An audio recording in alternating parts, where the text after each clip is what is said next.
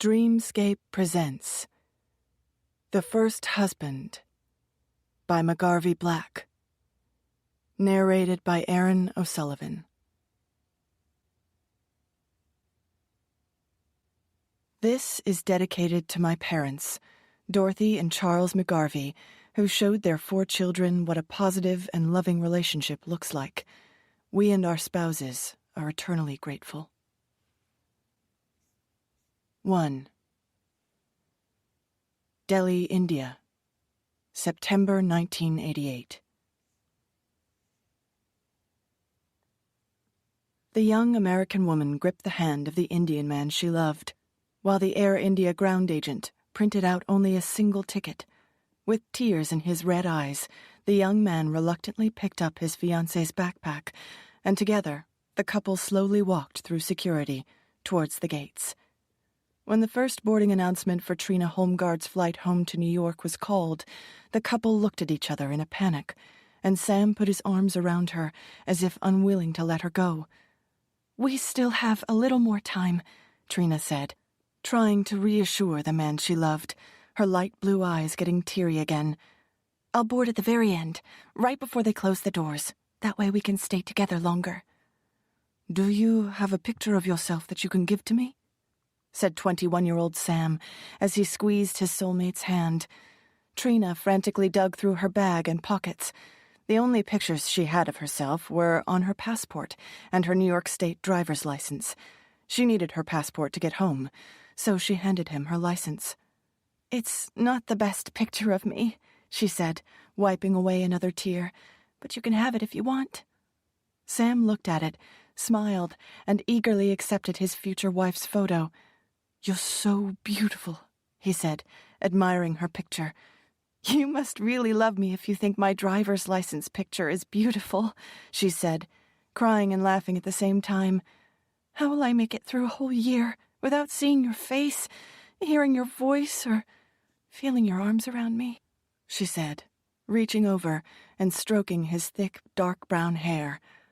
A droplet of water ran down Sam's tan cheek. He brushed it away, but it was followed by another. An announcement echoed over the loudspeaker. "Air India Flight 213 for New York, stopping in Frankfurt. This is your final boarding call." All the other passengers had already boarded. Trina and Sam were the only people left in the waiting area. A male ground agent signaled to Trina that she needed to get on the plane immediately. She nodded to him, pointed to her wrist, and raised one finger. "I need a minute," she shouted. Sobbing, the couple stood up and clung to each other one last time. "I'm so afraid of losing you," said Sam, crying. "Why?" "When you leave here, you'll go back to your old life, and maybe you'll forget all about me." "Don't be crazy. I love you more than anything," said Trina, her voice cracking. "Sam, I'm committed to becoming your wife. Don't forget that. Please don't cry." "What if you meet someone else once you're back in America? Maybe when you get home you'll decide I'm too poor and uneducated for you," he said, tears sprinkling over his thick black eyelashes and drenching his face. Trina tightened her arms around the man she loved to convince him that their feelings were real and unbreakable, but Sam was inconsolable. The ground agent called out to Trina one last time. "Miss, we are closing the plane door now," he shouted. "I'll be right there. Please hold it for one more minute." She turned to face her fiancé. "Sam, look into my eyes," she said. "I've got to go, but I'm going to prove to you that I'll be back and that we will get married." Sam cocked his head as he looked into her big eyes. Trina reached her hands behind her neck and unclasped her silver necklace with an antique locket. "Take this," she said, holding up her most prized possession. "You know I'd never part with my grandmother's locket. You keep it until the day we're married." She fastened the silver chain around Sam's neck before he could protest. He sighed and smiled. Now he knew for sure she would return for him. "I will never take it off. I'll wear it until our wedding day," he said. They kissed one last time, and she ran for the closing door. She didn't know it then, but Trina Holmgard's reckless and ill-conceived decision to give Sam her locket would eventually trigger the death of thousands and ultimately destroy both their lives. 2. Copenhagen, 1861. Lena Jensen had agreed to marry a man she didn't love or even like. In fact, he disgusted her. The young woman's rash yet calculated decision to marry him and the deception that followed would influence the course of history and ruin the lives of all her descendants. Earlier that day, Johan Petersen nearly wore a hole in the old braided rug that covered the floor of Rasmussen's silver shop. A plain-looking young man, Johan wasn't handsome or ugly. He wasn't tall or short. His muddy brown-colored hair barely covered his overly large head, and despite the fact that he was only 22, it was already thinning. His pale features were unmemorable. People often forgot Johan, forcing him to constantly reintroduce himself to those he had met many times before. It was just the way it was. Johan was reliable, but painfully dull, though he didn't know it. On this day, he perspired as he paced back and forth across the tiny front room of the silversmith's shop. For the 10th time, he pulled out his watch and sighed. "Why is Mr. Rasmussen taking so long? I have something very important to ask Lena Jensen. I must have my silver locket today." For almost a year, Johan had painstakingly saved money to have a custom silver piece made, especially for the woman he loved. He was convinced that presenting the necklace when he asked Lena his important question would result in a positive outcome. The shop's front door swung open, triggering the little bell attached to the top. Rasmussen heard the jingle and rushed out from the back to wait on an elderly couple who had entered the store. Fidgeting by the front door, Johan started to pace again. "Mr. Rasmussen, if you stop every 5 minutes to talk to customers, it will be too late for me to take my sweet Lena for a walk." In most people's opinion, 17-year-old Lena Jensen was the most beautiful girl on the south side of Copenhagen. No one was able to put their finger on what made the young woman so striking. Each of her facial features on their own was not spectacular. Her bright blue eyes curved upwards at the corners and were small and somewhat closely set. Her lips were possibly too big for her face, and her nose turned up almost a little too far. Each feature alone was ordinary, but together they created a symphony. With her magnificent head of strawberry blonde hair, Lena was envied by the girls and lusted after by the boys. For most of the young men, she was unattainable, like catching a hummingbird. Despite this, dull and boring Johan had convinced himself that he and Lena were destined to be together. Lena and her 2 younger sisters worked in her family's general store after school each day. Regularly and deliberately, Johan passed the store on his way home to ensure chance meetings with Lena. Whenever he accidentally bumped into her on the street, he was sure she was glad to see him because she always smiled and laughed at his jokes. "What a coincidence to bump into you again," Lena exclaimed on more than one occasion. Johan noticed when he went into the family store, even if Lena was busy with a customer, she found a couple of minutes to offer him a free piece of candy or a cake. He was also certain she danced with him more than anyone else at the last Christmas ball. Clear signs she felt the same way he did. The truth was, Lena Jensen barely noticed Johan, and he wasn't her type at all. She had already given her heart to another, an actor from a touring theater company. Their affair had started when Lena, along with her mother and sister, had gone to see a new show. He was extraordinarily handsome and made all the girls in the audience swoon. Tall, muscular, and lean, with thick, wavy dark brown hair and a mustache to match. He moved across the stage with cocky confidence. From the second he stepped into the light, his soulful eyes instantly captured Lena's heart, and she was smitten. Her skin grew hot, her heart pounded, and she could barely catch her breath as she sat in the dark auditorium. She had never felt like this before, and carefully considered what these new feelings meant. Boys usually admired her, not the other way around. She realized she was in love with a total stranger, and she liked it. Over the next few days, Lena borrowed a few kroner from the store's till to buy tickets to the performances. Sneaking out of the store early, she'd meet a friend on the corner and go to the theater and sit in the front row. By the third day, the handsome thespian noticed the pretty young woman with strawberry blonde hair, gazing up at him adoringly. Lena had enlisted different friends to accompany her to the first 4 performances, but by the 5th day, no one was available to go with her. Not wanting to miss an opportunity to see him again, she ventured to the theater alone and sat in her regular front row seat.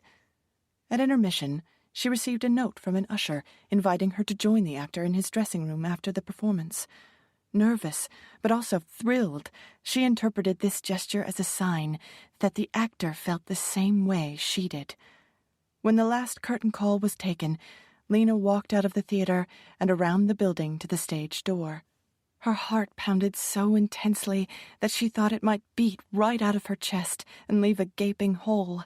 She approached an old man sitting on a stool outside the alley door. He was reading a newspaper and didn't hear her approach. Shaking slightly, she cleared her throat and handed him the invitation she had received. The old man looked up at the eager young girl and shook his head with a mixture of pity and disdain. "She's much prettier than most of the other girls who have shown up with similar notes. Some of them were downright homely, and one had enormous feet. This one is quite attractive, and smells of honey and rosewater." He pointed to a door down a hallway. "You sure you want to go in there, miss?" grumbled the old man while he raised one eyebrow. "I'm sure I do," said Lena, as she lifted her chin and breezed by the man with such determination that the movement of her skirts caused his newspaper to blow onto the ground. She marched to the dressing-room door without looking back and knocked confidently, mainly for the old man's benefit. A moment later, she heard the unmistakable baritone of her actor's voice through the closed door. "I'm getting changed. The door is open. Come in and please close it behind you." Lena entered the room and shut the door. The actor, seated at his dressing table, looked at her through the reflection in the mirror. "Come in and sit down," he said. "I'm John. You're even prettier up close." Lena gave him a half-smile and felt herself flush. "And what is your name, my beauty?" "Lena. My name is Lena." In her short 18 years, the young woman had always behaved most appropriately. On this day, however, she fully succumbed to the actor's charms, right there on the worn gold brocade chaise lounge in his dressing room.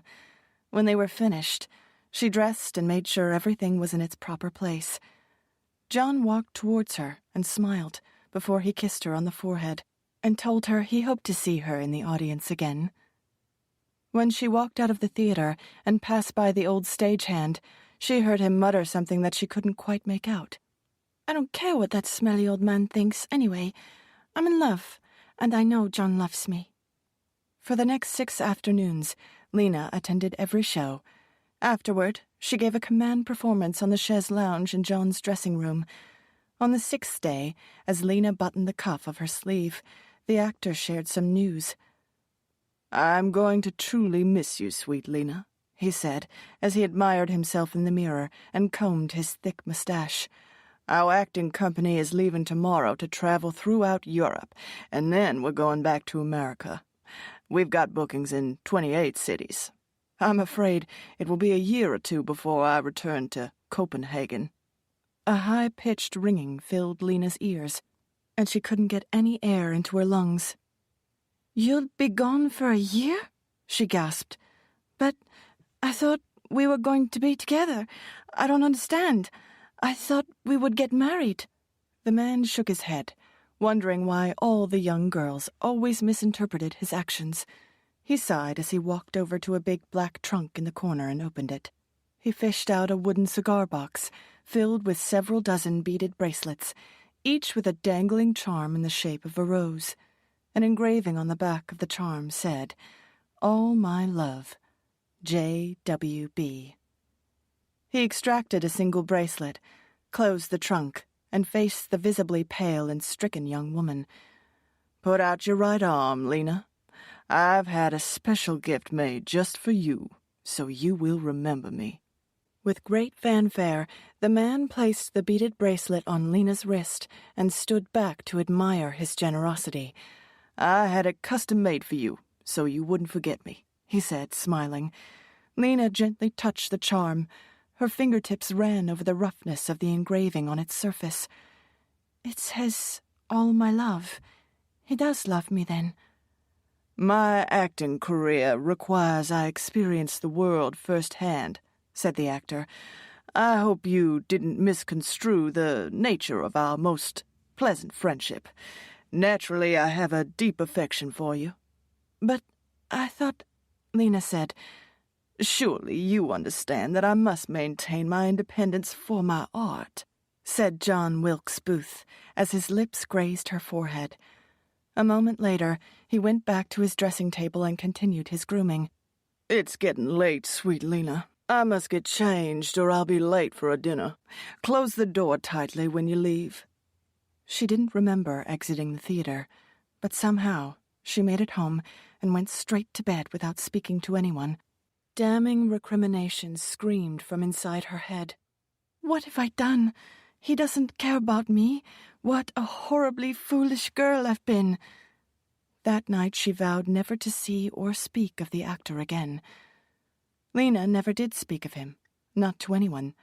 Less than 3 months later, she reluctantly acknowledged to herself that she was pregnant. The changes in her body were clear, and she knew what was coming in 6 or 7 months. The day she realized she was going to be a mother was the same day Johann Peterson came calling with the custom-made silver locket in his pocket. It was a windy Saturday afternoon. Lena had just finished stacking boxes of shoes in the store and was lost deep in thought over her unfortunate predicament. Johann stopped by to ask if she might be free to go for a walk. Normally, she would have doled out a piece of candy to get rid of him and tell him she was too busy, but today she was glad for an excuse to get out and get some air. Walking along the wind-swept cobblestone streets of the city, Lena felt the red, yellow, and brown fallen leaves brush up and swirl around her ankles. Johann chatted about the goings-on around town and the local gossip, but Lena barely heard a word he said. When they rounded a corner, a gust of wind blew leaves and debris at the young couple. Johann stepped in front of Lena to protect her and seized the moment by taking her hand. Startled by his grasp, Lena was confused and wished she had never agreed to go for the walk. "Miss Jensen, there's something vitally important I need to ask you." Lena looked up at his puffy red face and into his beady eyes. "He's perspiring and breathing so hard. Why is he squeezing my fingers? I didn't give him permission to hold my hand." "Lena Jensen, I have loved you from the moment I saw you," said Johann. "I hope that perhaps you might feel the same way about me," he said. "If you would consider becoming my wife, I can promise you a lifetime of love and security. You will never have to worry about anything, and I will always take care of you." When he finished, he held his breath. Lena's jaw dropped, and her eyes widened. She had not anticipated this. Before she could respond, the young man nervously pulled out a small blue box from his inside jacket pocket and lifted the lid. "For nearly a year, I've saved up to have this made for you, dear Lena," he proudly announced. Nestled inside the box was a shiny silver oval-shaped locket with a granulated point on each end. The locket hung from a thick silver chain and had a very fancy clasp. A picture of a heart was engraved on the front. He opened the charm, and inside was engraved, "You are my heart." With the exception of her recent dalliance with the actor, most of the time, Lena Jensen was a practical young woman. She quickly evaluated her options. Johann did go to a lot of trouble and expense to have that locket made for me. That was sweet. But he's still repulsive and rather irritating. She didn't have much time, because soon the baby would start to show. After a short internal debate, with no other immediate solutions or marriage proposals on the horizon, Lena forced a smile and accepted Johann's proposition, along with the silver locket. "I will become your wife, Johann, providing you agree to marry me right away," said Lena. "Once I decide something, I must act on it, or I might change my mind." Johann clapped his hands, surprised by his good fortune, and proclaimed he was the luckiest man in the world. Gingerly, he placed the silver necklace around Lena's long white neck, sure that the magic of the locket had helped him get the answer that he had dreamed of. "Promise me you will never take this locket off," he said. "You'll wear it every day as a symbol of our eternal love." Lena gritted her teeth, forced a smile, and nodded. The following week, their two families met at the local chapel, where Father Schmidt united Lena and Johann in the eyes of God. At the end of the ceremony, Johann kissed his new bride for the first time. He was in love. She was nauseous, but relieved. 7 months later, a daughter was born prematurely. Despite the baby's early arrival, she was quite large, much to everyone's surprise. No one but Lena noticed that the baby girl was the spitting image of the man she had once admired from the darkness of the audience. True to her word, Lena wore the silver locket from their wedding day forward. It was a constant reminder of her youthful transgressions, her rejection by the actor, and the loveless marriage she had entered into. She hated that piece of jewelry more than anything. 18 years later, on the eve of her one and only daughter's wedding day, Lena had an idea and went to speak to her husband. "I was thinking that we should give my beautiful necklace to our daughter as a wedding present," said Lena. "This locket has brought us luck and good fortune and will surely bring the same to our beautiful daughter." It took a while to convince Johann, but he eventually agreed. "I do hate to part with it," Lena said, "but it's a sacrifice I'm willing to make for our daughter." The next day, while Lena dressed for her daughter's wedding, she stood in front of the mirror. For the first time in almost 2 decades, her long neck was bare. She smiled and took a moment to congratulate herself for being so clever. The necklace had always felt like a noose, and now it was finally gone. She could breathe again. When Lena accepted Johann's locket of love, letting him believe that the baby was his, she and all her descendants who wore the false amulet were cursed. Nearly 6 years after Lena's marriage to Johann, on April 15th, 1865, in the Ford Theater in Washington, D.C., John Wilkes Booth shot President Abraham Lincoln and changed the course of history. More than 100 years later, John Wilkes Booth and Lena's great-great-great-granddaughter would unwittingly be the catalyst that would cause a world-altering catastrophe. 3. New York City, July 1988. JFK's International Terminal was packed with summer travelers, and after months of planning her trip to India, Trina was one of them. Her best friend, Jen Fairchild, stood nearby, nose deep in a celebrity magazine, oblivious to the airport chaos. Inseparable since their college freshman days at CUNY, the two young women had bonded over a mutual dream of becoming editors at national magazines like Vogue or Rolling Stone. Both were well on their way to achieving their goals. Jen was an editorial assistant at a popular consumer psychology magazine, and Trina did copy editing for a medical trade publication. They were practically replicas of each other, with one exception.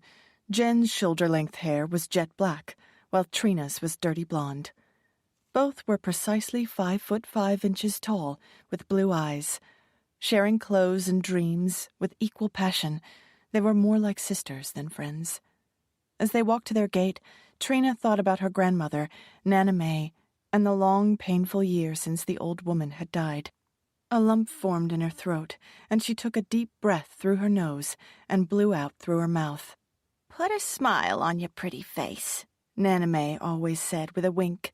"It'll trick your brain into thinking you're happy, even when you're not. Trust me, Cookie, it works." She smiled, remembering the time she and Nana received a letter saying Trina had won a college scholarship.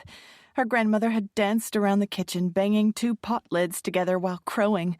Later that same day, the joyous mood changed dramatically when Trina learned from a friend that the boy she secretly loved, Jake Manelli, had asked another girl to go to the prom. Trina had been convinced that Jake had felt the same way she did, and she was furious with herself for being so stupid and so wrong. Her inability to read relationships accurately was her Achilles heel and would plague her for the rest of her life. Jake was just the first of many unrequited romances that she misinterpreted. On that day, Nana May had wrapped her arms around the sobbing teenager and assured her everything would be all right, and Trina had almost believed her. There will be loads of other boys, Cookie. Way better than that stupid Jake what's-his-name, said Nana May, giving her another squeeze. Focus on your happy news. You're going to be a college girl. Trina's own mother had died when Trina was 2, and never divulged who Trina's father was. Nana May had been everything, her mother, teacher, and champion. In the winter, their small 2-bedroom apartment in Astoria, Queens, always had the delicious aroma of Nana May's homemade soups simmering on the stove. In summer, you could smell Nana's special coffee cake cinnamon muffins baking in the oven. Now, those comforting smells had been replaced by the faint odor of mildew mixed with stale cigar smoke that wafted up through the floorboards from the fat guy on the first floor. Her final conversation with her grandmother played on an endless loop in Trina's head. Right before Nana May died, she had given Trina her antique silver locket, the one that had been handed down for generations. Put the chain on, Nana commanded. It's yours now. Wear it every day, just like I always did, and one day you'll give it to your own daughter. Remember, it will protect you, as it did me and all the women in our family. Trina's eyes welled up as she put the locket on for the first time. Never take it off. Promise me, Nana May said. I promise, Nana. I'll wear it always. Satisfied, the old woman smiled and closed her eyes. 20 minutes later, she was gone, and Trina was truly all alone. Nana had been Trina's chief advocate and strongest protector, helping Trina to believe in herself and reminding her granddaughter that she was worthy of being loved. Now, Jen was the closest thing Trina had to family, and their friendship meant everything to her. The voice on the plane's loudspeaker jolted Trina back to the mission at hand. Are you all right? Jen asked, tapping her friend on the shoulder as they moved slowly down the aisle. Why? I asked you the same question 3 times. Sorry, lost in thought, said Trina, shrugging her shoulders. I was just thinking about how much my life has changed in the last year. First, losing my grandmother and using what she left me to go to graduate school, and now this trip. I would never have guessed I'd be getting my master's and going to India a year ago. What did you want to ask me? Now I don't remember, said Jen, rolling her eyes and sticking out her tongue. 20 hours later, after a connection in Frankfurt, the plane made a smooth landing in New Delhi, India. As the wheels hit the tarmac, Trina felt a mixture of excitement and resolve. Years earlier, when Trina's grandfather had a fatal heart attack on the Long Island Railroad, her grandmother had focused everything on her granddaughter, giving up her own dreams.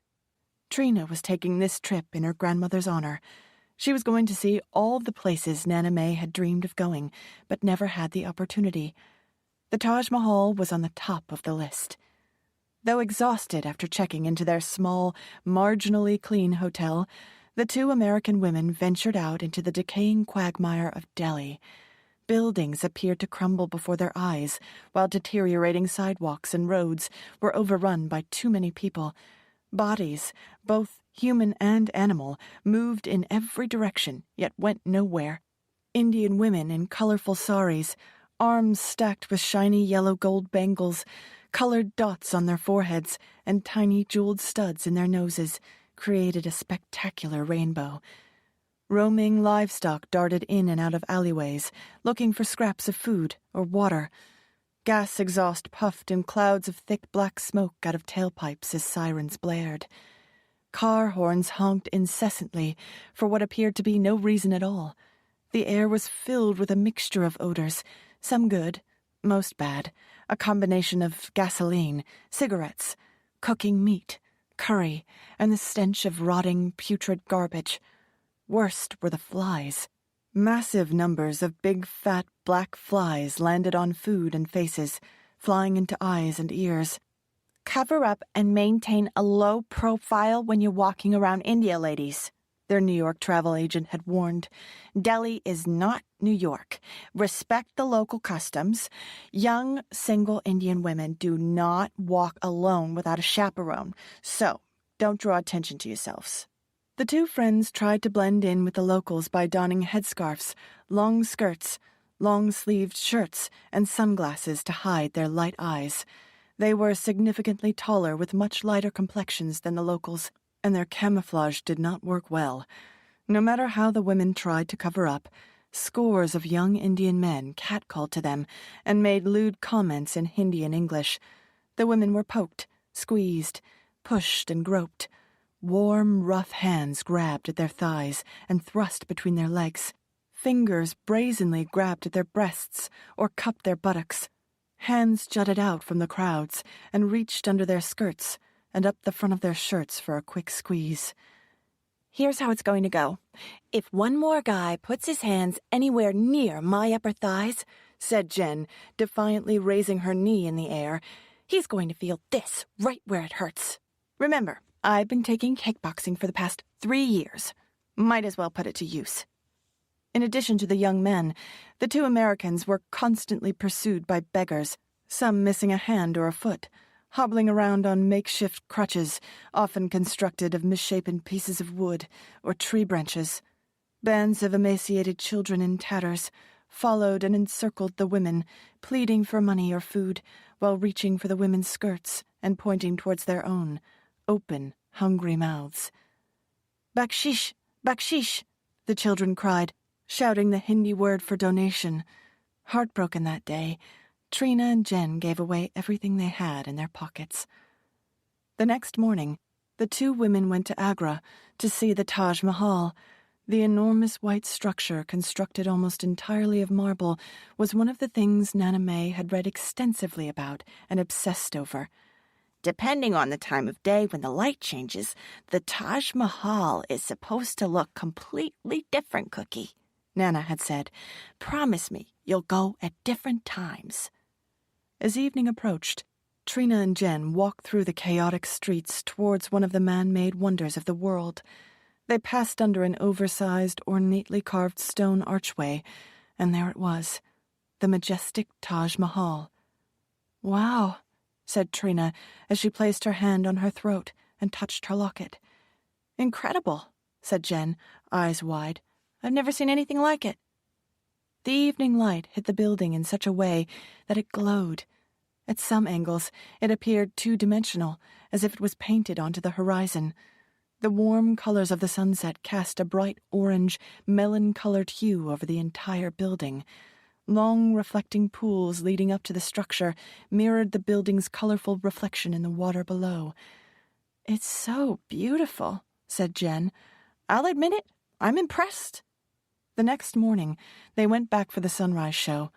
This time, the Taj went from orange to pale yellow, and finally to a bright, iridescent white.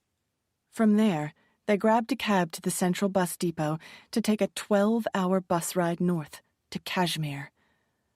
And don't forget, when you go to India, Trina, make sure you stay on a houseboat in Kashmir. I've read all about them in that Travel and Leisure magazine, Nana May said, showing Trina the article.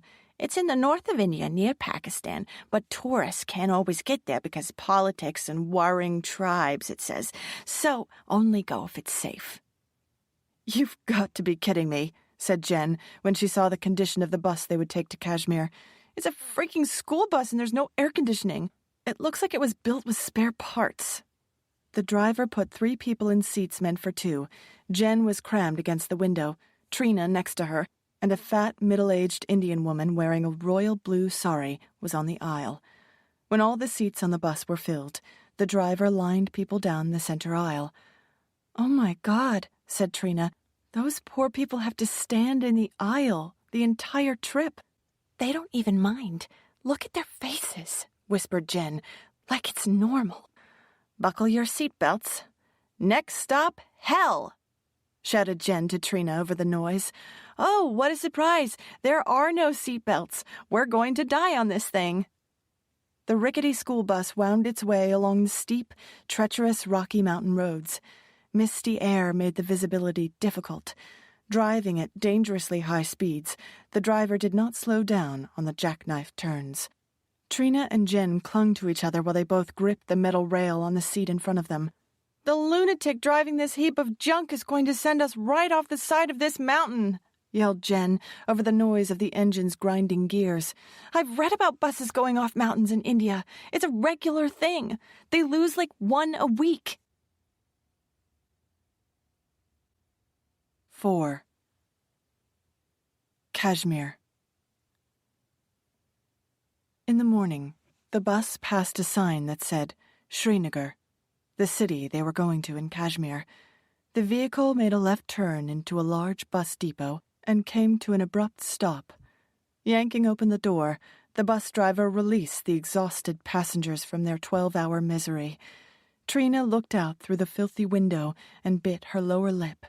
The chaotic depot was a combination of junkyard and dusty outdoor market. People milled about buying and selling food, water, jewelry, scarves, dresses, frogs, pottery, dogs, even medicine. In stark contrast, the scene around the depot was a lush, verdant green, bordered by majestic snow-capped mountains in the far distance. Over to the left, a group of men lined up holding signs saying houseboat in different languages and waving pictures of boats and rooms for rent. "Speak English?" they yelled at Trina and Jen. "Deutsche? Habla español? Parle français? Aussie? Kiwi?" "We're Americans," shouted Trina, smiling. The men grinned and gave her a thumbs up. "Welcome, pretty American lady," they shouted back. "You want houseboat? You need room? I got a nice boat." While the women sifted through the houseboat lookbooks, the Indian salesman got more aggressive and thrust additional pictures and testimonial letters in different languages into the women's hands. The sales pitches grew more animated, and the volume, frenzy, and shoving escalated. From behind, over all the noise, a calm, cool male voice called out, speaking perfect English. The tone was steady and reassuring, mixed with a tinge of amusement. "Good morning, ladies. You look a bit confused. Perhaps I could be of assistance to you," the voice said. The women spun around.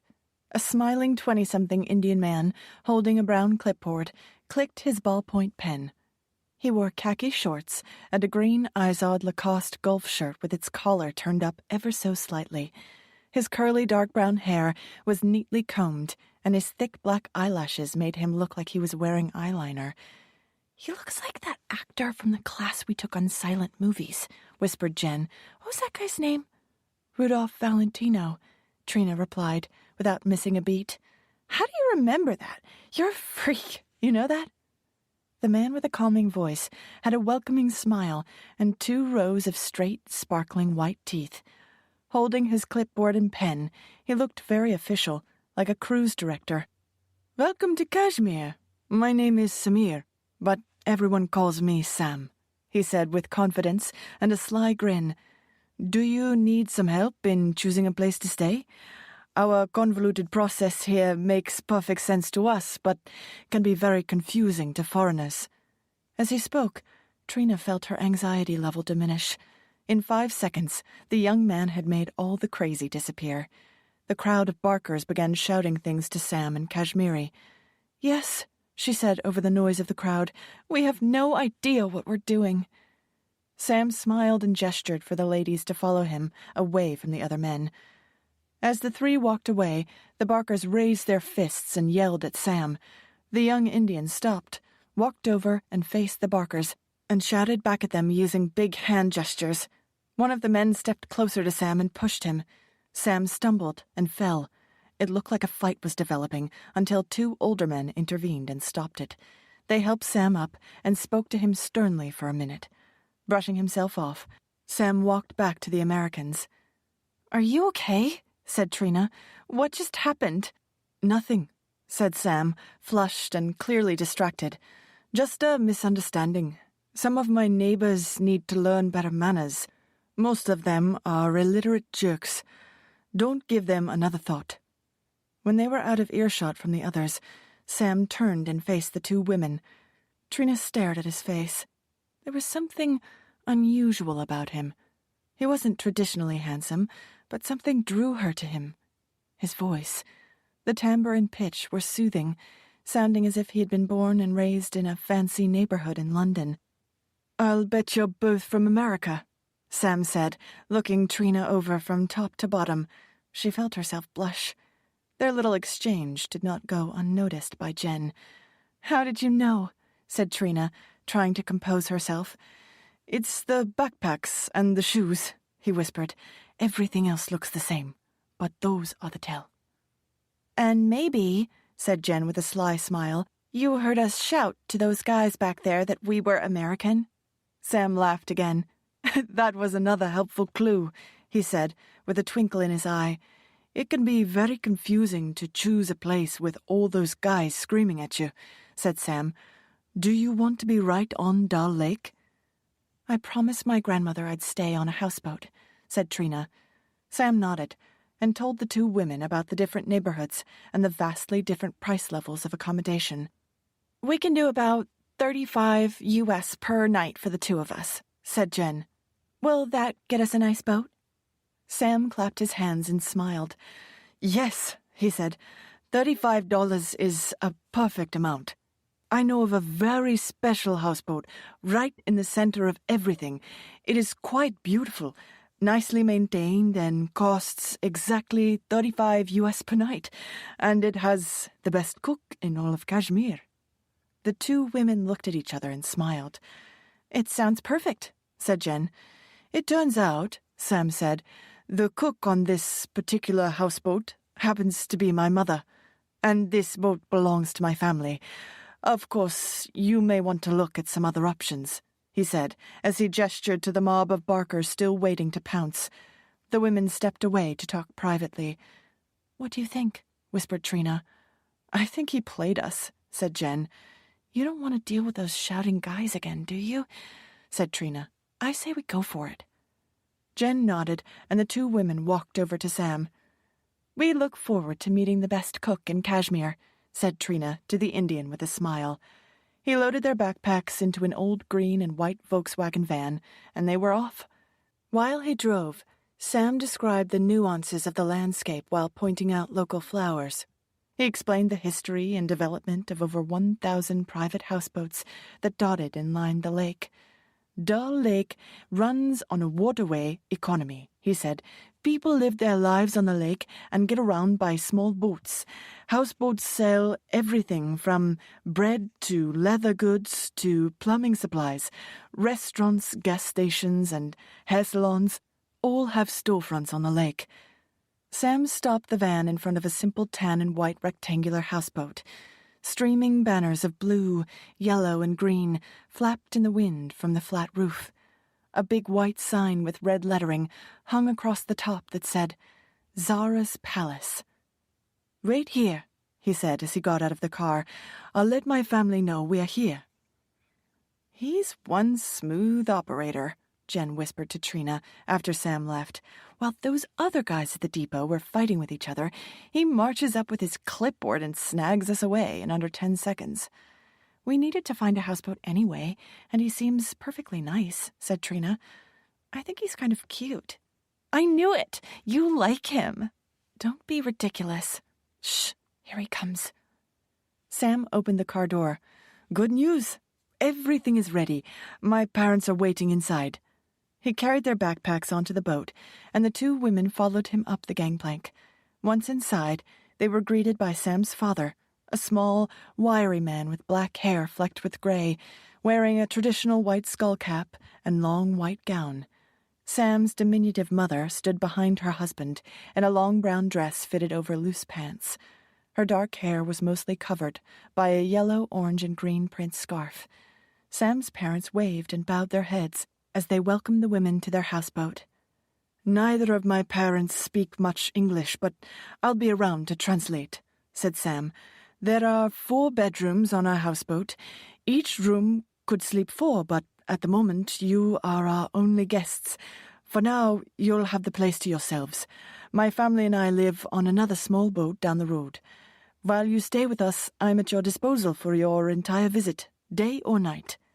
"That's wonderful," said Trina, looking in his eyes and blushing again. "Come," said his father, as he beckoned the women to enter the sitting room of the houseboat.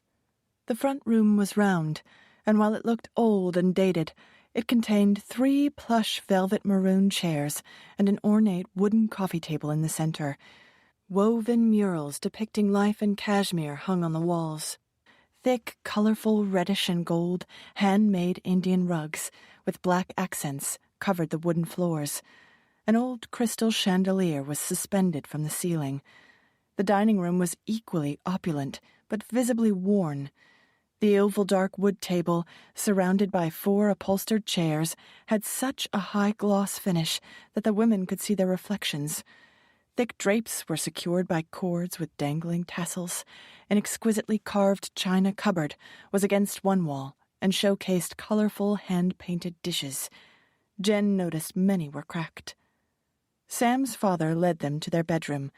It was small, with 2 twin beds, each with a hand-carved wooden headboard. Bright white, green, and yellow floral cotton bedspreads covered each bed. A fan turned briskly over their heads, creating a cool breeze in the room. On the ceiling, around the fan, was a mural of hand-painted vines, leaves, and birds. Down the hall, there was a tiny, immaculate bathroom with the smallest white pedestal sink the women had ever seen. "Who knew they made sinks that small?" whispered Jen. "It looks like a bird bath for a sparrow." They took another lap around the boat that was to be their home for the next few weeks and noticed every wall was lined with books. Hundreds, maybe thousands of books, from floor to ceiling. "Sam, please tell your parents we think Zara's palace is beautiful," said Trina. "And that we will be very comfortable here," added Jen. Sam translated the compliments to his parents, who both smiled. For the first time since her grandmother had died, Trina felt like she was exactly where she was supposed to be, in Kashmir. 5. In the morning, when the women walked outside onto the deck, Sam was leaning against a tree, sketching a building design in the notebook he always carried. "Good morning," he called out as he put his book into the waist of the back of his pants. "I've been waiting for you to wake. We'll bring your breakfast now." "Sam, what's the deal with all the roosters crowing in the morning?" asked Jen. Sam laughed. "In Kashmir, the birds are considered nature's alarm clock," he said, chuckling. "Prepare yourselves for their sweet song every morning. You'll get used to it." "Not a chance," said Jen, making a sour face and crossing her eyes. "After you eat, we'll start our tour." Sam ran off down the road, and 5 minutes later, he, along with his mother and father, appeared, carrying trays of food toward Zara's palace. Sam had an ornate black lacquer tray that held a sizable ceramic teapot, cups, spoons, a small pitcher, and a bowl filled with sugar. His mother brought a metal platter with bread and jam. His father carried a large ceramic dish containing sliced pears and bunches of large purple grapes. Jen's eyes lit up when she spotted a small bowl nestled on the fruit tray. "Look," whispered Jen, "they brought us candy. Yay!" "You're a sugar addict, you know that?" said Trina. "There are worse things." "Sit, eat, relax," said Sam as he opened the door to leave. "I will be back in 40 minutes to collect you for our water tour today, where you will learn all about the history, customs, and architectural wonders of the region." Alone in their private houseboat palace, the 2 friends ate far more than they should have. "Did you eat all that candy?" asked Trina, noticing the small bowl was empty. They were delicious, said Jen, laughing and licking her lips. They eat sweets for breakfast here. It's so civilized. I think I love Kashmir. 40 minutes later, Sam poked his head into the dining room, saw the empty plates, and smiled. I told you my mother was the best cook in all of India. Now, you know I was telling the truth, he said, as he led them outside. Are you ready for the best tour of your life? Today, you will see Dal Lake from the water. We'll take that small boat, he said, pointing to a long, narrow red vessel with 3 large gold throne-like seats in a row positioned down the center of the boat. A decorative tarp was slung overhead to protect passengers from the sun. The women climbed onto the waiting boat and took their places in the elegant center seats. I feel like Cleopatra sailing down the Nile, said Trina, as Sam took his seat in the back by the motor. Kashmir, Sam explained, shouting over the engine, is often called the Venice of India. Boats sailed past them going in every direction. Families taking children to school, men commuting to work, women shopping. Sam steered their boat down canals, where they spotted old men playing cards outside a waterside barber shop. Further along, a group of teenaged boys bought cigarettes at a waterside convenience store. On another boat, they saw a woman purchase loaves of bread from a floating bakery. Sam waved to almost everyone and shared stories of some of the houseboats they passed and the personal lives of their inhabitants.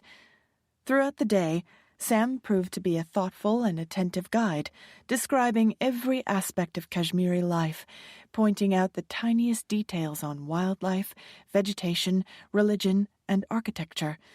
The young Indian man seemed to be well versed on almost every subject from world events, politics, music, and history.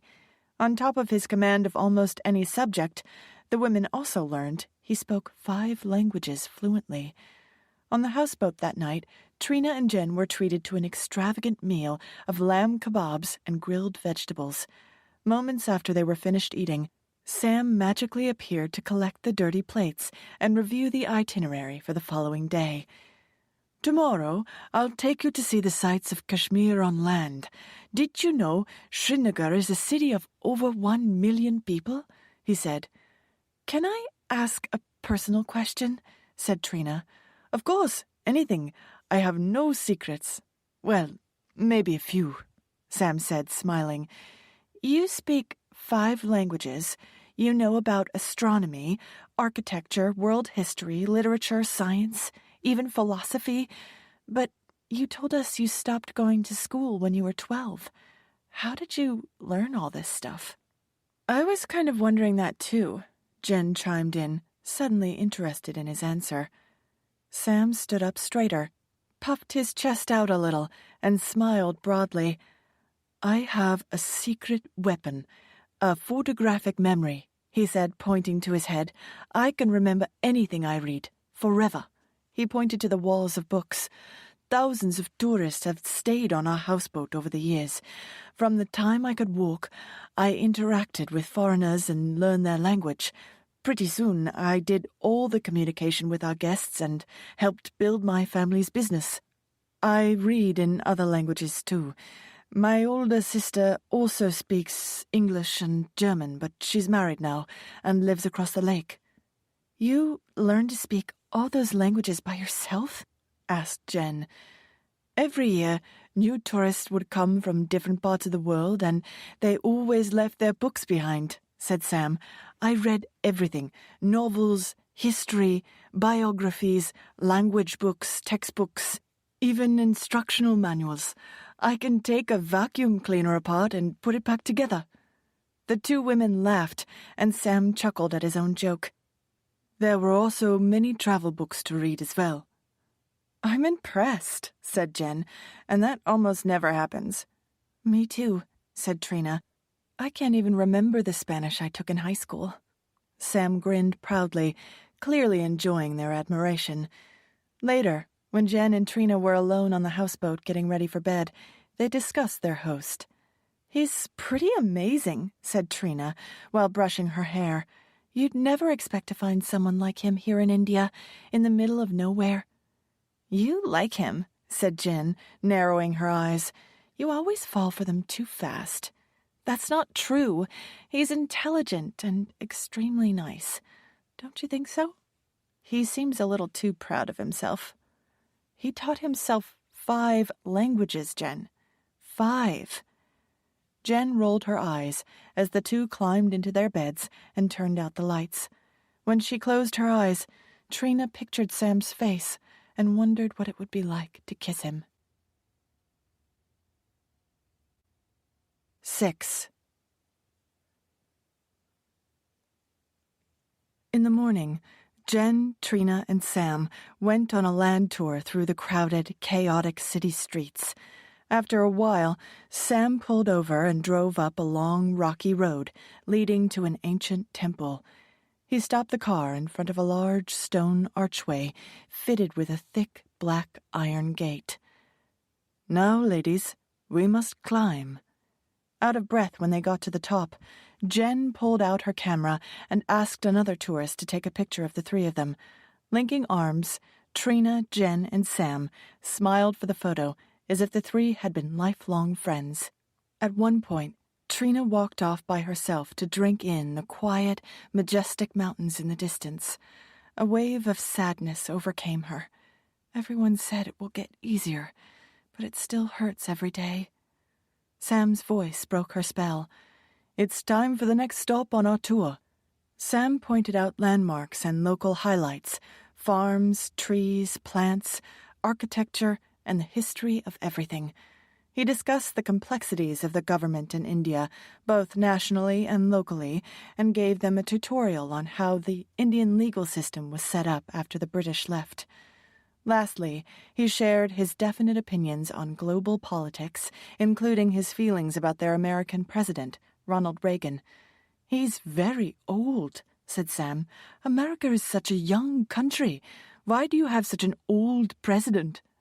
The 2 Americans didn't have an answer. Trina wondered what Sam might have become had he gotten a good education and grown up in the United States or Europe.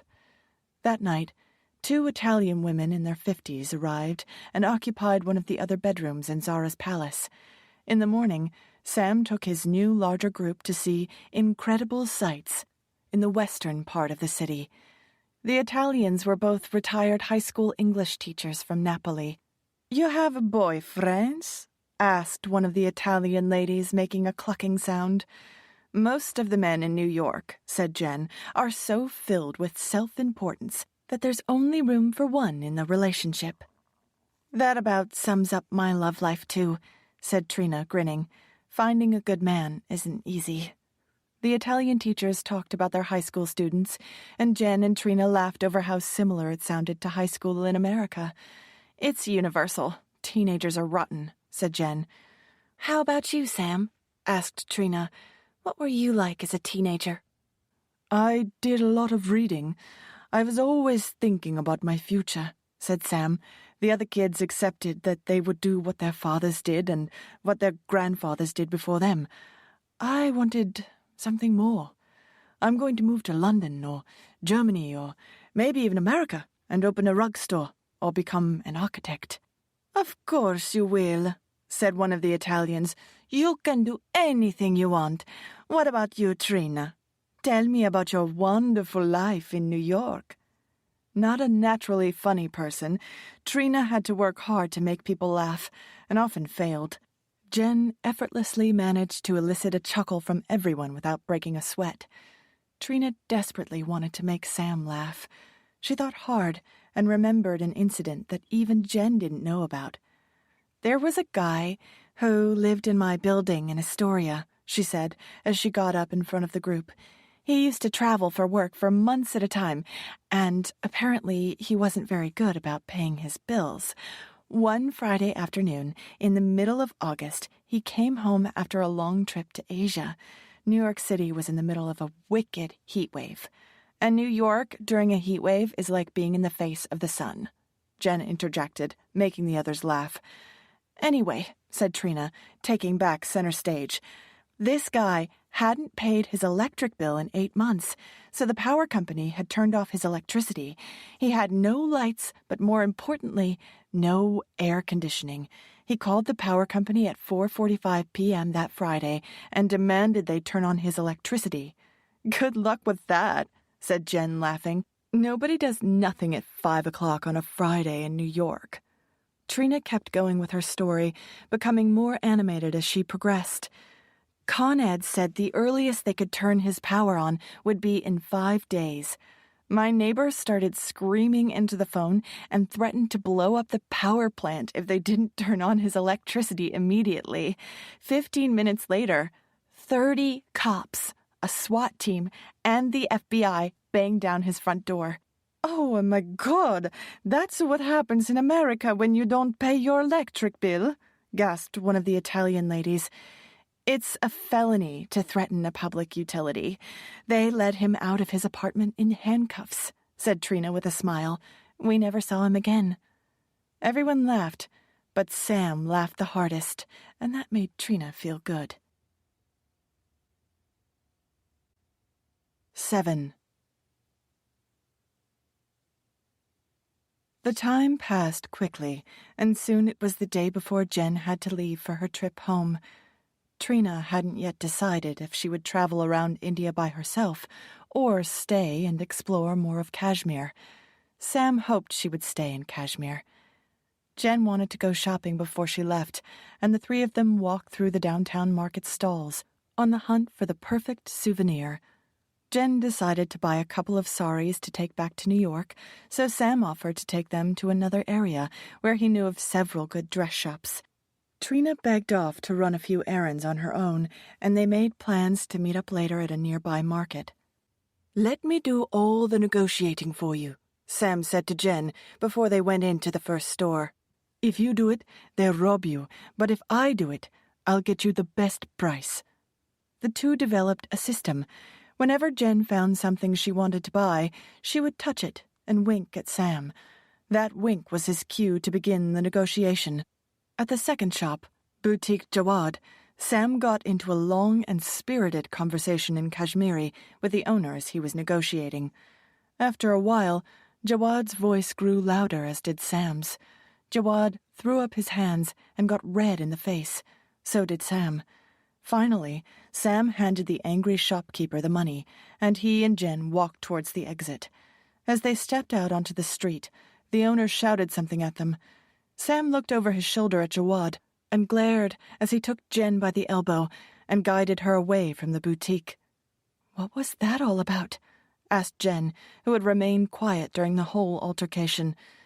"That guy is a jerk," said Sam.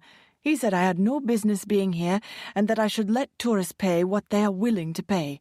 That's the way Jawad makes his money, dumb tourists paying too much. He also said some bad things about my father. He'll be sorry he said that."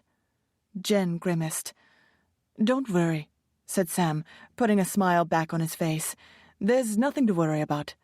Let's find Trina."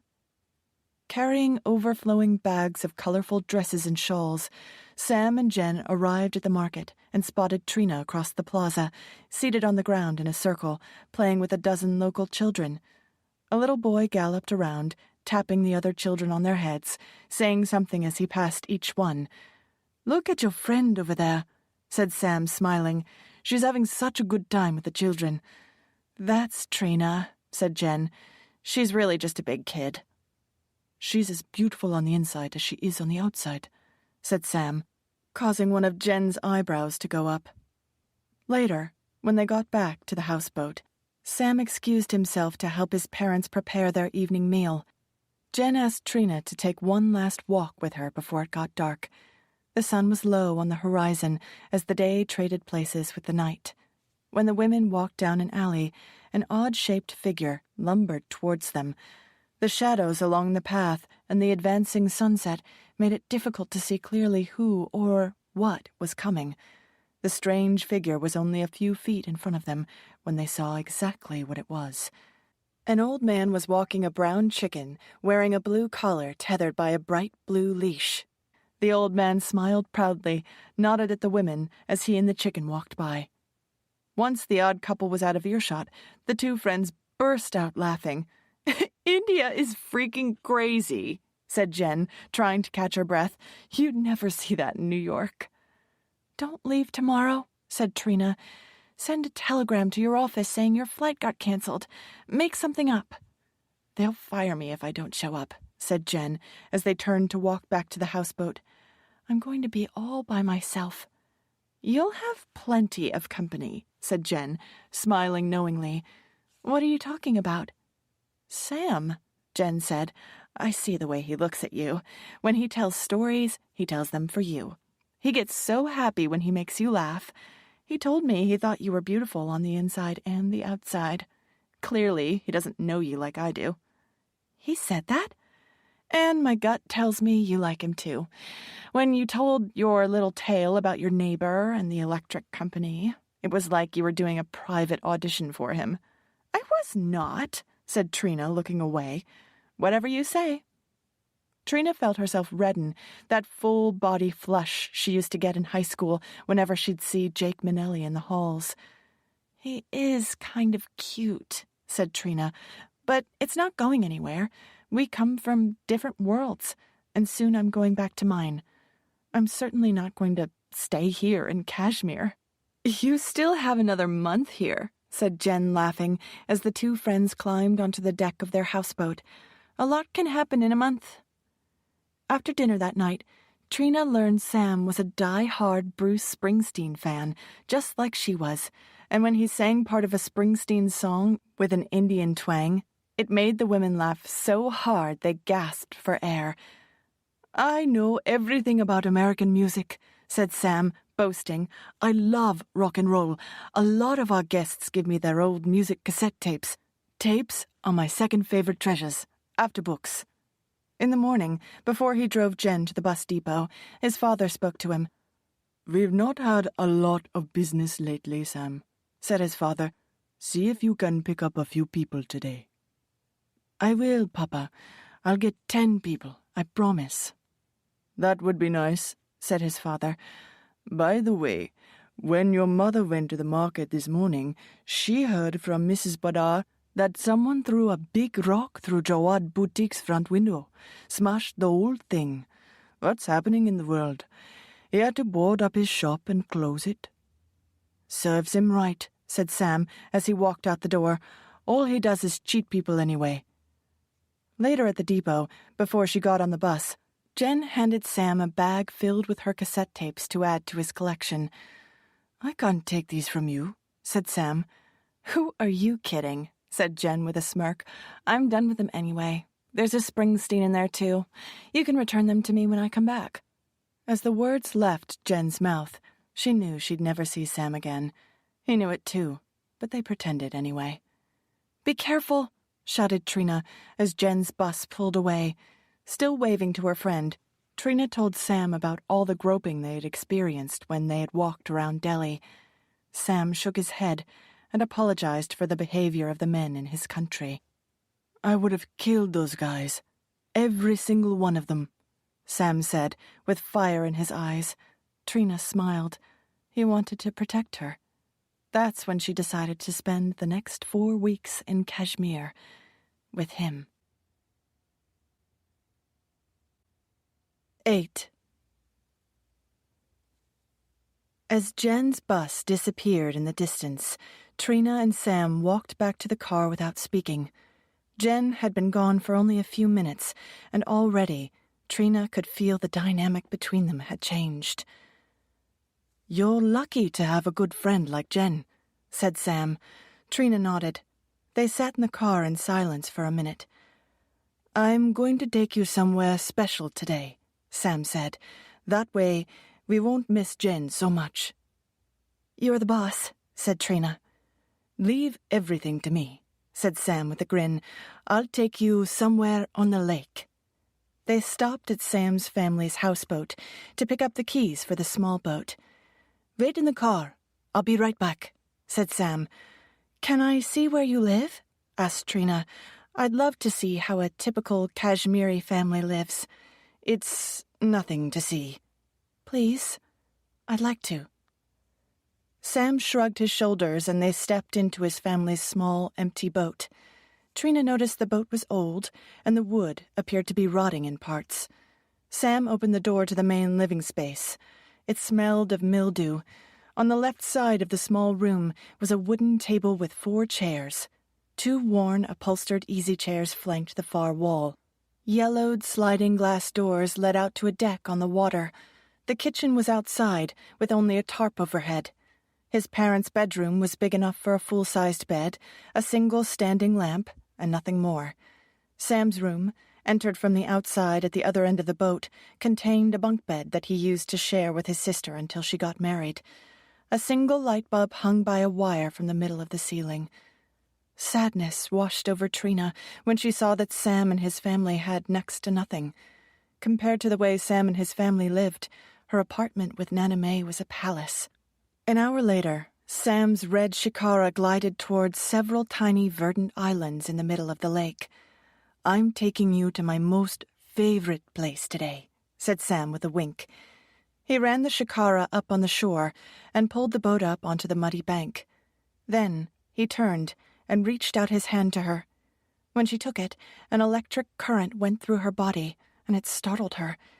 That was the first time she had ever physically touched him, and she didn't know what to make of it.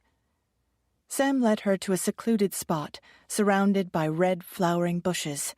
He opened his backpack, spread a blanket on the ground, and unpacked their lunch. When he finished setting the meal out, he looked at her, raised his arms in the air, and shouted, "Ta-da!" "A feast," said Trina, smiling. "For a queen," Sam replied, as he bowed and gestured for her to be seated. "Tell me more about your big plans for your life," said Trina. "I've started saving up a little money. I don't have much yet, but I think eventually I'll go live in Paris or Frankfurt," he said. "Nothing will happen to me if I stay here." "But what about your family?" "I'll be rich and successful, and I'll come back to visit them," he said.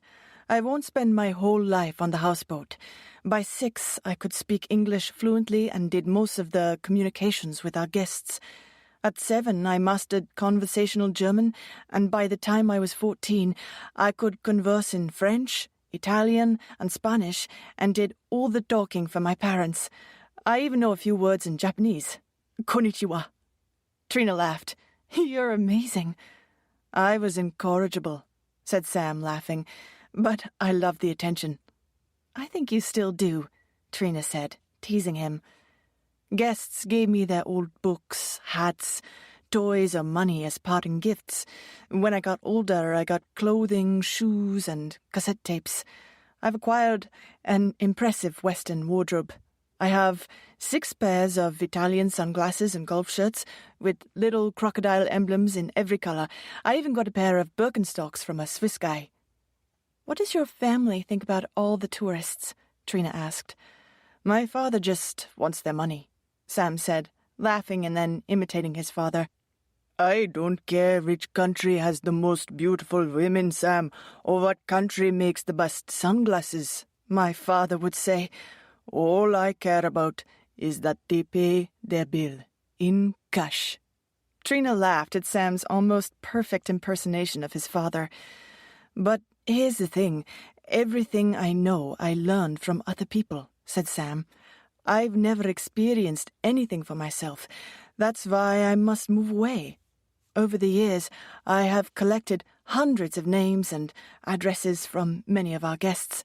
I know they will help me make some connections." "I'm sure they will." "I'll probably get a job in Europe or Australia, and maybe even America. Then I can visit you and Jen," he continued. "I'll open my drugstore and maybe go to a university and study architecture or hospitality." "It sounds like a great plan," said Trina. "Everybody will know me. I'm going to be famous." Trina smiled as Sam laid out his detailed yet scattered and unrealistic dream. His enthusiasm and attention to detail made her believe that somehow he would make things happen. When he finished sharing his life plan, Sam looked at the Swiss watch on his wrist. "It's so nice to have someone to tell these things to. My parents don't understand," he said. "I loved hearing about all of it," said Trina, smiling. "You're inspiring, and I know you'll do something extraordinary one day. I bet you will be famous, and everyone will know who you are." Sam smiled. a woman who appreciated his talents. "Now, you must tell me about your plan," said Sam. Trina thought for a moment, and then looked away. "I don't have one," she said quietly, and her eyes filled with tears. "You've heard me talk about my grandmother. She was my whole family. This necklace is all I have left of her," Trina said, lifting up the silver locket that hung around her neck. She told him about her life growing up in Astoria, Queens, just across the river from Manhattan, but so very different. Sam listened to Trina's story without interrupting. "I was shy in school, but always got good grades, especially in English because I loved to read, just like you," she said. "Reading was my escape, and it's what led me to become a writer. Through books, I could live in other people's lives, people who had families." "Family is important," said Sam. "One day you'll have your own family, and then you can do all the things you missed out on." "I don't even know my father's name. Holmgard was my mother's name. Other than Jen, you're the only other person I've ever told about that," said Trina. Sam reached over and took her hand and held it firmly.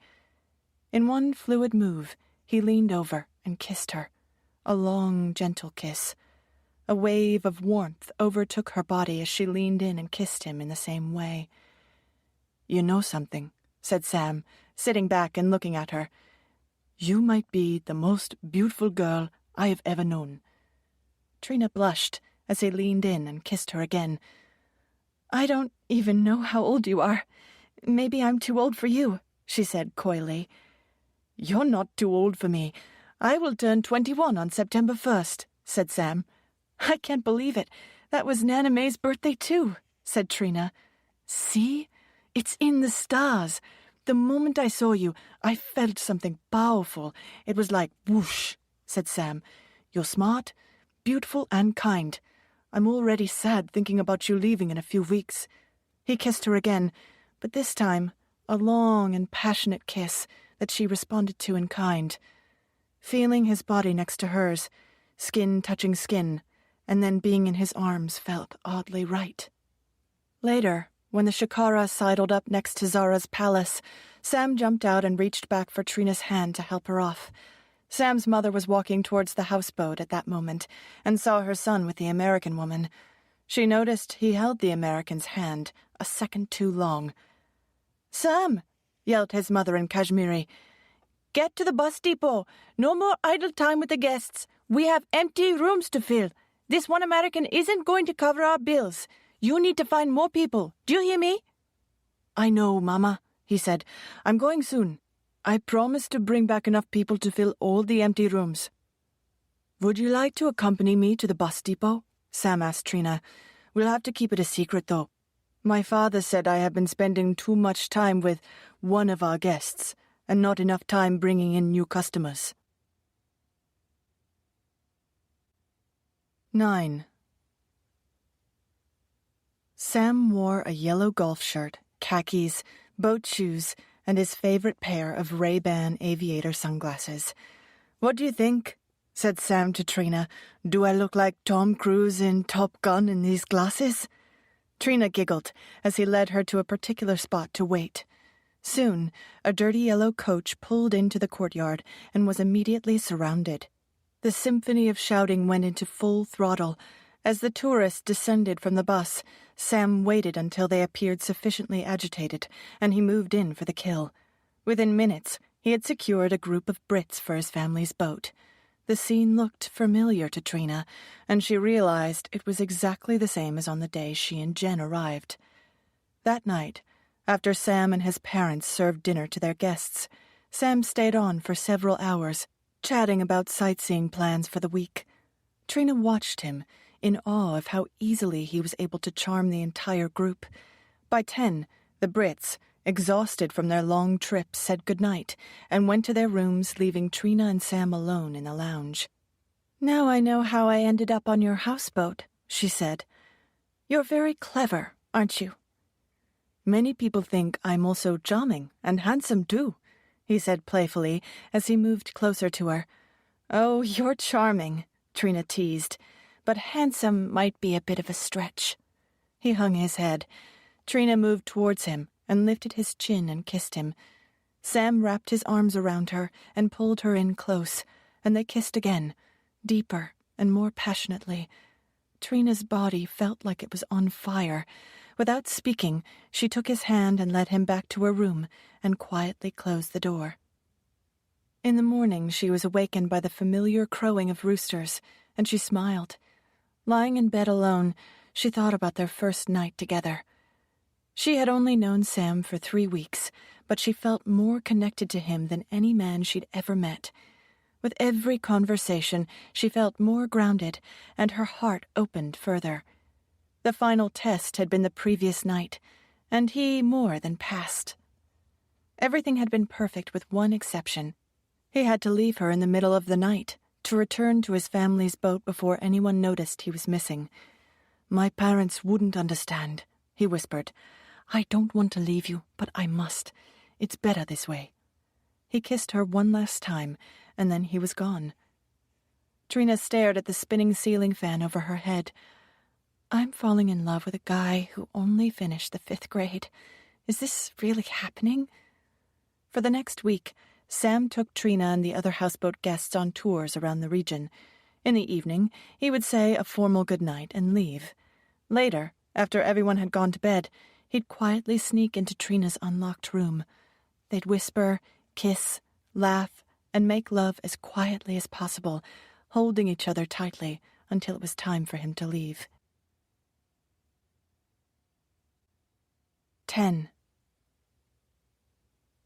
Because of his family's business and the proximity of his mother and father, finding time and places for Sam to be alone with Trina was difficult. There would be terrible gossip if anyone saw him spending too much private time with the American blonde. So he came up with a plan and went to speak to his father. "I've been doing some research, Papa, on how we can grow our business," said Sam. "You know Dharamshala, where the Dalai Lama and Tibetan refugees live?" His father nodded. "Thousands of travelers go there every year," said Sam. "We should develop reciprocal hotel partnerships. We push people to them, and they send people to us."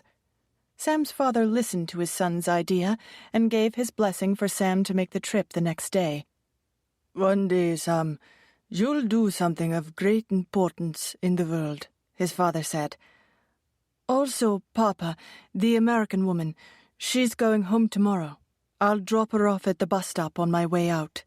Sam's father was not sorry to see the young woman go after his wife told him what she had seen. Sam had chosen Dharamshala because he had learned no one there cared if you were white, black, Asian, Muslim, Jewish, or Christian.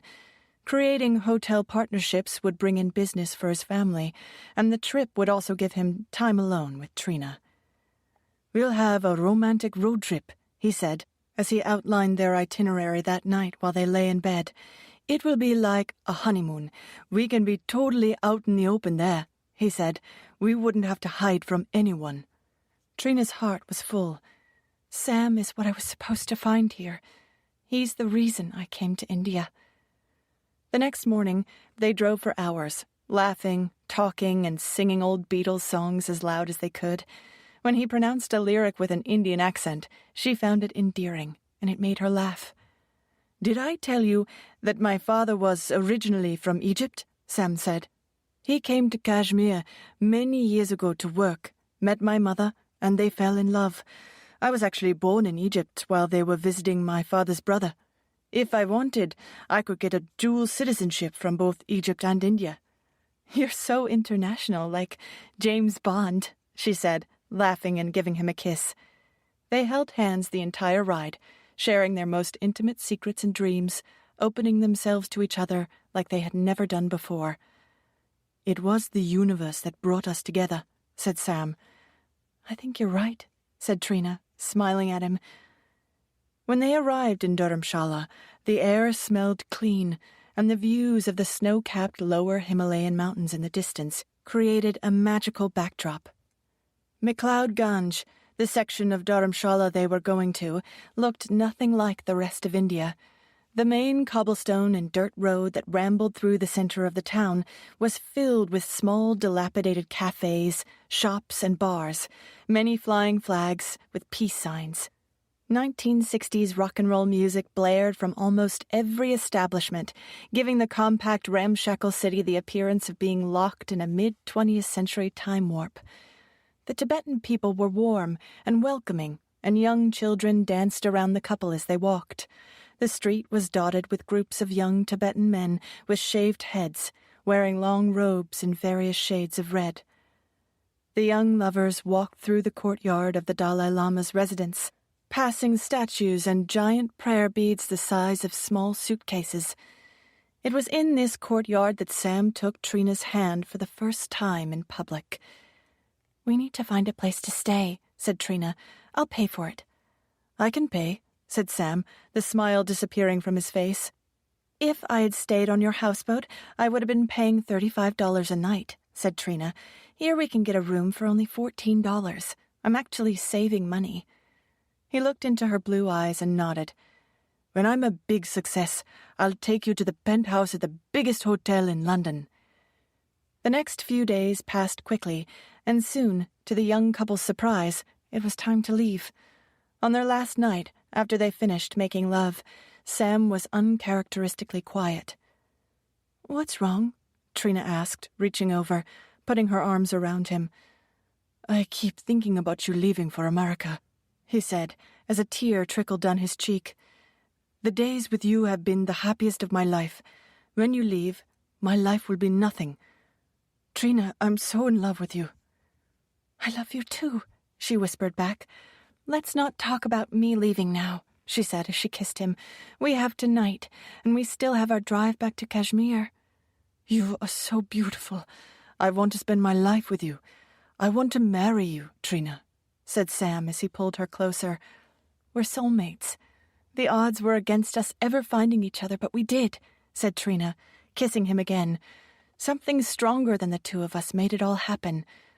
"I found you, remember?" Sam said proudly.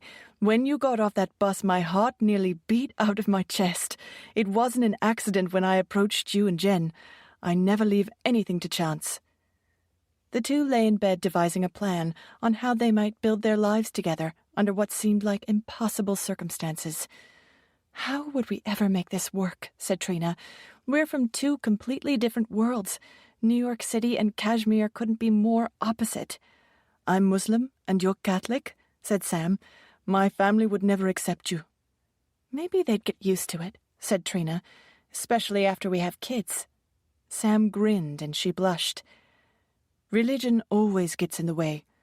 Sometimes I wonder if there even is a God," said Sam. "Me too," said Trina, nodding. "That's another way we think alike," said Sam. "We can make this work if we love each other enough. You trust me, don't you? I can do anything once I put my mind to it." 11. Back in Kashmir, Trina rented a room on the other side of the city where no one knew them and they could stay together on her last night. Sam dropped her at the hotel and went to see his parents. When he walked through the door, his mother and father sat motionless in separate armchairs. "Mama?" "Papa," said Sam. "What's wrong?" "Sit," his father said. "Your mother and I have not been happy with your behavior and attitude lately," said his father, giving his mother a stern glance. "You've been acting like you're some big important man and spending too much time with certain guests, especially the women. Neighbors are talking. Your mother is embarrassed." "I don't care what the neighbors say," Sam said. "Tell me who is gossiping. I'll shut them up."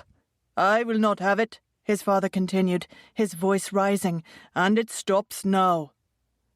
"I bring in new customers every day," said Sam, getting angry. "I run tours that keep them happy. I just secured deals with 6 different hotels in Dharamshala. I make all the money for this family." "I appreciate those things, Sam," said his father, "but I cannot tolerate the other behavior. You will not spend time alone with the women. Is that clear?" His mother remained silent, while the father and son's debate escalated into a shouting match. "You are an arrogant and ungrateful son," his father bellowed. "I hate it here," Sam snarled. "You're uneducated and poor. There's no opportunity for me. I hate this miserable houseboat. I deserve more, and I'm going to have it." Sam walked out, slamming the door, and left the boat. He wanted to get back to Trina. The full moon was bright, so that he could easily see everything. He walked quickly to work off his anger and to get to her as soon as possible. He stepped over the garbage that littered the streets on the way to his van. Since he had met her, everything had changed. Before, he had ignored the poverty around him, but now it was all he could see. It was late when his car pulled up near Trina's small hotel. Still shaken from the unexpected fight with his father, Sam asked Trina to go for a walk with him. He guided her along a deserted dirt road to an empty dock on the lake. He pulled out a thin blanket and a couple of beers from his backpack. The two lovers laid down and gazed up at the giant yellow orb in the sky. "Stay with me for a few more weeks," Sam begged. "When I think of you leaving, I feel pain in my chest." "My love, you've asked me 100 times. I can't. I have a job, and I'm supposed to start grad school next week," she said. "I used up all the money Nana left me to pay for school. If I don't leave tomorrow, I'll lose my job and my deposit." "I can't breathe without you. Don't leave me." "I love you so much," she whispered. "I need to ask you something," Sam said, summoning up all his courage. He took a deep breath, sat up on his knees, and pulled her to a sitting position. "Will you marry me and become my wife? You won't ever be alone. We'll start our own family, the one you always dreamed of. I'll always be with you, forever."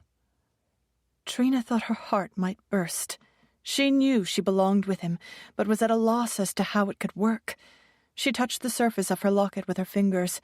Sam's proposal had to be a sign from her grandmother, and she told herself to open her heart and listen.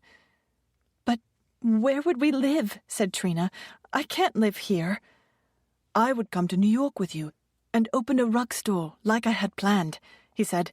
"You know I'll be a huge success and make lots of money for us and always take care of you."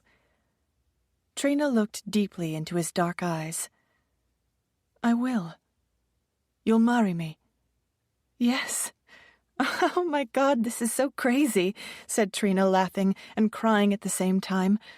"I am the luckiest man in the world," Sam cried out as he leaned over and kissed her. For the rest of the night they planned their lives. The possibilities were endless, even though the obstacles were enormous. "There's going to be a lot of paperwork to fill out, and I have to find out about the rules for visas and marrying someone from another country," Trina said, making a list in her head. "It will take me about a year to finish school, make all the arrangements, and get the money, documentation, and approval set up." "A year is so long," Sam said. "We both need to be patient. Right now I don't have enough money to buy you a plane ticket. If we're going to do this, we need to do it right."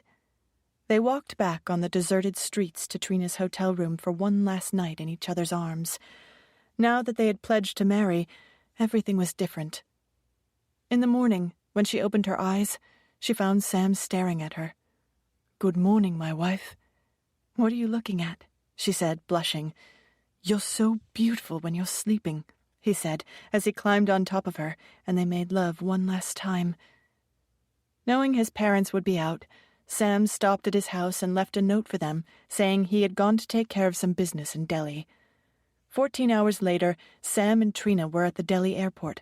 Holding each other by the gate, Trina wept, while Sam clenched his jaw, fearful that once she left, she would forget him.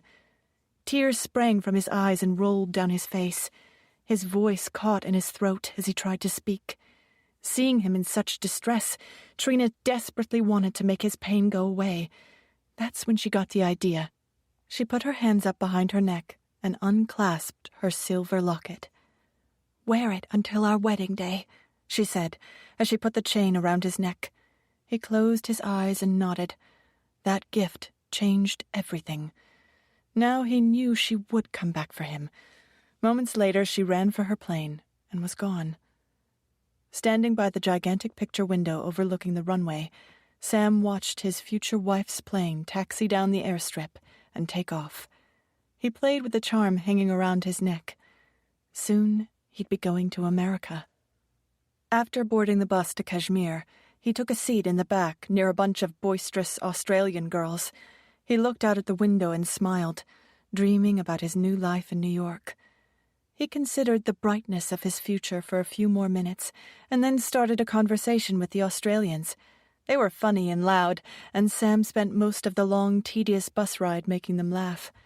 By the time they arrived in Kashmir, he had 4 new paying guests for his houseboat.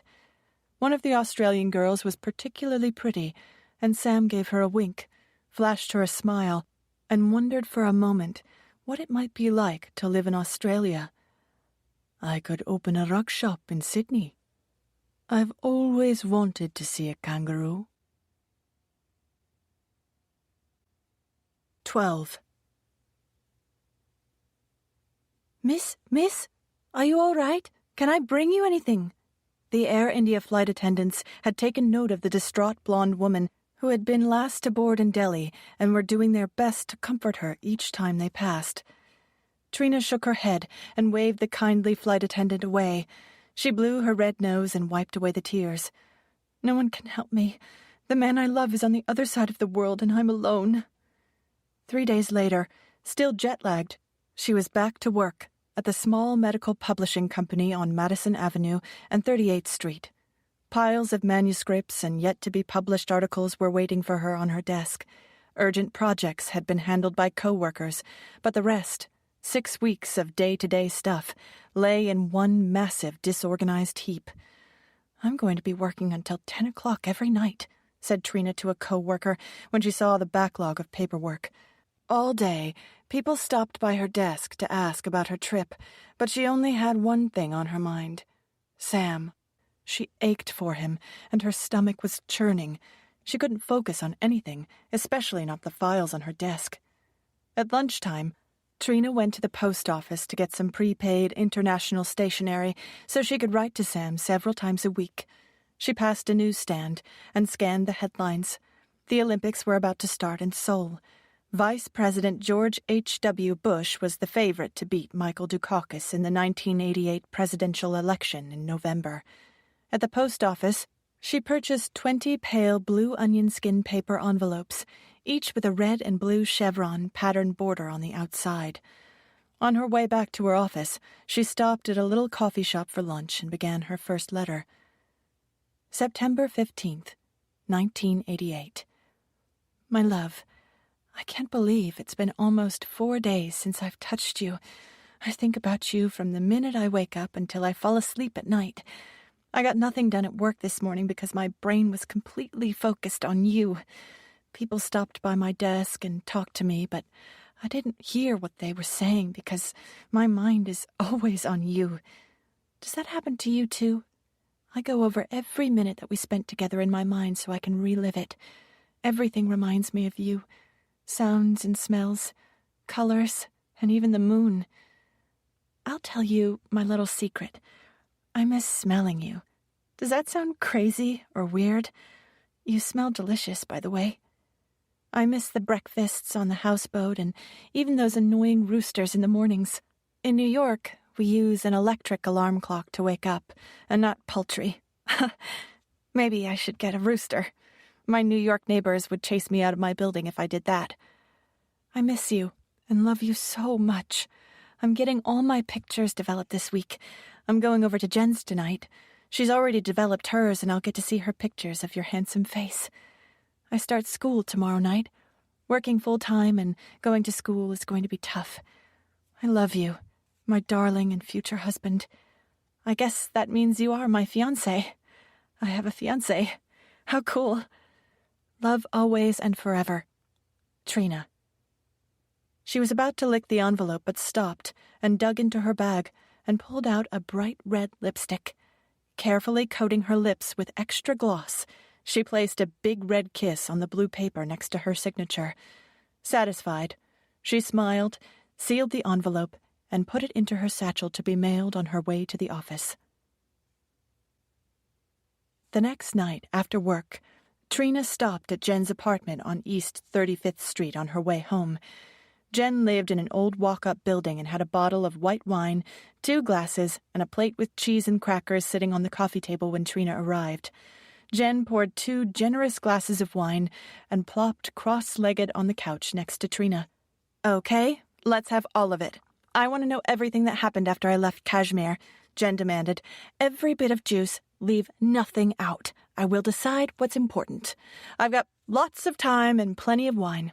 "Okay, go," she said with a hearty laugh.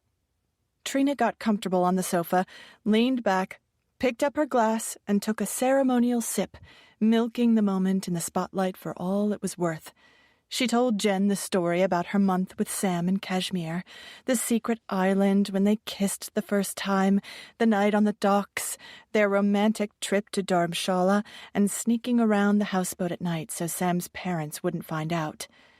"You really think his parents didn't know what was going on?" asked Jen. "We were very careful," said Trina. She told Jen about her last few days and their awful teary goodbye at the Delhi airport. "It felt like my heart was being cut out of my chest.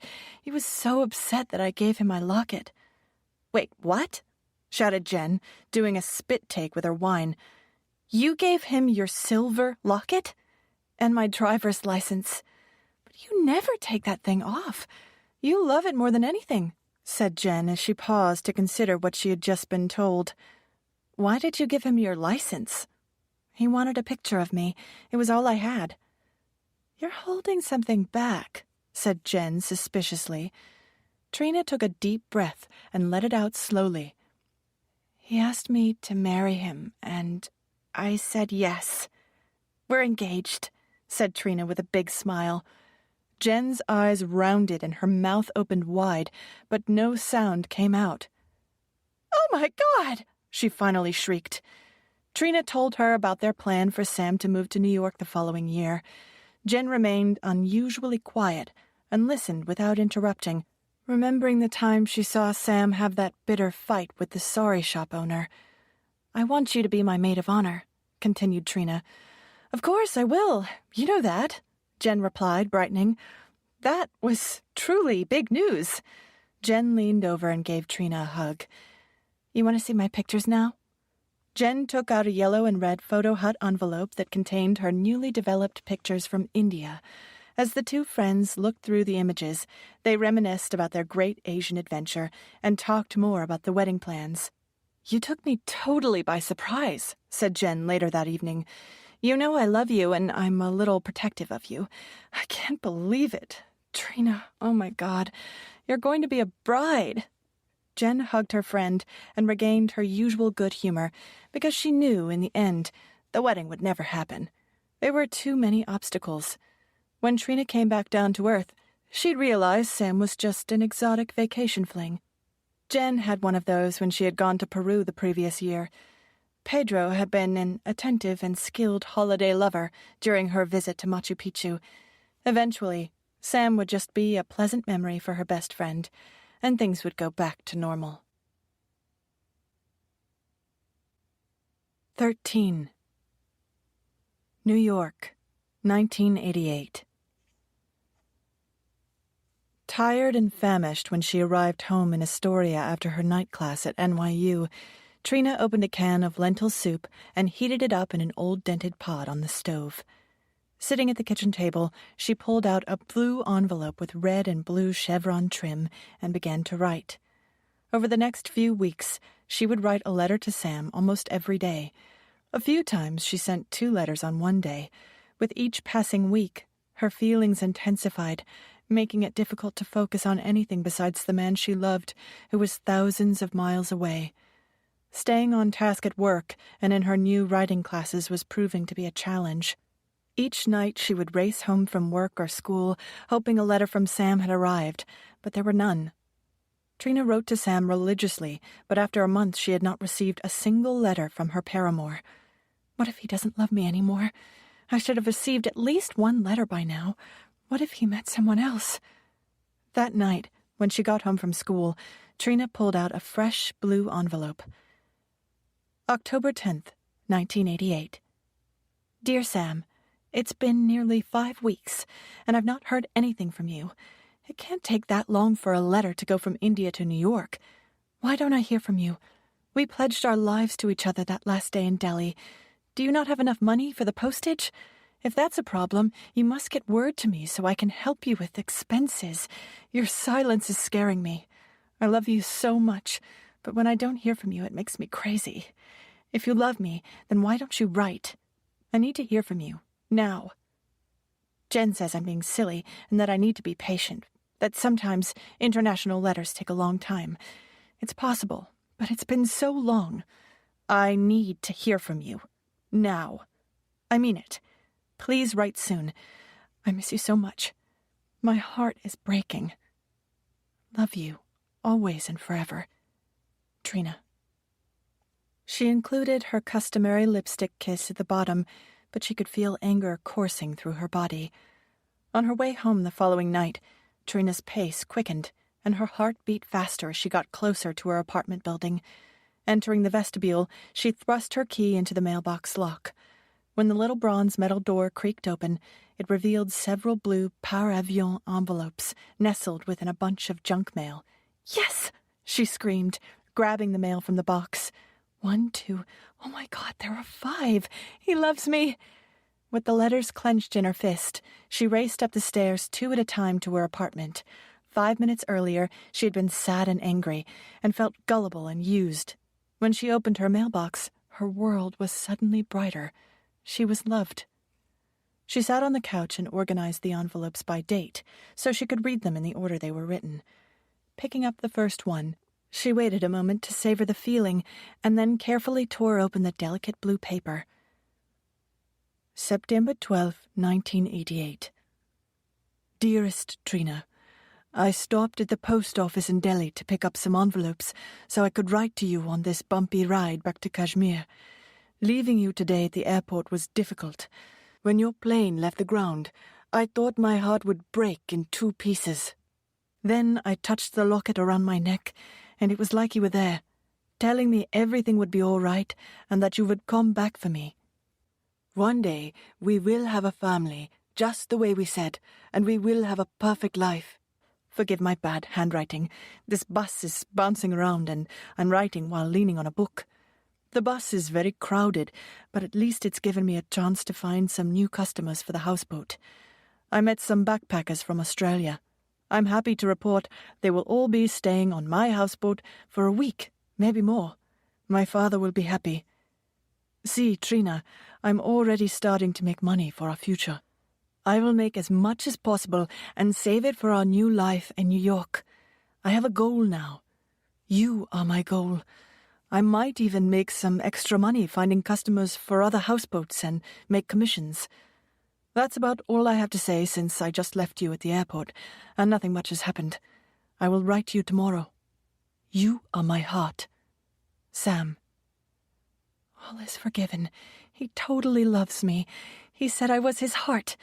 Oh, why did I doubt him?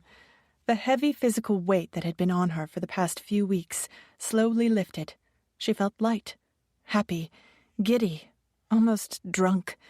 A dark fog had lifted and the world was beautiful again, rainbows and butterflies.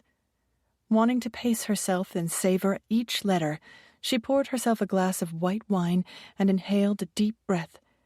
Grabbing the multicolored Afghan blanket that Nana had lovingly knitted years before, she wrapped it around her shoulders and curled up on the couch to begin the next letter.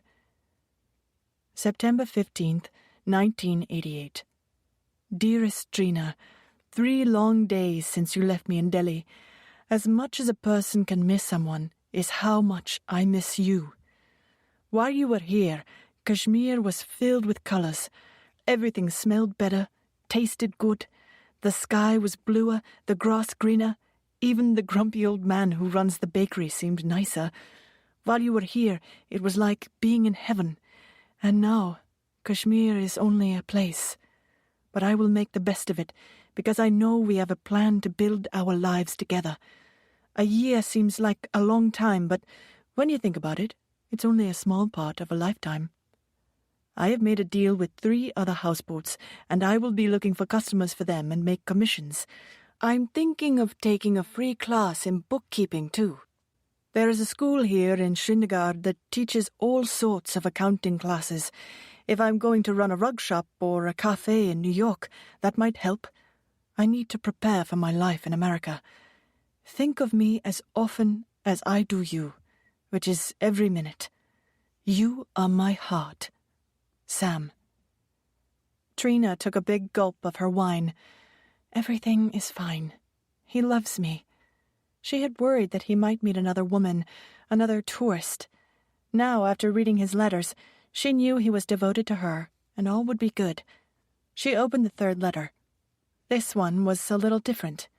It started out about her, but then his writing turned to his family's boat business and how he was trying to make more money from the tourists. The majority of the letter was about what he was going to do once he got to New York, how he might open a rug shop or take classes in accounting or architecture. He hardly mentioned their mutual dreams of a life together, and focused mainly on his fantasies of his life in America. She leaned back on the couch.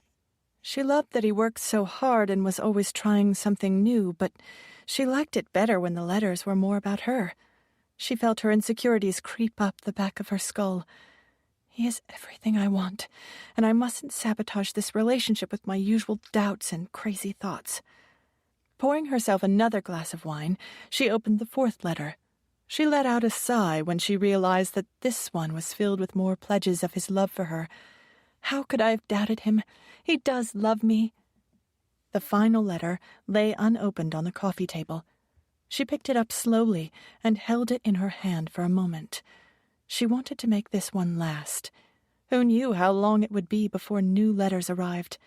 She pictured Sam's face, took a deep breath, and slit open the envelope, looking forward to the magic carpet love ride she was about to take. But it wasn't a love ride. It was a documentary on fixing up a houseboat, giving tours and serving meals to visiting tourists in Kashmir.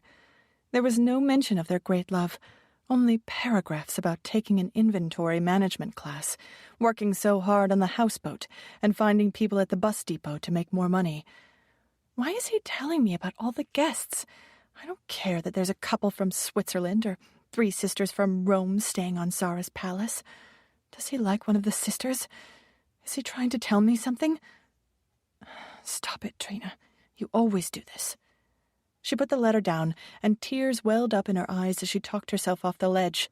She picked up the blue paper and reread the last few lines. I'm always thinking of how I can build my business while I make a good life for us. You are my heart. Sam. Trina stared at the blue paper and tried to focus on the last line. While I make a good life for us. You are my heart. He did say us, and he said I was his heart. She felt a little down and was sorry she had saved this letter for last. His first letter had been romantic, and with each one, they had gotten progressively less romantic. The last one talked mainly about the houseboat and hardly mentioned her at all. Insecurity had always been her undoing. Fears of inadequacy routinely lurked in the back of her mind and undermined her success, especially with men. Nana used to warn her about that. Why do you always doubt yourself, Cookie? Her grandmother would say. You're a beautiful, smart girl. As far as I'm concerned, you're practically perfect. Relax. Have a little fun. You're your own worst enemy. Nana was right. Don't let your stupid baby fears ruin this relationship like all the others. He wrote about the houseboat and his classes because that's what he's doing. Some letters are going to be romantic and some will just be news. Get over yourself. His next letter will be amazing and romantic. Then she remembered that one angry letter she had written to him when she hadn't received anything and instantly regretted it. She pushed all the crazy thoughts out of her head and focused again on the mound of open blue letters in front of her. She pulled out a blank sheet of Paravion stationery and began to write.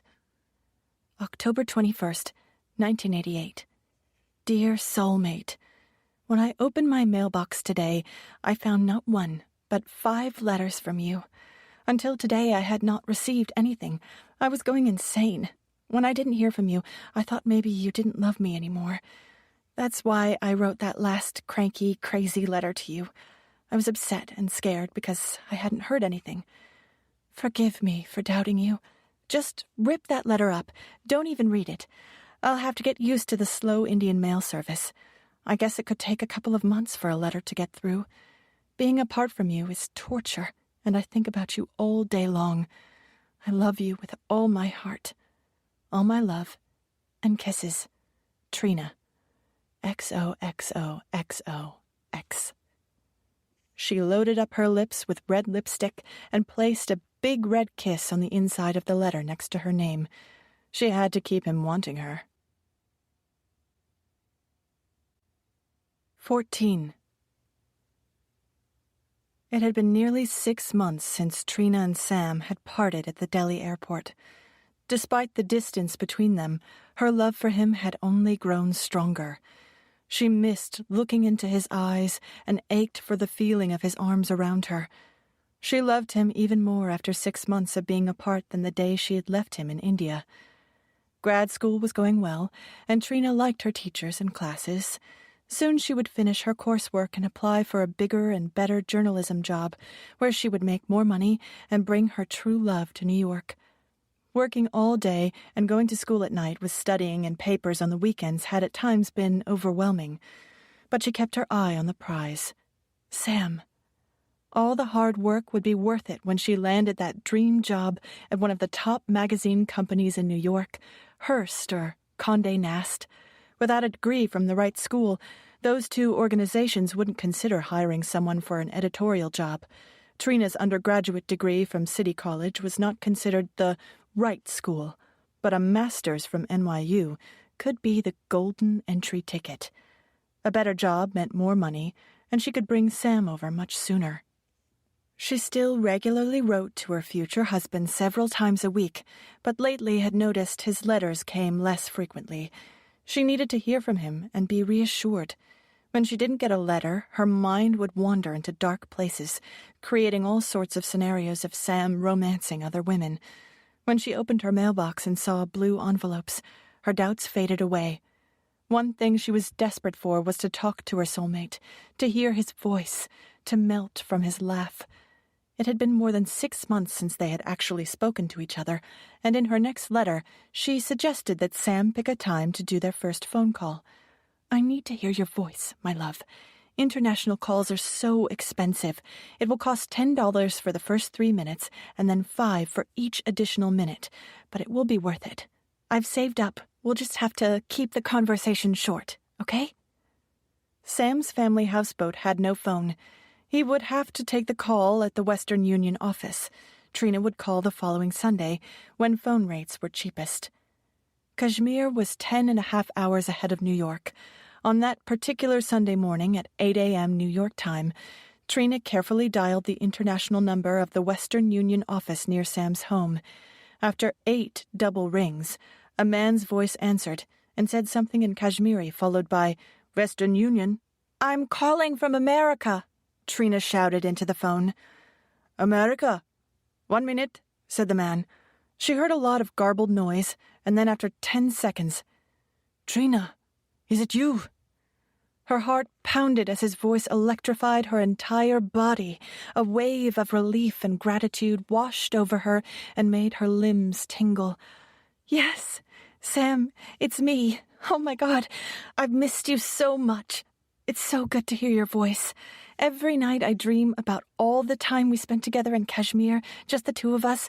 It was so incredible. I love you so much," she said rapidly, tears filling her eyes. "I play the films of you in my head every day and think about the time when we will be together again," said Sam. "I can't wait until we're married and living together in New York." "Me too. I love you." "Trina, I've got so much to tell you. I've been doing research on importing rugs and how to set up a rug business in New York," he said, his words tripping over themselves. "I've even lined up different local Kashmiri vendors to work with me. They're all ready to send products to the United States and be my suppliers. I'm hoping I can get some merchandise from Delhi, too. I've got everything figured out. It will take some time, but I was talking to my cousin, and he told me that—" Trina listened to Sam while she kept her eyes on her watch. The time had passed so quickly, and their call had already gone for 15 minutes. So far, it had cost her about $70. She needed to wrap the call up, or she would be eating nothing but peanut butter and jelly sandwiches for the next few weeks. "I've made lots of contacts from my import business," he continued. "I talked to all our foreign guests about my plans and got their opinions. They all think my idea is very sound and clever. Sam, I haven't gotten many letters from you lately. I've been so busy with all the guests, my love. You know how crazy it gets here." "I know, but one of our guests told me that diners in New York refill your coffee for free. For free! I want to go there and sit all day and drink my free coffee. Then I'll take the ferry to Staten Island. I heard that's free too. Maybe I'll get my free coffee and take it with me on the free boat. And I'm sorry to interrupt, Sam, but we've got to finish. The call is $5 a minute, and I think it's already cost about $75 or $80, she said. "I'm such an idiot. I was so excited to hear your voice, and it looks like I did all the talking, and all I wanted to tell you is a little about... Sam, seriously, I have to go." "Oh, sure," said Sam. "Okay then, Trina. It was so good to hear your voice. Write soon." "I love you," said Trina, a second later, into a dead phone. She leaned back on her bed. At first, hearing his voice was like slipping on a pair of cozy, worn-in slippers. He sounded so happy to hear from her, but he talked only about his rug business and living in New York. Did he say he loved me, or that he missed me? Most of the call was about how much profit he would make on his rugs. He never asked how she was. That familiar little worm of doubt crawled around Trina's brain as she did a mental inventory of their relationship. For the last 6 months, she calculated she wrote 4 or 5 letters for every one she received from him. The tone of his writing had changed over time. They used to be about their relationship, but more recently, they focused exclusively on him and his future life in America. Is he in love with me, or is he in love with New York? Am I his soulmate, or am I only the way for him to get out of India? She wondered if he went to the bus depot every day, looking for a new woman to romance, that maybe he was having an affair with another girl. Trina's imagination ramped up into overdrive. That would explain why he didn't write. Maybe he writes to 10 different women around the world. He might be in bed with someone else right this second. He probably has women all over the world, and he's just waiting for the one who moves first. Stop it, Trina. You're going down that rabbit hole again. You always do this. Always. Nana warned you. About to go over an emotional cliff, Trina inhaled and then exhaled, the way her grandmother had taught her. When she finally calmed herself down, she reached for Sam's most recent letter, dated March 22nd, 1989, and reread it. It was like so many of the others, all about the houseboat guests and the tours he was taking them on, how he was working so hard and even started cooking some of the meals for the guests. Then his conversation turned to his future in New York, how he had been reading everything he could get his hands on about New York City and how he tried extra hard to pick up American tourists at the bus depot so he could learn more about the United States. He said he wanted to go to the Empire State Building, Lincoln Center, and Yankee Stadium to see an American baseball game. He wanted to eat a hot dog from a real New York City hot dog cart and go to Little Italy, the Statue of Liberty, Chinatown, and Grand Central Station. He planned to spend hours walking around Central Park and take a carriage ride. He told her that the week before he had guests staying on the houseboat from New York who had given him their address and told him to get in touch once he got to America. They promised to buy some rugs from him. As always, he signed his letter with his customary, "You are my heart, Sam." Trina put the letter down, and her eyes started to burn. He had the chance to send something to me through those New Yorkers who stayed on his boat, and he didn't even think of it.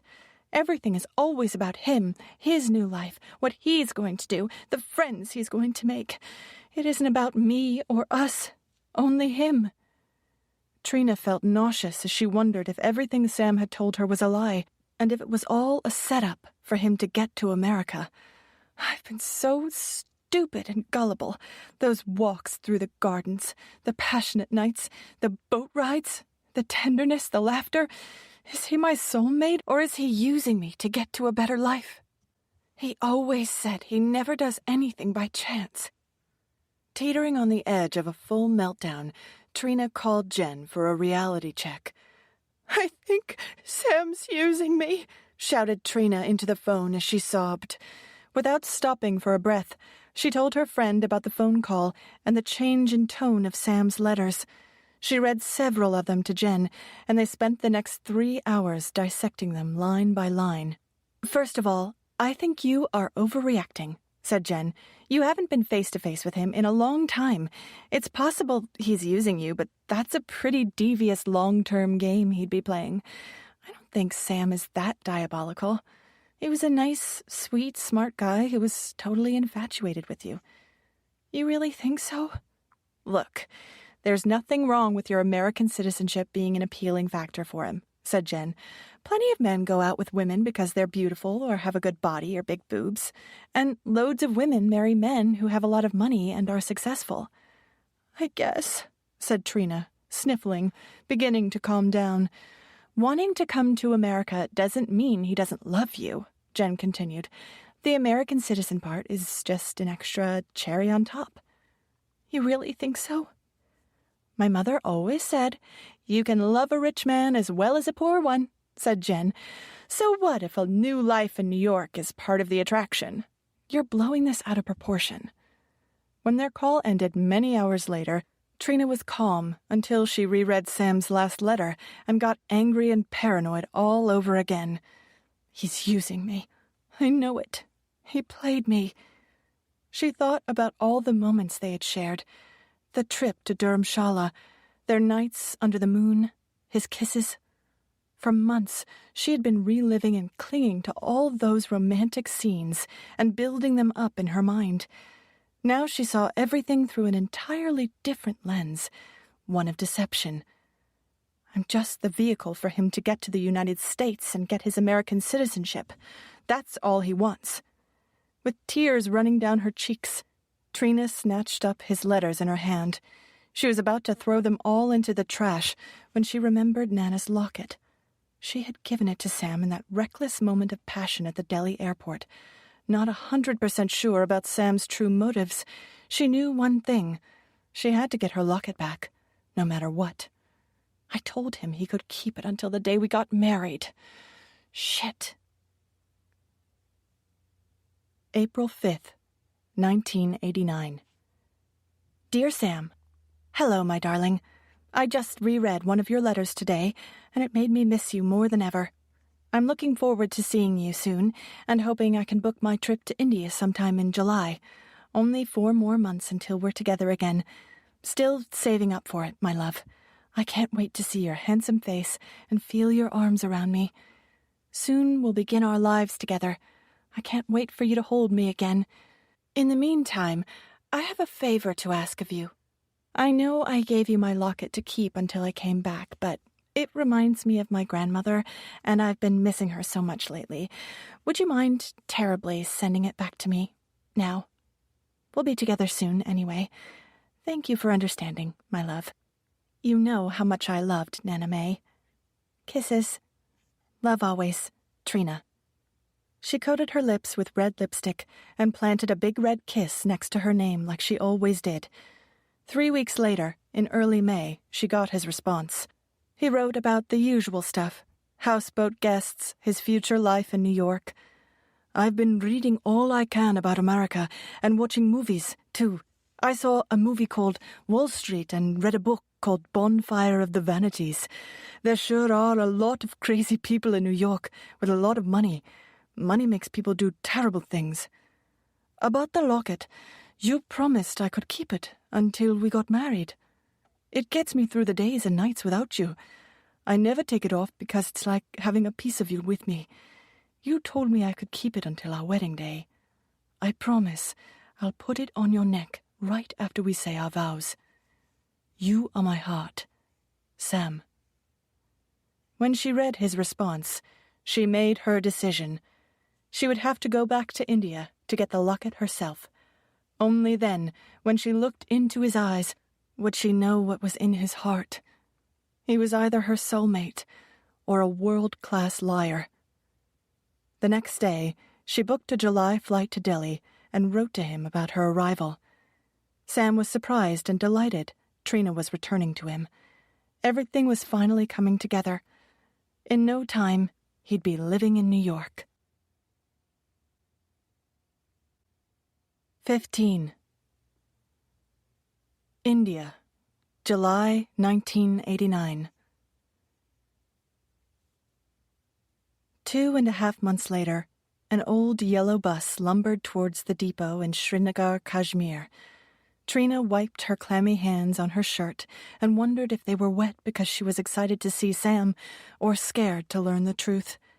Regardless, she told herself, the main objective for this trip was to retrieve the locket. As the bus stopped with a screech, Trina peeked her head out the window. She scanned the crowd and caught a glimpse of Sam, standing in his favorite spot, apart from all the others. He was smiling with anticipation and holding an enormous bouquet of yellow and white flowers.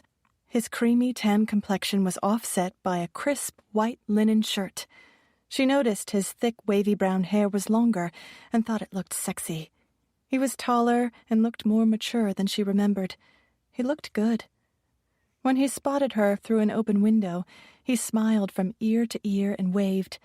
Their eyes locked, and Trina felt her breath involuntarily quicken. I had forgotten how nice his smile was, and his eyes. He looks genuinely happy to see me. He brought me flowers. Oh, was I completely wrong about him? Despite all the crazy negative thoughts she had been having over the past weeks and months, at that moment, she was very glad she was there, and smiled and waved at him with genuine enthusiasm. He ran over to her window and reached his hand out. She extended hers, and when they touched, electricity shot up her arm. The sensation confused her even more. She waited for all the other people on the bus to disembark, using the time to take several deep breaths. When she climbed down the steps into the bright sun, a grinning Sam bowed and presented his flowers.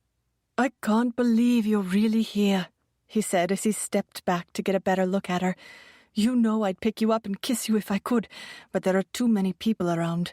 You've grown more beautiful in the months we've been apart." Trina blushed. "Your hair is longer. It looks good," she said, vaguely aware that her doubts about him were fading. "I've missed you so much," said Sam. "I couldn't sleep this whole week thinking about your arrival. My beautiful Trina is finally here." She looked up into his dark, gentle eyes rimmed with those thick black lashes and smiled. "Come on," she said with a grin. "Let's get out of here. I'm starving and desperately need a bathroom." Sam grabbed her backpack and bags and carried them to the van. They had to be careful. They couldn't kiss or hold hands or anything like that, or news would go directly back to his father. They casually walked towards the van like two friends. He started the engine and drove out of the depot. 5 minutes later, he pulled over to the side of the road, switched the engine off, and turned to face her.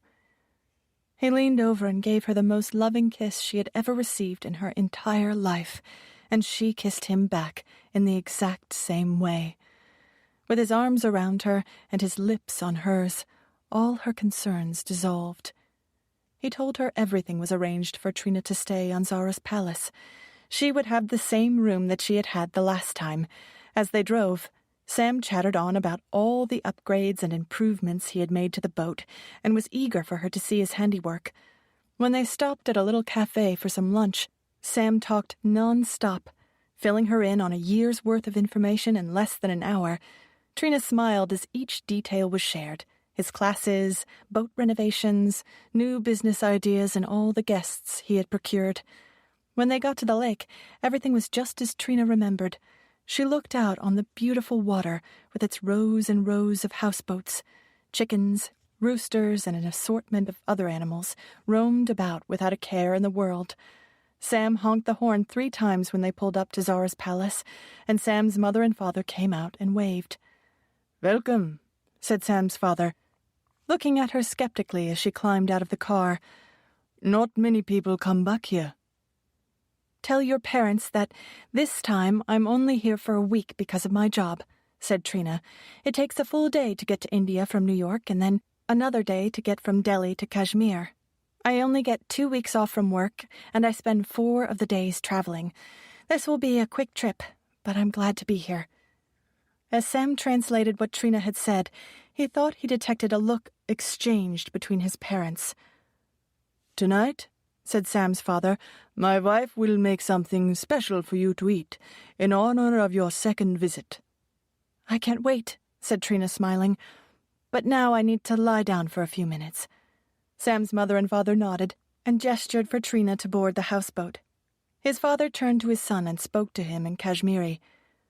"Come with us and let the American rest." "I'm just going to help her get settled and show her all the improvements, Papa. I'll only be a few minutes." "I don't want any funny business, Sam." 10 minutes, Papa." With that, his parents turned and walked down the road towards their own houseboat. Sam proudly showed Trina around the boat and pointed out the gleaming new wooden rails he had refinished. "I did all the work myself," he said. "Don't they look elegant?" He pointed out each spot on the boat where he had made an improvement. The floating hotel gleamed. Outside, the boat was freshly painted, and Sam had made a new sign with lights that said, "Zara's Palace." Underneath it said, "The best cook in Kashmir." Trina was truly awed by the breadth of his skills and made appropriate sounds of admiration. Sam stood taller and threw his shoulders back. For someone not yet 22, he's really quite remarkable. He showed her to her room, placed her backpack on the chair and leaned over and kissed her. "I can't believe you're really here," he said as he wove his fingers between hers. He leaned in and pressed his body against hers, and that's when Trina's body made the decision before her mind had rendered its verdict. "I've missed you," she said, as she kissed his neck again and again, his powerful arms embracing her. That evening, Trina was in the dining room with some other guests from Sweden, a married couple in their late 20s with their 4-year-old daughter. The adorable little blonde girl entertained the group throughout the meal, and Trina spent most of the night playing with the child. Sam lovingly watched his fiancée interact with the little girl out of the corner of his eye and wondered who was having more fun.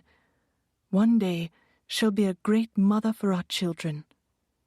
When the dishes were cleared, Sam and his parents said goodnight and left. The Swedish family retired to their room, and Trina went to hers. She washed her face, changed into her nightgown, and laid down on the bed to wait for him. They hadn't discussed it, but she knew he would come to her. 20 minutes later, she heard a faint creak and then a soft shuffle on the floor outside her door.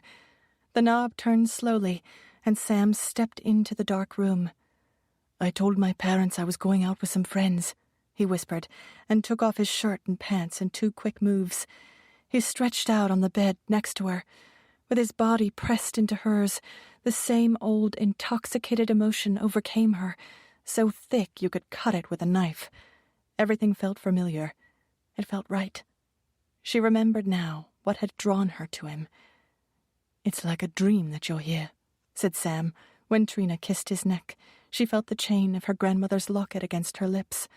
With all the emotions of the day, she had completely forgotten about it. "You're still wearing it," she said casually as she touched it with her fingers. "I wondered if you wore it all the time, like you said in your letters." "I've never taken it off. Not once since you left," he said. "It makes me feel close to you when I feel it against my skin. It's like you're with me, even when you are not. This was the greatest gift you could have ever given me. It's made being apart bearable." A little voice echoed inside her head. "Get the locket." "That's why I gave it to you. Now that I'm here, can I have it back?" asked Trina. Sam sat up in bed, his hand on the locket. "You promised I could keep it until we said our wedding vows. I've dreamed of putting this around your neck on our wedding day, just like your great-great-grandparents did." Trina rolled over and turned her back to him. "But I gave you the locket to prove that I would come back, and here I am. Isn't that enough?" "Let's not talk about that now," he said as he flipped her over and kissed her. For the next few hours, he tenderly made love to her, and all of Trina's insecurities and misgivings slowly faded. In the morning, Trina woke up alone and replayed their conversation from the night before. The love-making had been incredible, even better than she remembered. Sam had been adoring and gentle, and she found herself more confused than ever. He acted like he really loved her, not just her American citizenship. Still, several times she tried to get him to give the locket back to her, and each time he dodged the question. "I have an idea," he said as he pulled her closer. "Why don't we get married now, while you are here?" "What?" "We could get married in Dharamshala the day after tomorrow," said Sam. "Then we could be together always, and I'll give you the necklace." "You want to get married? Now?" "It would be easier for me to come to America if we were already married," said Sam. "We could elope. Wouldn't that be romantic?" "And then you'd give me the necklace." "Of course, my love. That was our agreement. If we elope, I won't have to argue with my parents about you not being a Muslim," said Sam. "By the time they find out, we will already be married, and it will be too late for them to do anything." "Where would we do it?" she had asked, wondering just how far he'd go, and calling his bluff. "I'll make all the arrangements," Sam had said. "Don't worry about anything. We can leave tomorrow, and soon we will be husband and wife." As he slipped his arm around her waist, drew her in, and kissed her, his thoughts were on his future. "I'm going to America, and my life is going to be incredible." 16. Kashmir, July 1989. The next morning, sitting alone at the breakfast table on the houseboat, unable to get food down, Trina tried to take her mind off what she was about to do. This wasn't an ordinary day at all. Today was her wedding day. She looked at her reflection in the mirror hanging on the wall.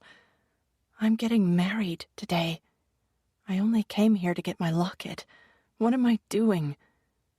They had agreed to keep their marriage a secret until the time was right to share the news. She looked into her own eyes in the mirror. "This is either the smartest thing you've ever done or the stupidest. He's either your knight in shining armor or a duplicitous con artist. But which one? Which is he?" To throw off his parents' suspicion, Sam told them Trina had received an urgent telegram from America. Her cousin was extremely sick, and she had to return to New York immediately. The last bus of the day had already left. The American offered to pay Sam to drive her to Delhi so she could catch her plane to New York. "You are going to take her all the way to Delhi?" said his father. "That's a 12-hour trip. That's crazy. Why would you do that?" "Papa, it's an emergency," said Sam.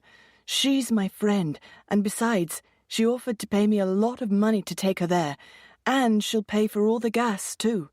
While I'm there, I can visit my friend, Arif, for a few days. You remember Arif, don't you, Papa?" Sam's father grumbled, and he shook his head. The American woman was trouble.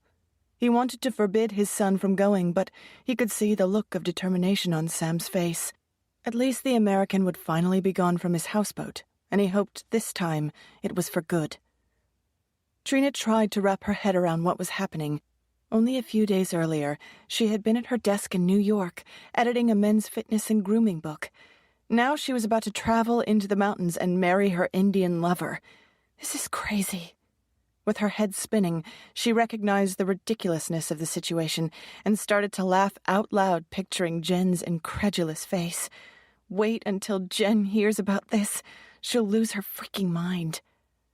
With the van packed, Sam drove away from Zara's palace for what he thought was his last time as a single man. When he saw his parents again, he would be Trina's husband and on his way to becoming an American. "What are you smiling about?" asked Trina, touching his arm as the van sped down the road. "It's my wedding day, and I'm about to marry the most beautiful girl in the world," he said. He held the steering wheel with his right hand and reached out to hold her hand with his left. She pushed her fingers through his and squeezed. In the early afternoon, they arrived in Dharamshala. Sam had it all set up through some of the contacts that he had made on their trip the previous year. They were to get married at a little chapel at 4 p.m. Before the ceremony, they checked into the same small hotel they had stayed in the year before. Trina went to their room alone to clean up after the long car ride and change into her wedding outfit. Earlier, they had stopped at a dress shop, and she bought an embroidered white sari with pink and gold accents. She put it on for the first time and slipped on a pair of matching flat white beaded shoes. She ran a comb through her hair, pinned it up, and covered her head with a white and gold shawl. She put on some lip gloss and took one last look in the mirror. Am I really doing this? Sam stood nervously in the hotel lobby wearing a farran, a long, loose, traditional Kashmiri white linen gown. On his head, he wore a bright green turban. When Trina laid eyes on him, she thought he looked like an Indian prince, and her heart fluttered.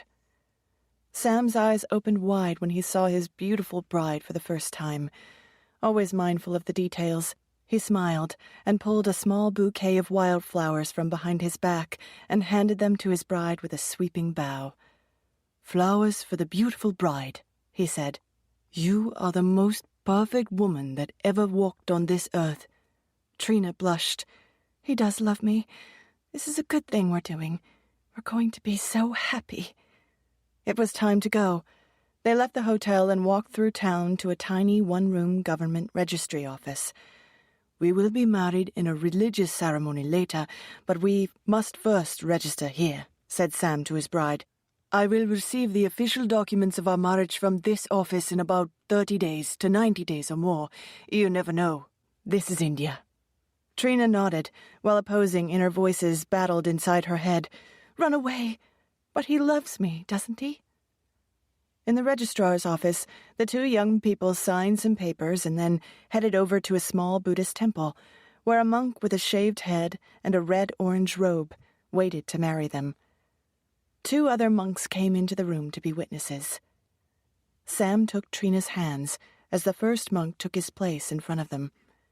The priest held a small book and read passages in a language Trina didn't understand. The monk said something to her and waited for a response. "You'll have to say yes now," whispered a smiling Sam to his bride. "Yes," said Trina, as she nodded her head, thinking it all a bit ridiculous. Then the monk said something to Sam and waited. Sam looked at Trina. "Yes," he said, as he looked into her eyes. The monk smiled, mumbled a few more phrases, bowed to each of them and shook both their hands.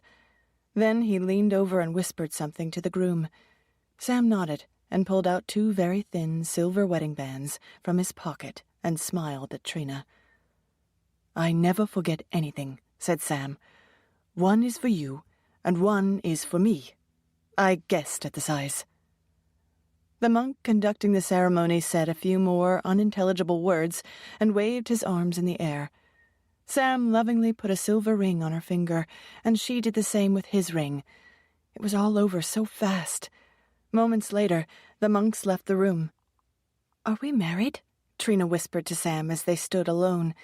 Sam leaned over and kissed his bride on the forehead. "We are," he said, smiling. "You are now my wife, and I'm your husband. Soon we'll begin our new life together in America."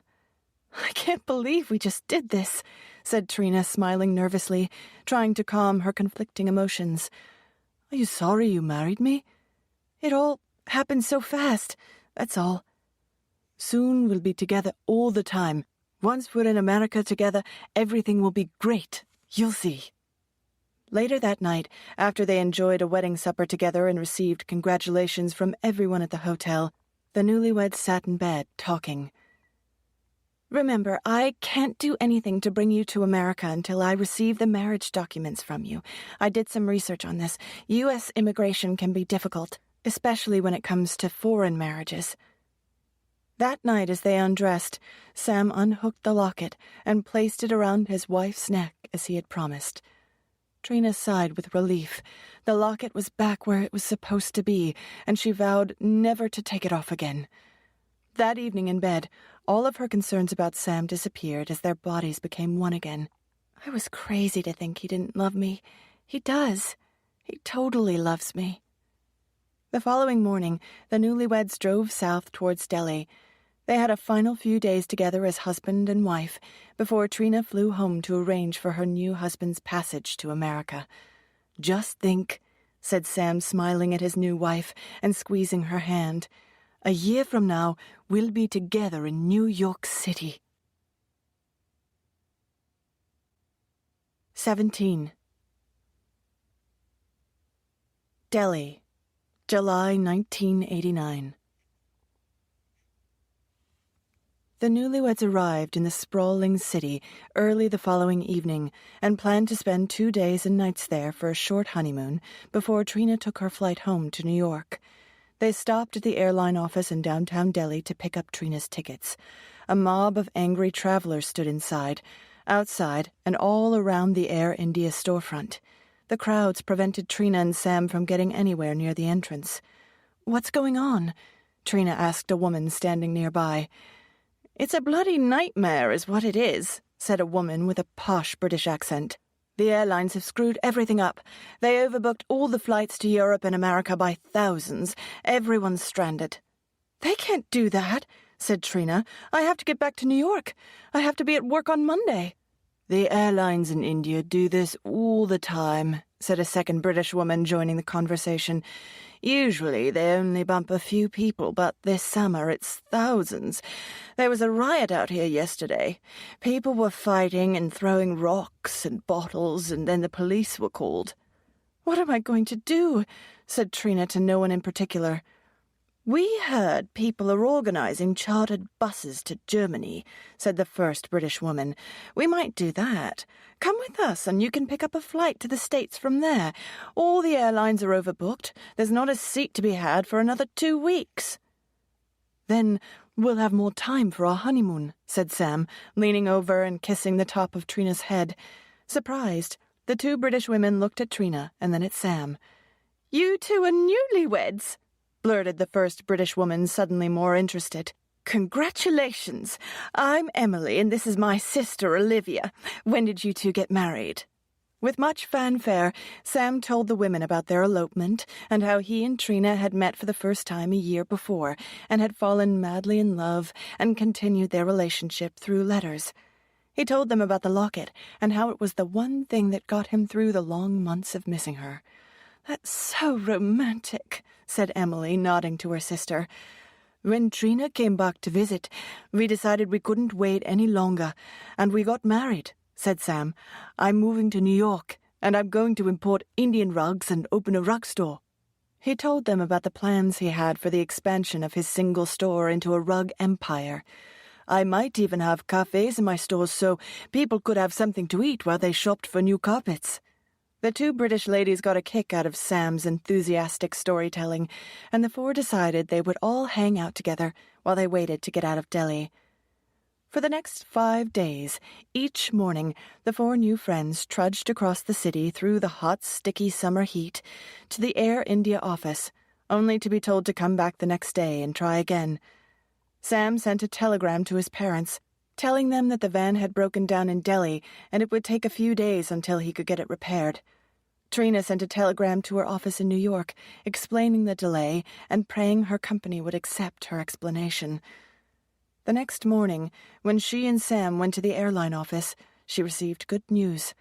They had a seat for her on the 11 p.m. flight that night with a stopover in Frankfurt. She was told to return at 4 p.m. to pick up her tickets. Trina was elated while Sam was unusually quiet. "What's wrong, love?" asked Trina. "I know you have to leave, but I'm going to miss you terribly," said Sam, taking her hand.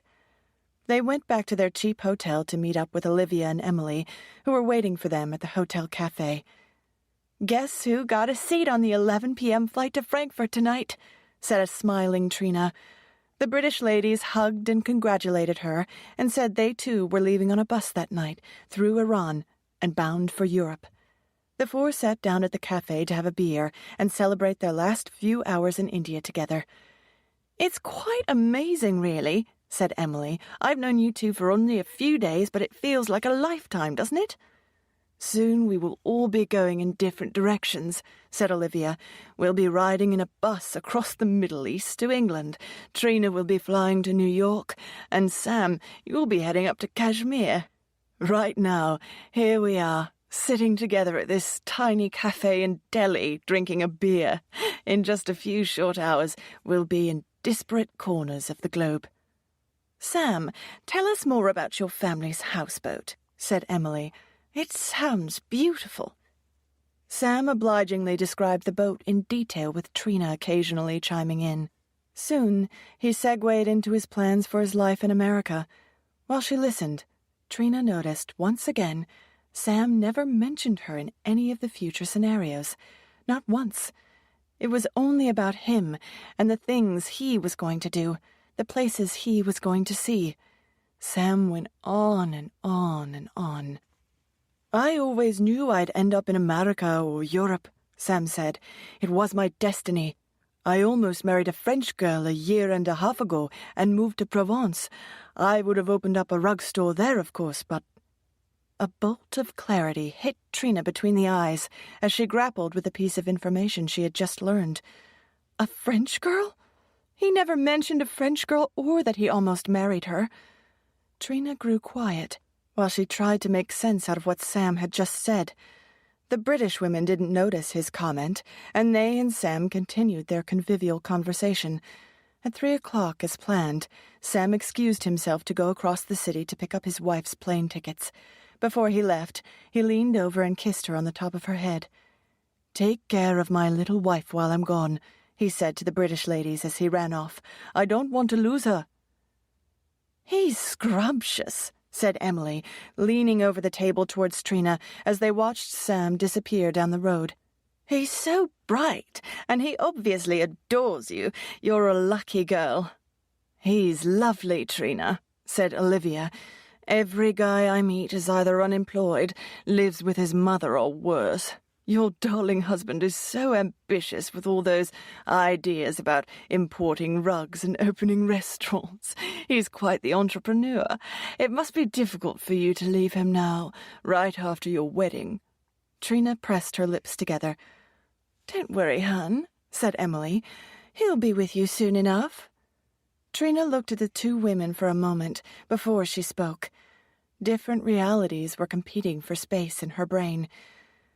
"Let me tell you something.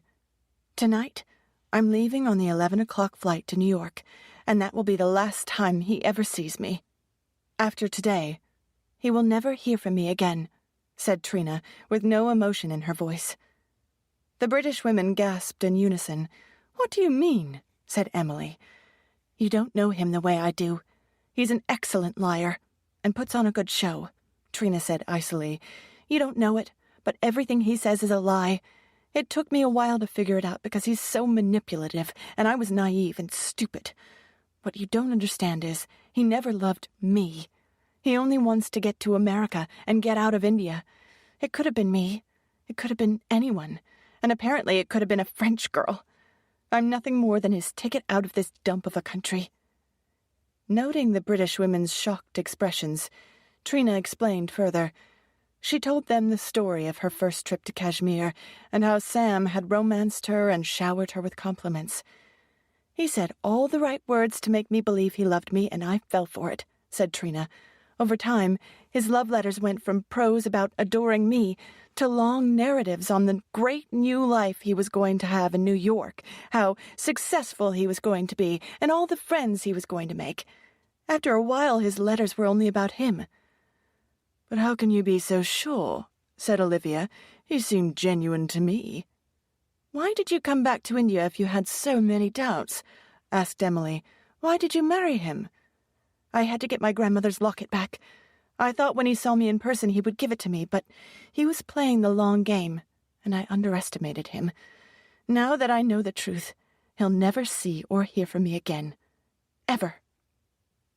"You married him just to get your locket?" said Emily in disbelief. "It was my grandmother's, and it means more to me than anything or anyone," said Trina. "He'll get over it. He'll find a new woman within a week. I'll bet he's got a backup bride already lined up." The British women exchanged skeptical and somewhat horrified looks, finding it hard to believe the charming guy they had just spent the last few days with was as duplicitous as Trina had made him out to be.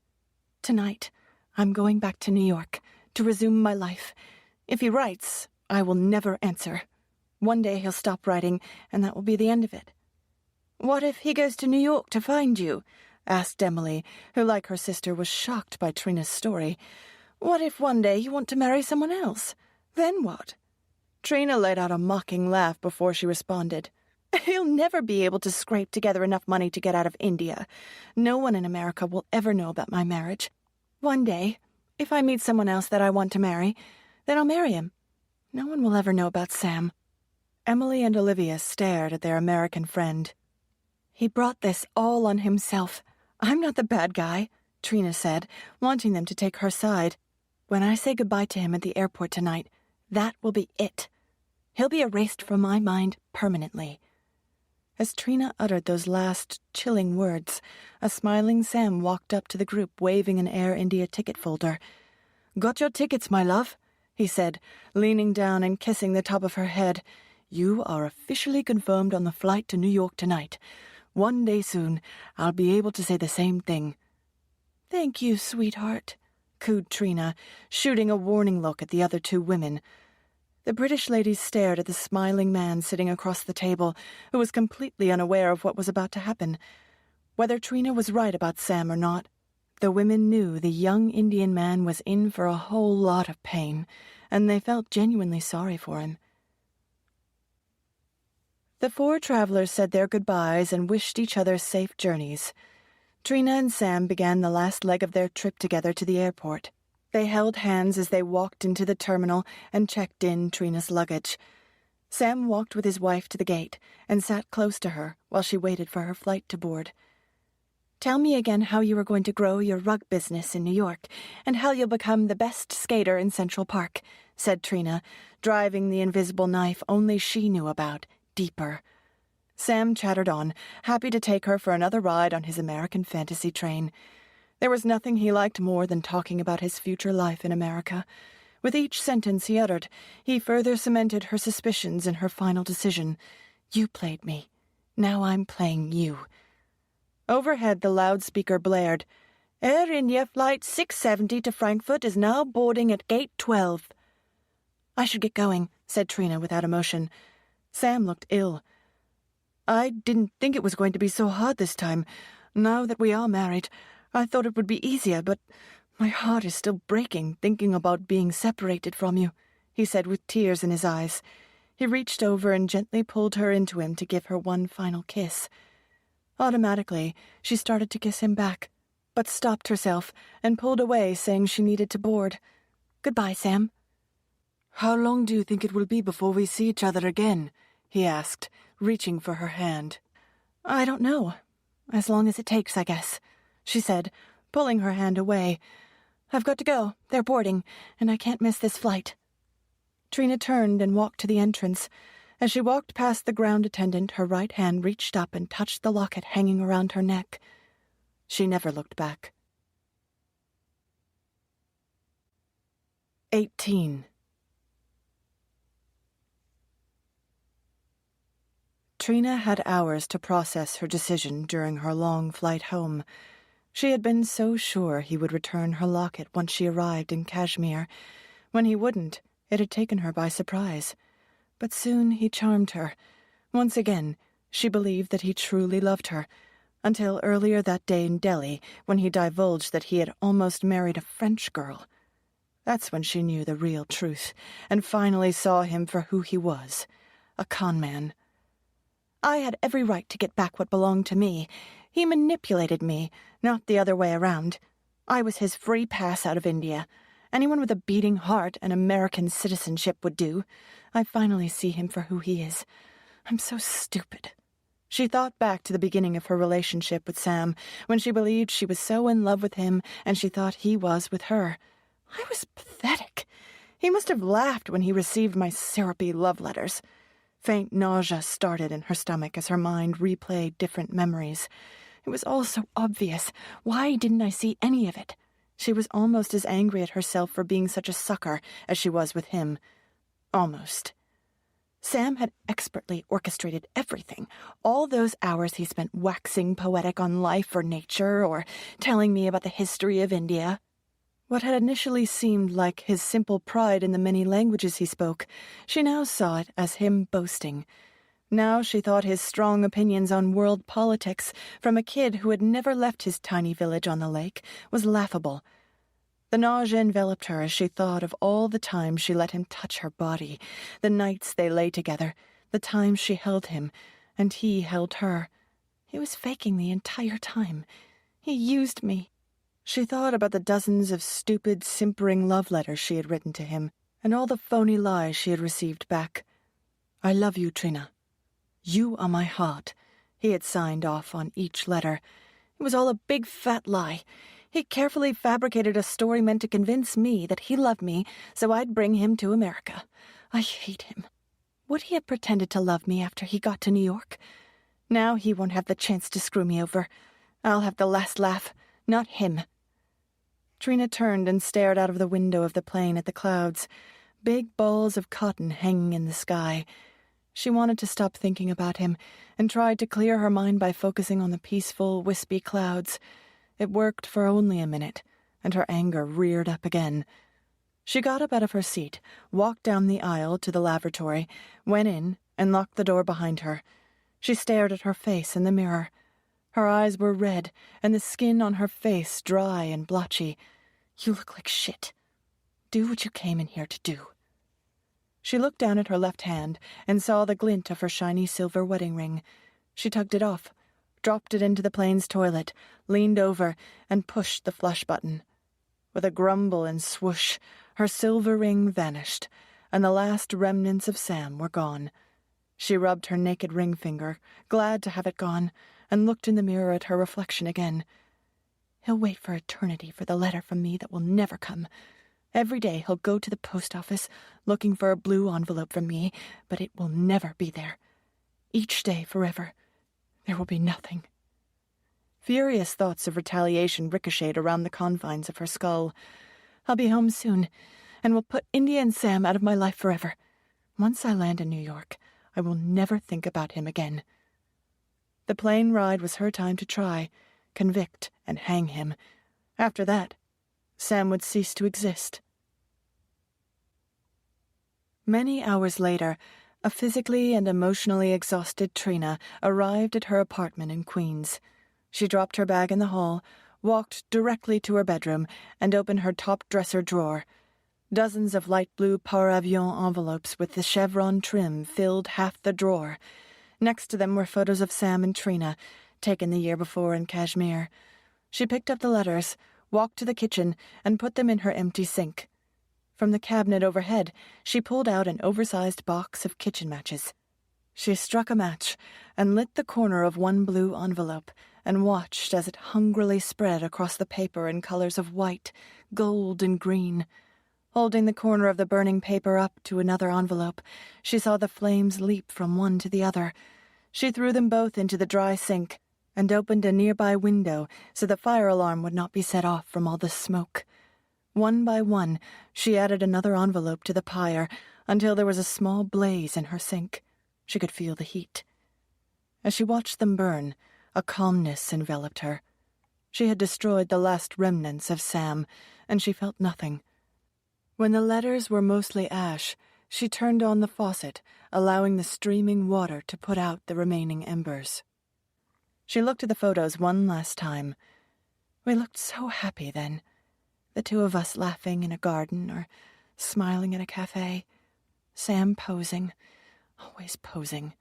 He was a world-class poser. She took a pair of scissors from the kitchen drawer and cut the pictures into little strips and threw them into the garbage bin. Then she scooped up the burned, wet paper in the sink and put the debris in a plastic bag, along with the shredded photos. She took the trash to the chute in the hall and dropped it in. It banged and tumbled down the metal shaft into a dumpster somewhere far below. It was done. Sam and every trace of him were gone, permanently and forever. 19.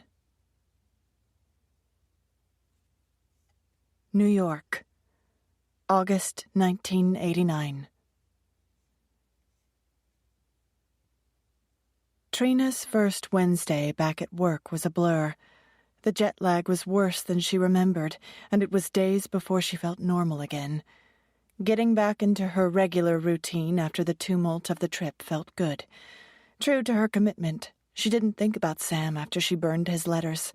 Her ability to compartmentalize, as Jen would call it, was unwavering. Jen was tied up with a work conference that week, so they had planned to meet for drinks on Friday night. Trina would speak of Sam only one more time, the night when she got together with Jen. Her best friend was the only person who knew about him, and Trina knew she would demand all the details of her trip to India. It would be the one and only time she uttered his name or let any thought of him into her head. After that, she would never speak of him again. On Friday night, Jen and Trina walked into Charlie O's off Madison Avenue. The pub was jammed with young people eating free bar food for dinner so they could spend what little money they had on alcohol. Jen spotted a group of people who were about to leave and flew across the room to hover nearby. Within a minute, the group got up, and Jen secured the table. Jen always makes things happen, thought Trina. It was one of the qualities she liked most about her friend. No one ever takes advantage of Jen. They each ordered a glass of Chardonnay and a couple of appetizers while Jen chatted about work for a few minutes. When the wine arrived, Jen got serious. "Okay, let's cut to the chase. I can see you're wearing your locket. Did he give you a hard time about it? Tell me everything. Leave nothing out," she demanded. "Go." "There's not much to tell," said Trina, looking around at the crowd in the restaurant. "Are you kidding me? Why do you think I'm here right now? It's not for the little hot dogs and the crappy wine. We're not leaving until I hear everything. Why do you care so much?" "Excuse me? You've talked of nothing else for over a year, and you flew halfway around the world to see this guy. I want to know what happened," Jen said, as she popped a meatball into her mouth. Trina filled her lungs with air and looked into her friend's eyes. Jen knew the whole backstory, and she knew Trina's early concerns. The two friends had discussed Sam 1,000,000 times. Trina had read all of Sam's letters to Jen over the phone, and they had spent hours dissecting the meaning of each sentence. "You know, I thought if I went to India in person, he would give me my locket back. I thought it would be easy," Trina said. "But when I asked for it, he refused and said he would only give it to me after we got married, so I called his bluff. I wanted to see how far he would go." "Wait, what?" said Jen, eyes round. "So we drove to this remote village and I married him and got my locket," said Trina, with no expression. Jen's mouth gaped open, a horrified look on her face, but she said nothing. Jen's loss for words slightly amused Trina. Jen rarely had nothing to say. "Close your mouth. It was the only way I could get it back," said Trina. "You married him," said Jen. "Holy shit. Now what are you going to do?" "Nothing," Trina said. "There's absolutely nothing to do." But, you're married to him," cried Jen. "Are you going to get divorced?" "No." "What if he shows up on your front doorstep in 5 years looking for his wife?" "That's never going to happen," said Trina, with a resigned look. "He'll never get out of India. He doesn't have a pot to piss in. Besides, when I signed that marriage registry, I used a fake signature. You could barely make it out. It's a non-issue. For me, the marriage never happened. No one else knows besides you and me." "And him," said Jen. Within a month, Trina's trip to India was only a vague, unpleasant memory. She threw herself into her job and focused on her graduate classes and final thesis for her degree. When she got her diploma, she would apply for bigger and better jobs. She was determined to be an editor at a top publishing company. One evening, bone-tired after a long day at work, Trina walked up the front steps of her apartment building and put her key in the front door. She went into the vestibule to get her mail, and there it was. Stuffed between a few bills, some junk mail and a menu from a Chinese takeout place, was a light blue envelope with red and blue chevron trim. She had so well compartmentalized her association with Sam and put him out of her mind that she was genuinely surprised to see the letter in her mailbox. She grabbed all the mail and walked up the stairs to her apartment. Dropping the mail on the kitchen table, she changed out of her work clothes. Sweatpants and t-shirt on, she looked through the pile and opened the bills first, tossing the junk into the garbage and glancing over the new Chinese menu. The blue envelope was still on the table. She picked it up, and for the first time noticed Sam's handwriting looked like a childish scrawl. At one time, receiving a blue envelope had made her heart race and filled her with joy. Now she felt nothing. She didn't even want to read it. It meant as much to her as the junk mail she had just thrown away. Less. I'm more interested in the new menu from Hunan Wok than I am in his letter. Ha! She was about to toss it into the bin when she changed her mind. She went to her closet, pulled out an empty red shoebox, and put the unopened letter inside.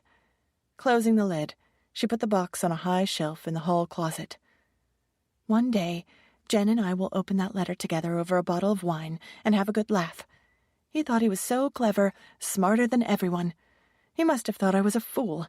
It turns out I'm the one who has the last laugh, a long, silent laugh that he'll hear forever. 20. Kashmir, August 1989. Back on his houseboat, Sam missed his wife. He liked thinking of the blonde American as his wife. It made him feel grown-up and important. No one knew about their marriage. They had agreed to keep it a secret until everything was in place for his move to America. He was dying to tell his parents, but he didn't tell a soul. Fewer complications and recriminations from family and friends. It had been more than a month since his wife had left India. He had written to her twice, but had not yet received anything from her. The damn mail system in India is so inconsistent. Sometimes letters take a week, sometimes a month. Soon I won't have to put up with the backward way of life here in Kashmir. I'm going to live in the most exciting city in the world. While he waited for the day he would join his wife, Sam stayed busy with his family's business and filled rooms with new guests each week. I regrouted all the tiles in the bathrooms, Papa, Sam said.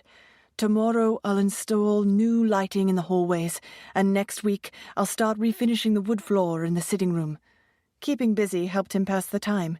He didn't mind doing all the hard work, because soon he'd be gone, and his parents would have to pay someone to have things done to the houseboat. Sam's parents noticed their once irritable and sometimes self-absorbed son now appeared content, even happy. They hadn't seen him this cheerful in a long time. Until recently, Sam had been so restless and dissatisfied with his life in Kashmir. He always wanted more. "It is because he's so smart," said his mother to his father one night. "His mind makes him impatient, but lately he has been very calm." "Maybe he's finally growing up," said his father. "It's time for us to find him a wife." "Several local families have already inquired about our son as a potential husband for their daughters," said his mother. "And why not? He is nice-looking, intelligent, and his family owns a houseboat. Any girl would be lucky to marry our Sam."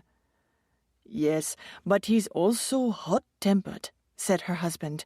Then he shrugged. "Maybe a wife will calm him down." They agreed to begin a serious search for a bride the next day.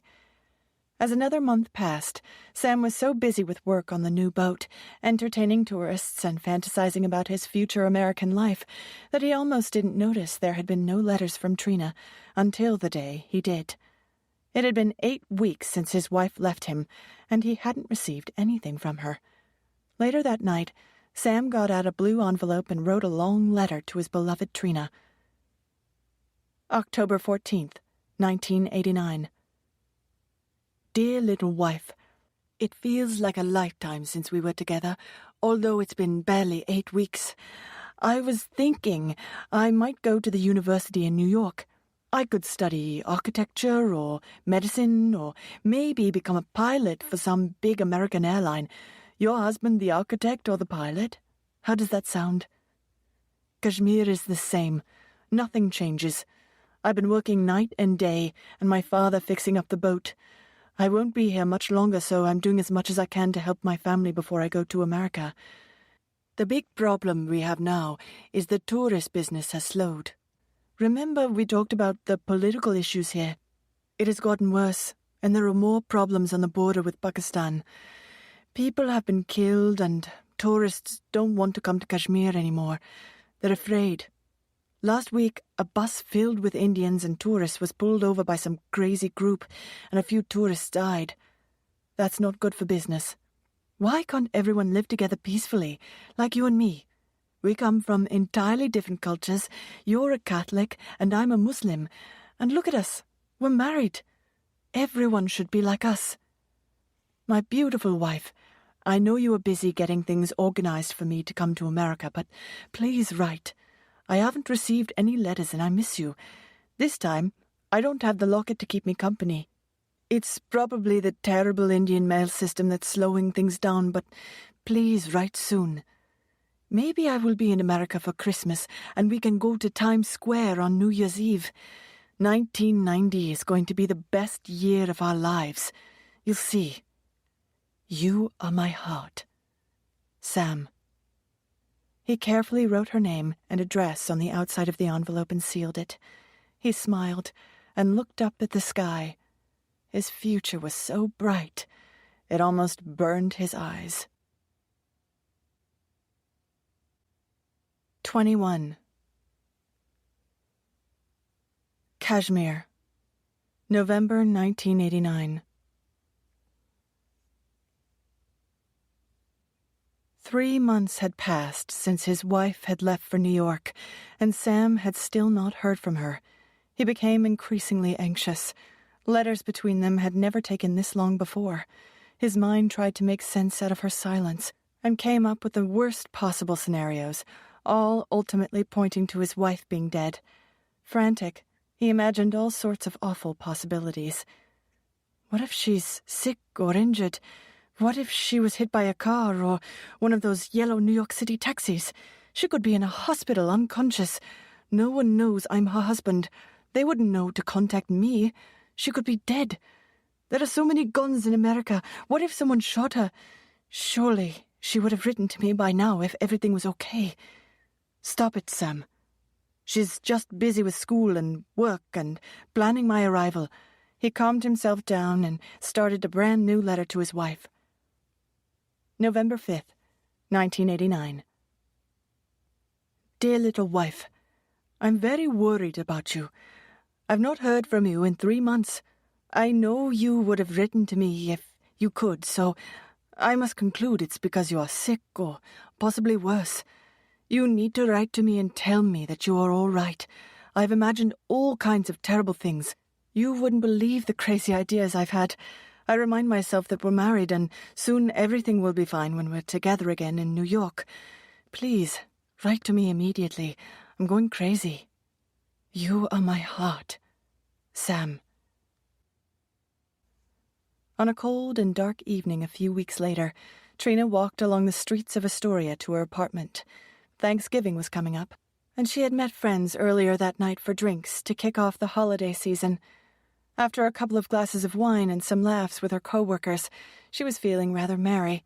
She entered her apartment building, stopped in the vestibule to open her mailbox, and saw a light blue envelope waiting inside.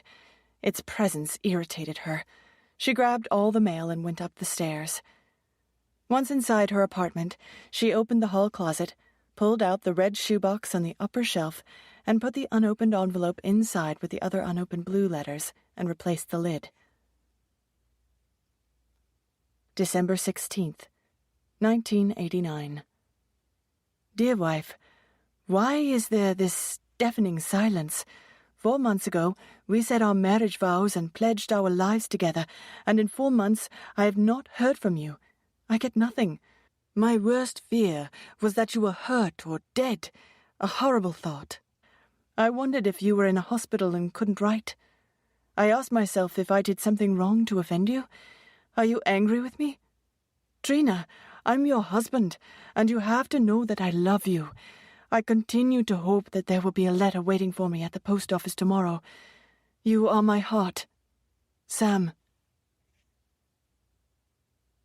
February 8th, 1990.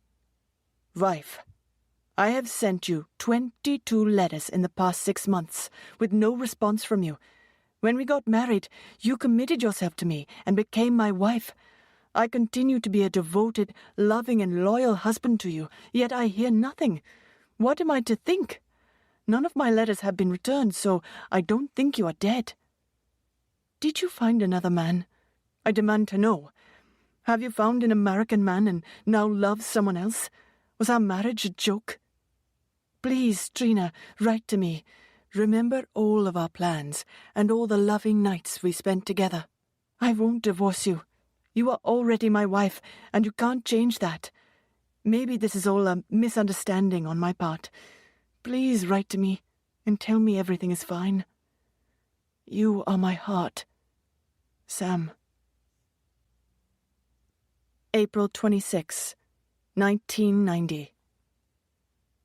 Wife, after 9 months without a word from you, what am I to think? Maybe you have died or have amnesia and don't remember me. This letter is to remind you of who I am and who you are. I am your legal husband, and you are my wife. We were married in Dharamshala in July 1989. You went back to New York to arrange for my official documents so we could live together as husband and wife in New York. We fell in love on our first trip to Dharamshala, although I think I fell in love with you the first day I saw you at the bus depot. We spent so many nights in each other's arms. I hope this letter will remind you of the love and passion we shared. I can't take this any longer. Trina, please, you need to contact me. You are my heart. Sam, your legal husband. July 18th, 1990. Trina, I now know you have turned your back on our love and betrayed me. I've been waiting for a year. It has been like torture each day, waiting and hoping a letter from you will come, but it never does. After a year, it's obvious that your silence is not an accident. It's intentional and cruel. Let me be clear. You are married to me, and I am your husband. Nothing can change that. As your husband, I have rights. In front of God, you promised to love and honor me for the rest of your life. I have our marriage documents that prove we are married. I will not be ignored, and I will not be tossed away like a piece of garbage. Do you hear me? You have no right to do this. I have done nothing but love you with all my heart and soul. We signed a marriage certificate, and you committed yourself to me.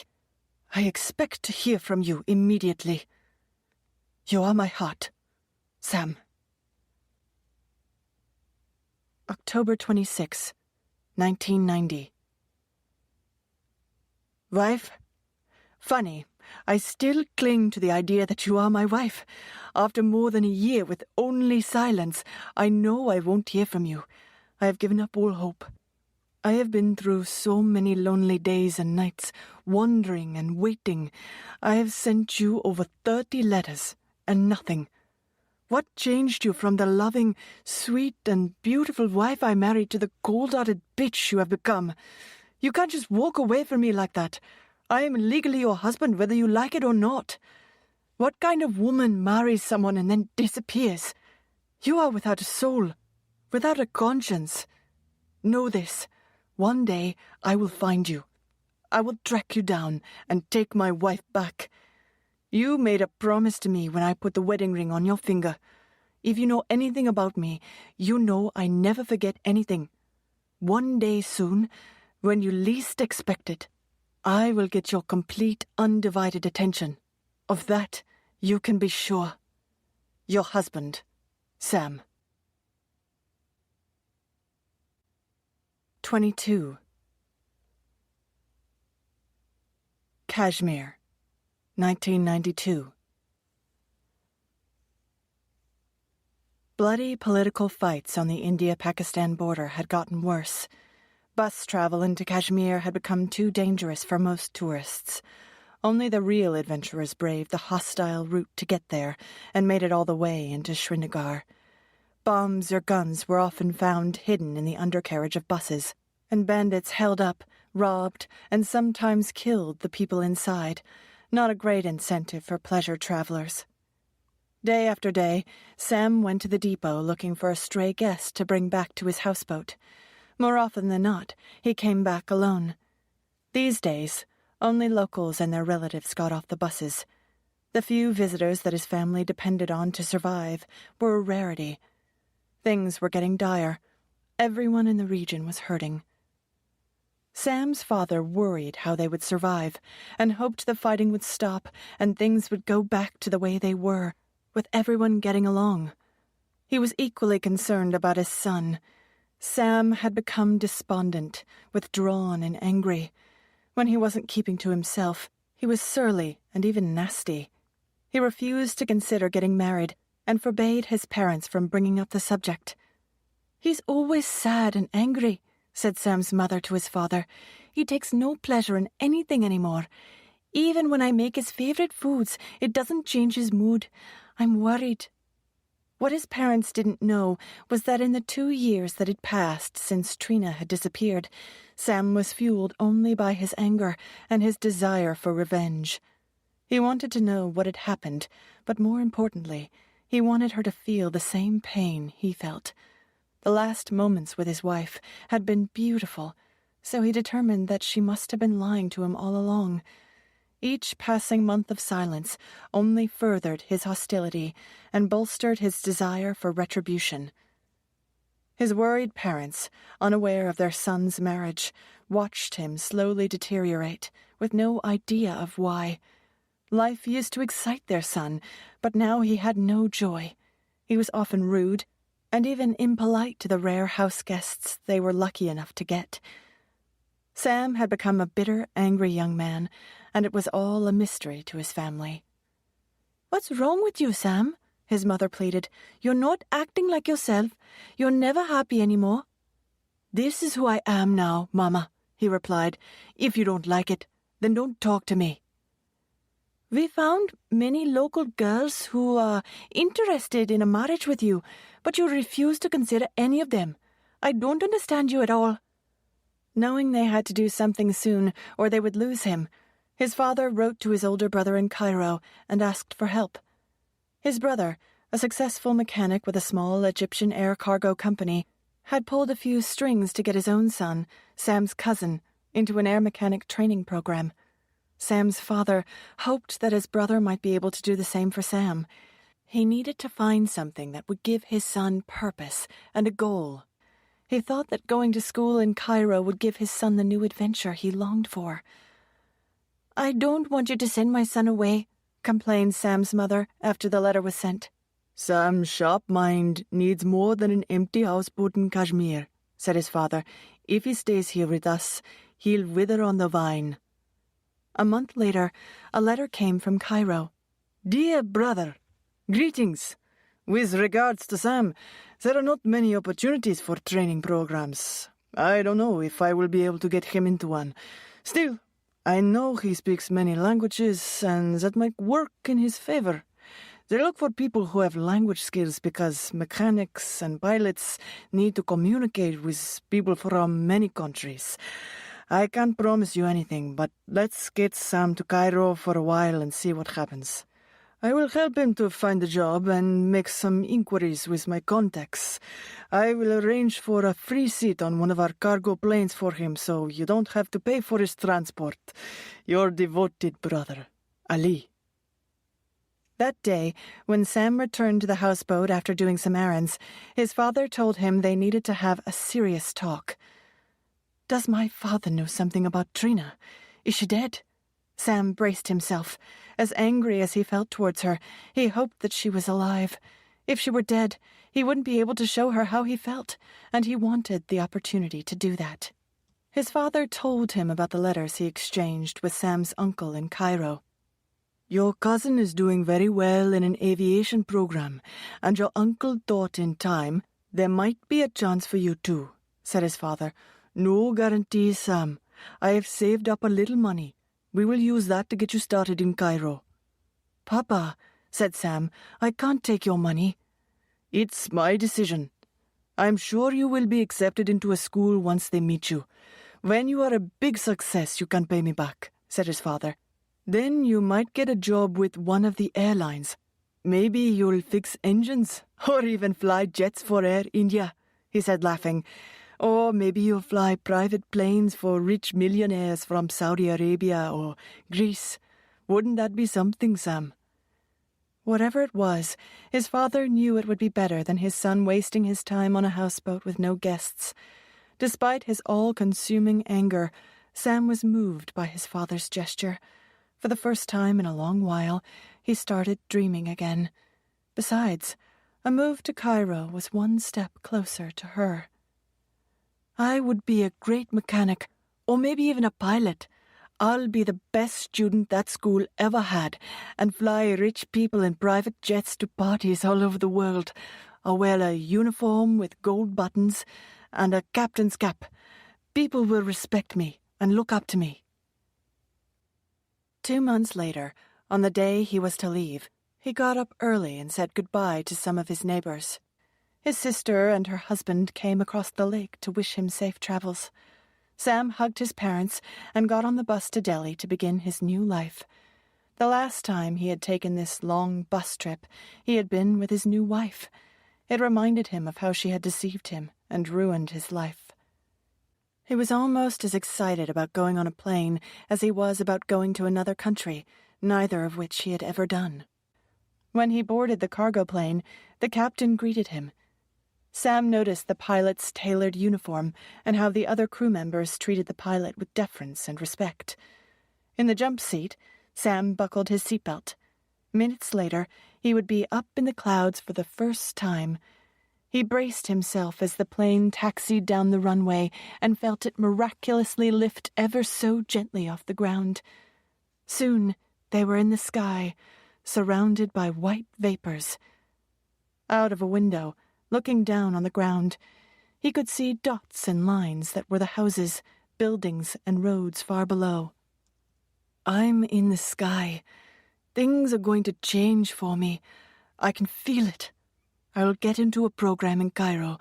I'm going to be someone important, wealthy, and maybe even famous. Then, I'm going to find my wife." 23. Cairo, 1992.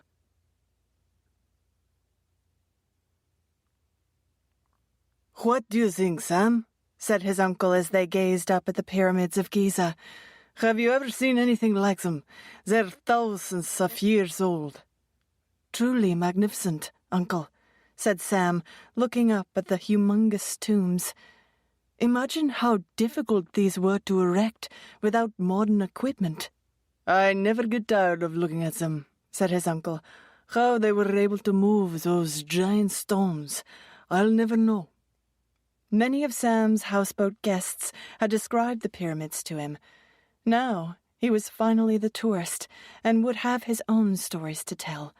He stared up at the amazing structures and realized that, until this moment, his entire worldview had been second-hand. Everything he knew came from other people's stories, whether spoken or written in books. From now on, he promised himself, he wouldn't hear about the world from others. He would see everything for himself. He would be the adventurer and storyteller and write his own chapters. "One day, Uncle, I'm going to walk on the Great Wall of China, London Bridge, the Vatican, and the Empire State Building." Sam had been in Egypt for a week and was still acclimating to the frenetic pace of Cairo. He had been to Delhi many times, but Cairo was a different beast altogether. More modern than Delhi, it attracted a broader cross-section of travelers from all over the world. Sam's uncle soon arranged a job for him in a small restaurant in a busy tourist area in downtown Cairo. His uncle knew the owner and convinced the man to give his nephew a chance because of Sam's language skills and his experience working with tourists. "He barely speaks Arabic," complained the owner. "Who cares about Arabic?" said Sam's uncle. "You want Western tourists to come into your cafe. They don't speak Arabic. Sam speaks at least 5 Western languages. He can get people inside your restaurant to spend their money. In the end, isn't that what you want?" Along the main street, each restaurant had a front man, sometimes two. Like the Barkers in the bus depot in Kashmir, their job was to procure customers. Standing in front of the restaurant, Sam's job was to entice tourists to come in, to have lunch or dinner. Sam had 2 weeks to prove his value. Women were easy marks. Sam flashed a smile at them and spoke in their language. That put them at ease, and many of them chose his cafe over the others for their meal. Even the male tourists relaxed when Sam chatted with them in German, English, or French. The restaurant owner observed an uptick in traffic at his restaurant and more money in the register at the end of the week. Unlike the other guys who worked out on the street for him, Sam developed a rapport with the tourists, and he noticed they came back to the restaurant a second and third time. One night, Sam had a conversation with a couple of teachers from New York and convinced them to eat at his cafe. After their meal, the teachers who had expressed interest in Kashmir stopped on their way out and invited Sam to join them later for a beer. He caught up with them after he finished work and spent the evening drinking and swapping stories. Before they left, Sam asked them for a small favor. "I have an old friend who lives in New York, a woman named Trina Holmgard," Sam said. "For many years, we wrote each other quite often, and then one day her letters stopped coming. I'm worried that something has happened to her." "Maybe she moved," said one of the teachers. "It's possible, but that doesn't explain why I stopped hearing from her. My address remained the same. I worry that something bad might have happened. Since you live in New York, I wonder if it would be possible for you to go to her house and see if she is all right?" asked Sam. Charmed by the young man, the American teachers accepted their investigative assignment and promised to go to the address in Astoria, Queens, when they got home. As the months went by, Sam's restaurant sales pitch made a considerable impact on the profit of the cafe. He had nearly doubled the amount of business coming into the restaurant and asked the owner for more money. At first, the cafe owner balked, but when he considered that all the restaurants on his street served the exact same food for the same price, Sam could easily get a job with one of his competitors and bring in extra business for them. Ever since Sam started working for him, his restaurant had turned a nice profit. He even had the extra cash to buy his demanding and sometimes sour-faced wife the gold bracelet that she had wanted.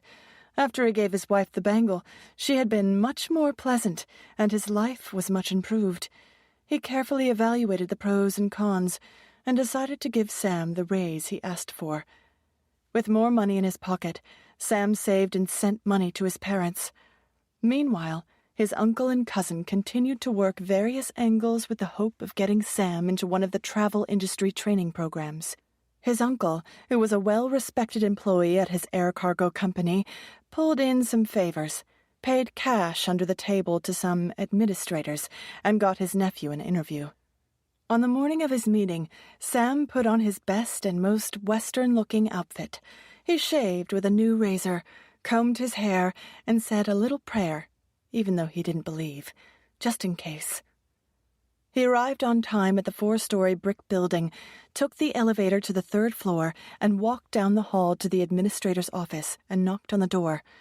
The 50-something thin, dark-skinned interviewer behind the desk was a man of few words. Sam tried to charm him. It didn't work. He tried to impress him with his foreign language skills and his experience working with tourists. No reaction. He flashed a smile. Nothing. "Sorry," said the administrator, looking rather bored. "It's not personal. Your language skills are better than most. Normally that would be of tremendous value. Unfortunately, as I told your uncle, Our aeronautic, mechanic, and pilot programs are full. Maybe next year, he said, as he answered a ringing phone and waved Sam away. Aware that his interview was over, a disappointed Sam nodded and left the office. Waiting for the elevator, he got angry. Why did that man agree to meet with me if there was no chance? This was a big waste of my time. Just as Sam stepped onto the elevator, the administrator leaned out of his office and waved at him. "Hey, you, Sam," he called out. "Come back here a minute." Bewildered, Sam walked back and followed the administrator inside of his office. "That phone call I just got," said the administrator. 10 minutes ago, one of our instructors and a student crashed into the side of a mountain. Bad news for them, but good news for you. Now we've got an opening. You still want it?" Sam wasn't sure if he should smile, given the circumstances, but he couldn't help himself, and shook the administrator's hand. In 6 months, he would complete his coursework, and 6 months after that, he would become a certified commercial pilot. He was on his way. Luck was finally on his side. The first few months of training were all in the classroom. The actual flying came later. Most of the other students were wise guys, only wanting to get up in the sky. They grumbled about the homework and the studying they were required to do. Sam loved studying, poring over manuals and taking tests. He thrived on it. "You know what they say," Sam said to his peers. "Knowledge is power." The other students only rolled their eyes and dreamed of the day they could leave the 4 walls of the classroom and go up in the air. Sam's hard work paid off. The instructors were impressed by his quick processing and retrieval of information. He remembered every command, protocol, sequence, and safety regulation, and became one of the stars of the flight program. When he finally did get up in a plane, he proved more adept than most of the others at that, too. One night after school, when Sam arrived home at his uncle's apartment, there was a light blue envelope with a red and blue border addressed to him on the kitchen table. He froze when he saw it. Was it from America? Was it from her? How did it get to me in Cairo? How did she find me here? I will not forgive her for what she did. Confused, he picked up the letter and examined it. He didn't recognize the handwriting, and the return address was unfamiliar. He took the unopened envelope to his room, placed it on the small white plastic table next to his bed, and stared at it. Trembling, he picked open the fragile blue paper. August, 1994. Hey, Sam. It's been a while since that fun night we had with you in Cairo. We went to London for a few weeks after leaving you before we got home to New York. If you ever get to New York, you must come to see us. We'll show you around. Sorry it took us so long to look up your friend, Trina Holmgard. Our school year started when we got back, and things were so crazy that we totally forgot about it. We finally took the subway out to Astoria this past weekend. We went to 3601 37th Street, apartment number 3, right? We rang the bell, and a man in his 60s answered the door. We explained why we were there. He was pleasant and said he had been living there for a couple of years. He said he didn't know the previous tenant. We knocked on another neighbor's door thinking maybe someone else in the building might have known her. We spoke to a woman in her 80s. She remembered Trina and said your friend lived there with her grandmother before the older woman died. She said Trina moved out about 3 or 4 years ago, but she didn't know where. Rest assured, your friend wasn't hurt or dead like you were worried about. Maybe when she moved, she lost your address. I'm afraid we've failed miserably as detectives. I tried to look her up in the New York phone book, but only found the same address and a non-working number in Astoria. Sorry. Looks like we're at a dead end, I'm afraid. We liked playing detectives. Don't forget, come visit us in New York. Your friends in America, Jeanette and Walter. Sam crushed the letter in his hand. He had hoped the 2 Americans were going to give him answers. He was no closer to knowing the truth about his wife than before. It had been 6 years since Trina vanished. He knew he would find her one day because he would never stop looking. She was, after all, his wife. He had every right. 24. New York. 1996. Walking out of her doctor's office in the Tribeca section of Manhattan in a fitted black Armani suit, Kat Sullivan raised her arm to hail a cab. She smiled, thinking she might be the luckiest woman in the world. The OB/GYN had confirmed that she was indeed pregnant, and everything looked fine. She decided to keep the news a secret from work for a while. After a few minutes of waiting, a yellow taxi pulled up in front of her. The journey uptown was slow, and when they got to Midtown, the traffic was practically at a standstill. Car horns honked continuously, while her taxi barely moved an inch. She glanced at her Chanel watch with the little diamonds around its face and frowned. She was going to be late for her 2:00 meeting with the new publicity consultant her boss had just hired. At the pace her car was going, she might miss the appointment entirely. After 10 more minutes of little to no movement, Kat looked down at her feet, resplendent in a pair of gray suede 3.5-inch Walter Steiger high heels, and made a decision. She leaned over the partition to the cab driver and handed him some bills. "Stop the car. I'm going to walk," she said. "You sure?" said the driver. "We still got a way to go." "I'm sure," said Kat as she flung open the back door, jumped out, and dodged her way through the coming traffic. Once safely on the sidewalk, she got her bearings, slung her black leather tote over her shoulder, and began to walk briskly up Madison Avenue. It was at least 17 blocks further to her office building, and after crossing only 2 streets, the balls of her feet started to ache. High heels were not meant for hiking, she thought, as she soldiered on. Despite the New York City chaos around her, she was a million miles away, ticking off the many deadlines she had to meet that week. The monthly overview of all outstanding editorial pieces needs to go to Adam and the managing editor. Production has to get my sign-off on the next month's table of contents, and I've got to review all the resumes of the new assistants by end of day. Circulation wants copy for the newsstand promo. Ugh. Wrapped up in her own thoughts and not paying attention to her surroundings, Kat collided into a shabbily dressed woman, nearly knocking both of them over.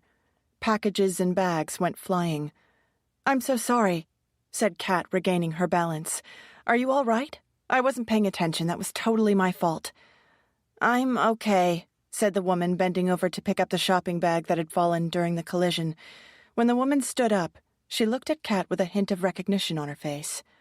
"You look so familiar," said the other woman, dressed in an old gray coat, jeans, and ripped-up sneakers. Clearly she does not read Vogue, thought Kat, looking the other woman over. "I'm Kat Sullivan," she said, straightening out her bags. "Sorry, but you don't look familiar to me." "I know you," said the persistent woman. "Give me a minute, and it will come to me." "I'm afraid I don't have a minute. I'm seriously late for a meeting," said Kat, turning to walk away. "Wait!" shouted the woman. "I do know you. You're Trina Homeguard from Astoria, right? We went to the same high school. You were a year ahead of me. I'm Lizzie. Lizzie Minnelli? My brother Jake was in your class. Did you know him? Jake Minnelli." Kat stopped dead in her tracks, and she felt the familiar flush start to cover her body. She remembered how she had been so certain that Jake Minnelli had loved her, only to watch him take another girl to the prom.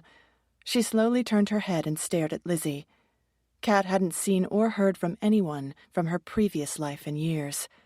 With the exception of Jen, she had almost forgotten there had been a Trina Homeguard, having so completely become Kat Sullivan, the polished New York GQ editor. Long before Drew came into the picture, she had abandoned the name Trina in favor of the more sophisticated-sounding Kat. She didn't identify with Queens anymore. She was a Manhattan girl now. "Did you know my brother Jake?" the woman asked again. "No," said Kat as she turned to walk away. "I didn't know him." It felt like only yesterday that she had been on her honeymoon in Australia with Drew, the love of her life. Her wedding to the handsome Australian expat had been held in a trendy downtown loft in Soho, right near the condo they now owned. The flowers had been done by the florist to the stars, Manuela Cortez. The 28-piece band rocked the room, and the party went into the early hours of the morning. Dinner was comprised of a series of international food stations with a menu crafted by famous chef Wolfgang Puck, who was a close friend of Kat's boss, Adam Cantor, editor-in-chief of GQ magazine. The 5-tiered wedding cake was made by the same person who made cakes for Oprah. The whole affair was spectacular, picture perfect in every way. Her wedding gown was personally designed by Vera Wang. Her hair was styled by Noreen Clark from the Pierre Joly Salon, a mainstay for society ladies. Noreen had loosely piled Kat's hair up on top of her head and placed a single gardenia behind Kat's right ear. Everything had been flawless, just as she had envisioned. Kat often replayed her wedding memories in her mind. It had been a spectacular day. Being an executive editor at GQ had its perks. Those GQ credentials and her boss's influence on both coasts gave Kat access to restaurants, caterers, musicians, designers, whatever she desired. All she had to do was give someone her card or have her assistant make a few phone calls, and she was in. People went out of their way to curry favor with her, hoping they'd receive coverage in her magazine. If they played ball with her, they might see their names in print. Maybe. Only a handful of Drew's friends and family had made it to the New York ceremony. After their Manhattan wedding was over, she and Drew flew to Sydney and did it all over again, Australian style, hosted by Drew's parents for the Australian contingency. This time, instead of Wolfgang Puck and champagne, it was a fancy barbecue with Australian beer and wine, grilled lamb chops and meat pies. Drew's father, a quintessential Aussie from Queensland and a professional bookie, played the part of an Aussie raconteur, and the party went on for 2 full days, followed by a recovery party. Drew's family kept the newlyweds busy for the week, taking them on a whirlwind tour of sunny Sydney. They ferried to Manly Beach, saw koalas at the Taronga Zoo, and wandered around Luna Park. They strolled through the city's botanical gardens and walked over the bridge to Kirribilli, taking pictures of the harbour and the famous Sydney Opera House. Busy days, long nights, and a significant number of beers later, Kat and Drew said goodbye to his family and flew north to Cairns to get their diving certification on the Great Barrier Reef. Scuba diving was something Kat had always wanted to try, and the Great Barrier Reef was the #1 diving destination in the world. "If I'm going to learn to dive, why not learn to do it in the best place?" she had said on more than one occasion. Kat had grown fond of having the best of everything. It made her feel good. It made her feel important. She had learned to appreciate beautiful things since joining GQ. Growing up, she had to settle for second best, but not anymore. Kat Sullivan had arrived. She had a great job and an amazing husband. Her future was so bright, it nearly burned her eyes. In the 2 years since their wedding trip to Australia, Kat had focused all her energies on her career, and it had paid off. Promoted several times, she was given more responsibility and moved to a higher position on the magazine's masthead. Now, she oversaw some of the junior editors and regularly received praise for her quarterly GQ travel column, Road Scholar, an off-the-beaten-path travel guide for young men, ironically written by a woman. The column had been the idea of her editor, Adam Cantor. "You've got the chops to write this column, Kat," Adam said. "Don't let me down." Road Scholar had been well received by the GQ audience from the start and had since become a reader favorite. Her first column covered Vietnam and Cambodia, still a mystery for Americans after the war in the 60s and 70s. American tourists had finally started trickling into the poor country. Magazines like Travel and Leisure or their own Condé Nast Traveler had not written much about Vietnam.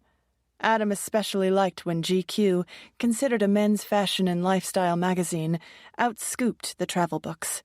He relished the idea of beating the travel magazines with a never-done-before travel story. Covering a destination on the cusp of exploding before the mainstream travel books did it was precisely how Adam Cantor liked to roll. "We might even get an ASME award for that piece," Adam boasted to one of his cronies. Working at GQ was fast-paced. Adam had been at the helm of the magazine for over 10 years, and during that time, advertising revenue had quadrupled, circulation soared, and the book had won numerous literary awards. Condé Nast's owner, the legendary Cy Newhouse Jr., insisted on the absolute best content for his large stable of magazines that included household names like Vogue, GQ, Glamour, Architectural Digest, Gourmet, and Vanity Fair. The company hired the best writers and photographers in the country, and Newhouse was willing to pay whatever was needed to get them. Powerhouse editors like Tina Brown, Anna Wintour, and Graydon Carter were given free rein. Kat thought herself extremely lucky to have landed such a plum job, working for an editor like Adam Cantor. He elevated her professionally, and she knew she owed her soaring career to him, and was grateful. When she first met her future boss, Kat's polished good looks helped her sail through the first 30 seconds of her interview. In the end, it was her brains and writing skills that got her the job offer. Adam was known to appreciate attractive women, but if you couldn't back it up with smarts and grit, he soon lost interest. The most important thing in the world to him was his magazine. With no children of his own, GQ was his baby, and he fiercely protected his child. Before GQ, Kat had been a junior editor at Rolling Stone, covering their lifestyle and celebrity beat. The first time she had walked into the Condé Nast building, she felt intimidated as she pushed through the oversized revolving doors. Even now, she sometimes felt like a fraud, like she still didn't belong. Condé Nast employees were glamorous. Every highlighted hair was in place, women dressed from head to toe in black. The sound of 1,000 heels clicking on the lobby's white and gray marble floor echoed off the walls when she entered the building. Now, only a few years later, she was a senior editor. She was the one looking glamorous, with every highlighted hair in place, wearing black and clicking her ridiculously expensive Manolo Blahnik heels. Things had changed so dramatically for her in just a few short years. Drew and Kat bought a 3-bedroom condo in Soho, near Drew's old apartment on Spring Street. His career at Spencer Financial was going well, and while the apartment was expensive, even by New York standards, they decided to stretch their budget and go for it, and buy a place large enough to raise a family. Life was good, and Kat was happier than she thought she had a right to be. When Kat told Drew she was pregnant, he was over the moon with excitement. Today had been her first checkup with her obstetrician. "Everything looks the way it's supposed to, Kat," said her doctor. "The baby has a nice, strong heartbeat." While in the cab on her way back from the doctor's office, Kat contemplated her life, and she felt gratitude flood over her. The day she met Drew, everything had fallen into place. He was the love of her life. They had a beautiful home, a nice car, money in the bank, and now, best of all, she was pregnant with their first child. Next year they would have their baby, and she would finally have a real family. One day they'd get a dog, too. It was practically a miracle that she and Drew met at all, a chance meeting that almost didn't happen. It was 1993. An exhausted Kat was on her way home from a business trip to L.A. The flight to New York was full, and the airline had asked if anyone was willing to give up their seat in exchange for a free voucher. Exhausted, Kat had no intention of giving up hers, even though she was stuck in a middle seat. She wanted only one thing: to go home, take a hot shower, and climb into bed. Boarding the plane, she reluctantly settled in between 2 men and hoped neither talked to her. A young guy wearing a headset was to her left by the window, and an older man was on the other side, talking to someone across the aisle. Perfect. Neither guy looks chatty. She buckled her seatbelt, put her head back, shut her eyes, and waited for takeoff. She was almost asleep when the older man sitting next to her tapped her on the shoulder. "Excuse me," he said. Kat opened her eyes. "My wife," he said, pointing to a woman sitting in the middle seat across the aisle, "is sitting way over there, and I was wondering if you wouldn't mind swapping seats with her, so she and I could sit together?" "Sure. A middle seat is a middle seat," said Kat, as she gathered up her things. Everyone changed places. Thanks a lot," said the man and his wife. Kat settled into her new middle seat across the aisle. A young woman was on her left on the aisle reading Glamour. Good choice. That's a Condé Nast magazine. On the other side, a quietly handsome man with light brown hair looked out the window. Even from his seated position, she could tell he was very fit by the way his suit hung on him. Possibly sensing she was looking at him, the man turned and looked at her. She felt herself blush. "That was nice of you to switch seats with those people," said the handsome man with a surprise Australian accent. Kat liked his voice immediately. I was stuck in a middle seat anyway.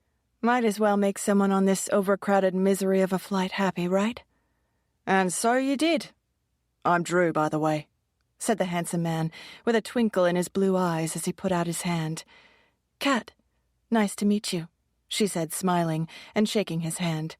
When their hands touched, they both felt the electricity between them. The new seatmates talked non-stop for the next 5 hours as the plane crossed the country. Neither could believe it when the captain announced they were beginning their descent in New York. They had talked about everything and nothing. She told him about her role as an editor at GQ and of her previous job at Rolling Stone. Sounds like you lead quite a glamorous life, meeting celebrities and going to big parties, said Drew. I, on the other hand, work at an international finance desk, where I push numbers around all day. Compared to what you do, my job is rather boring. She told him about growing up in New York City, and he talked about his home city of Brisbane, Australia, in an area called Queensland. Cat started to laugh. What's so funny? I grew up in Queens, and you come from Queensland, said Cat. Why do I have a sneaking suspicion that those two places are totally different?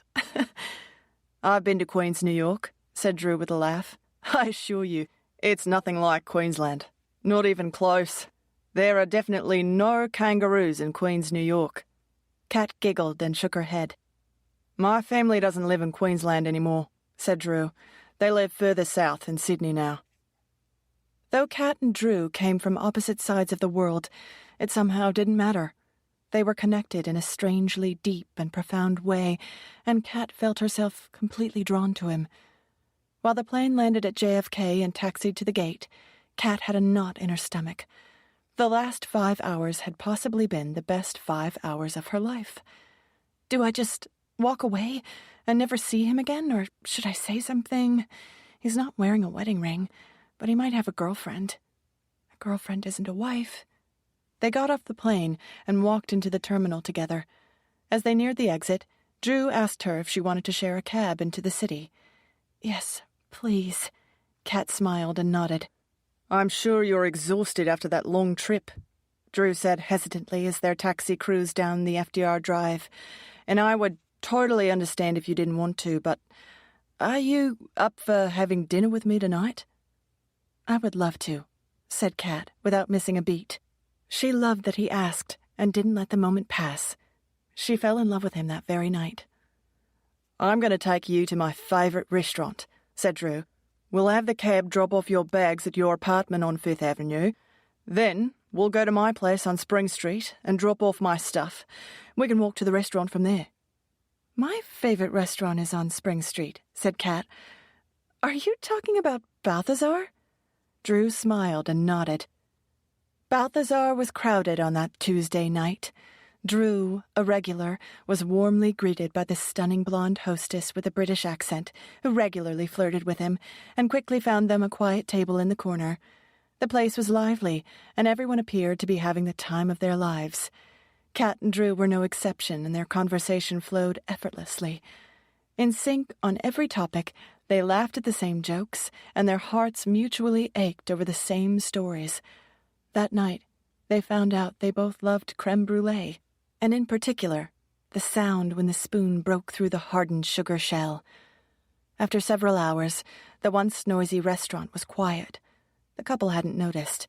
They were the only customers left in the place. I think the staff are cleaning up, said Drew, sheepishly looking around. Where did everyone go? Said Cat, glancing around the room. Cat looked into Drew's eyes. I found him. He's the person I've been looking for my entire life. The one perfect one. Walking outside into the cold night air, Drew took Cat's hand and intertwined his fingers with hers. The intimate gesture made her melt inside. A moment later, Drew turned towards her, leaned over, and gave her a kiss. She could barely feel her legs underneath her. Still holding hands, they walked all the way back to his apartment. From that day, they were never apart again. Soulmates. Forever. Now, 3 years later, she was pregnant. Life could not have been rosier. 25. Cairo. 1996. Sam graduated from the pilot training program and soon was co-piloting cargo flights within Egypt. Once he was above the clouds, he felt like there was nothing between him and God, if there was a God, and he still wasn't sure about that. For him, flying was the most fantastic feeling in the world. Nothing else mattered when he was up in that plane. He was one with the universe and felt that excitement every time he was high in the sky. Now that he was a pilot, people treated him with respect and deference. Every few weeks he sent money home to his family, who desperately needed it. Earning a living in Kashmir had become extremely difficult. His parents would depend on him for most of their income until things improved politically. Sam didn't make much, but it had to be enough for all of them. Life in Cairo turned out to be fun. Sam made many new Egyptian friends and often went to clubs and parties and relished the dancing, drinking, and flirtations with foreign girls. The European girls were much more fun to talk to than the Egyptian girls. The Western women wore sexy clothes and made provocative comments. He liked spending time with women from Europe or America. They were more open and freewheeling.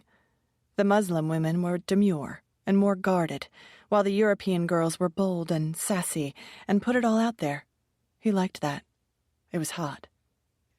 There was a new sensation in downtown Cairo called an internet cafe that had become very popular with the locals. You could pay to use their computers and use this thing called the internet.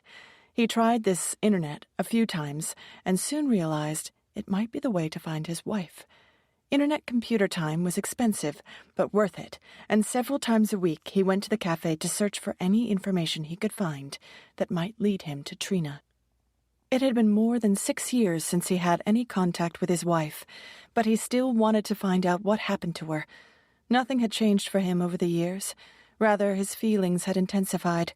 He needed to know if she was alive, and if she was, where was she? Why didn't she come back for him, and was she with another man? He had to know the truth. One day, he paid his money for an hour of internet time and pulled up a Lycos search. He typed in Trina Homeguard, something he had done countless times before. Most of the results he got were in Swedish or Danish, and he couldn't make out what they said. He tried Katrina Homeguard. He got more of the same, but this time there was an obituary of a Katrina Homeguard in Minnesota, in America. His heart beat faster when he saw the listing, only to realize, somewhat relieved, the obituary was for a Katrina Homeguard who was 84 years old and died of heart failure. Over and over, Sam tried different combinations, using any bit of information about his wife that he could remember. Trina, New York. Katrina, New York. Homeguard, New York. Katrina Homeguard, Astoria. Katrina Homeguard, Astoria, New York. Trina Homeguard, NYU. Katrina Homeguard, Queens. Katrina, Trina.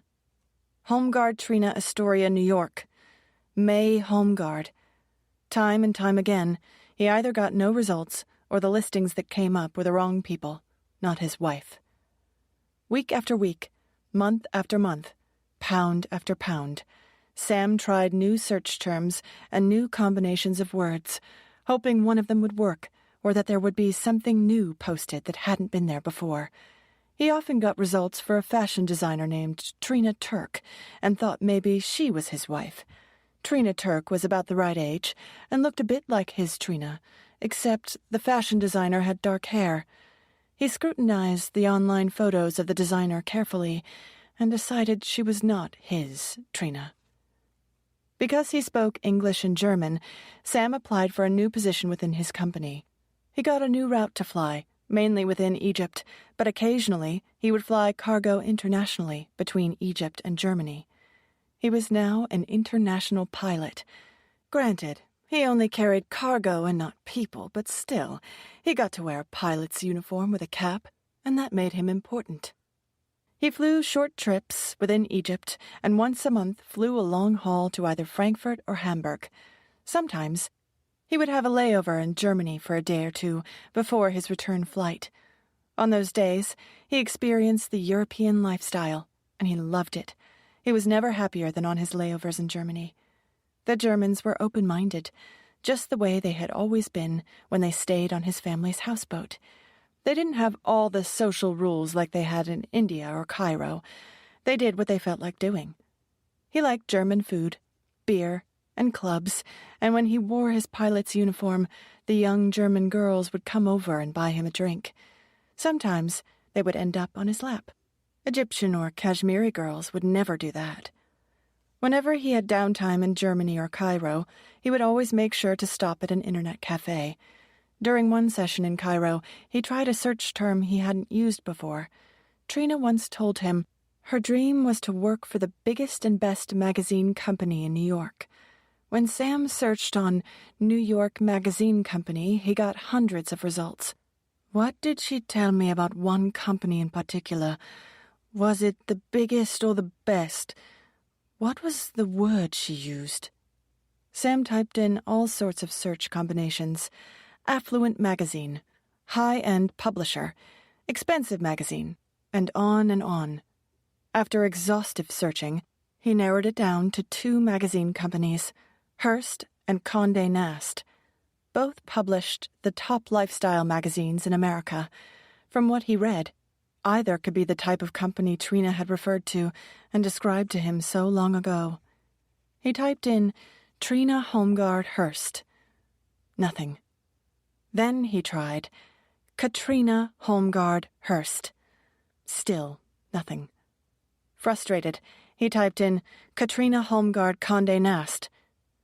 When he saw the results, he leaned back in his chair. He had found her. 26. It was a wedding announcement in the New York Times from 3 years earlier. Miss Kat Holmgard married Mr. Andrew Sullivan on Saturday, June 9th, 1993, at the Pershing Loft on Mercer Street. Mrs. Sullivan, who will take her husband's name, is a senior editor for GQ magazine, a Condé Nast publication. She received her graduate degree in journalism from NYU and is currently working on a book called Men's Contemporary Style in the 20th Century. Mr. Sullivan is a vice president, senior finance analyst in the international group at Spencer Financial. He received his undergraduate degree from the University of Sydney and his MBA from Harvard Business School. The couple will reside in New York City. Sam couldn't breathe. Trina's not dead. She's married to another man. She's an editor with some fancy men's magazine and so important that the New York Times had an announcement about her marriage. Where was the announcement about our wedding? I'm your first husband, the only one that counts. That bitch, he screamed out loud while pounding his fist on the table. Hey, keep it down, man, said the cafe attendant. You left me without a single word. I looked for you for all these years, wondering if you were sick or dead. All the while, you were having a wonderful life. Hatred overtook him, and all he wanted was revenge. Shaking, he got up and left the internet cafe, touching the walls to steady himself so he wouldn't fall. Stumbling along the busy Hamburg streets, Sam's fury grew. His and Trina's story played over and over in his mind. She threw me away. She pretended to love me, and then she discarded me. With each step, his anger grew stronger. He wanted to punch someone, to hurt somebody. He wanted to hurt her. He wanted her to feel real, unexpected, staggering pain, and he wanted to be the one to administer it. 2 weeks later, Kat Sullivan arrived at her office early to prepare for a big editorial meeting scheduled for that afternoon. She was giving the main presentation. Procrastinating, she picked through a metal tray on her desk that held her mail and examined various invitations to art gallery openings and the upcoming New York fashion shows. Yes on Alexander McQueen, definitely no on Victoria's Secret. She sorted through the pile until she reached the bottom and saw a blue par avion envelope with red and blue chevron trim. Staring at it for a minute, she held her breath and then laughed at herself for having a crazy moment. Don't be ridiculous. She opened the letter. One sentence in block letters was written at the center of the page. I'm getting closer. Trina's eyes widened, and her heart started to pound.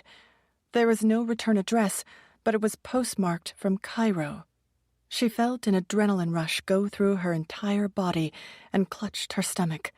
She hadn't yet told anyone at work that she was pregnant. So often, she had seen smart, successful women's careers marginalized once management knew they were having a baby. She grabbed her phone and punched in Jen's number. It rang once, twice, 3 times. Come on, pick up, Jen. The phone rang a 4th and a 5th time, and then went into voicemail. Kat left a semi-coherent, frantic message for her friend as she stared down at the blue document laying on her desk. It can't be him. This letter came from Egypt. Sam is in India. Her phone rang. Oh, my God. Jen, said Kat in a loud whisper into the phone. What's going on? I could barely understand your voicemail, said Jen. Kat relayed what had happened, and Jen took a moment to consider the information. Calm down. You've gotten this kind of crap before. Remember that guy who used to write to you all the time and tell you that he was in love with you because of that article you wrote on relationships? Said Jen. I guess. This is just another one of those. I wouldn't worry about it. But it's on the blue paper. Big deal. I've used those blue envelopes myself, said Jen.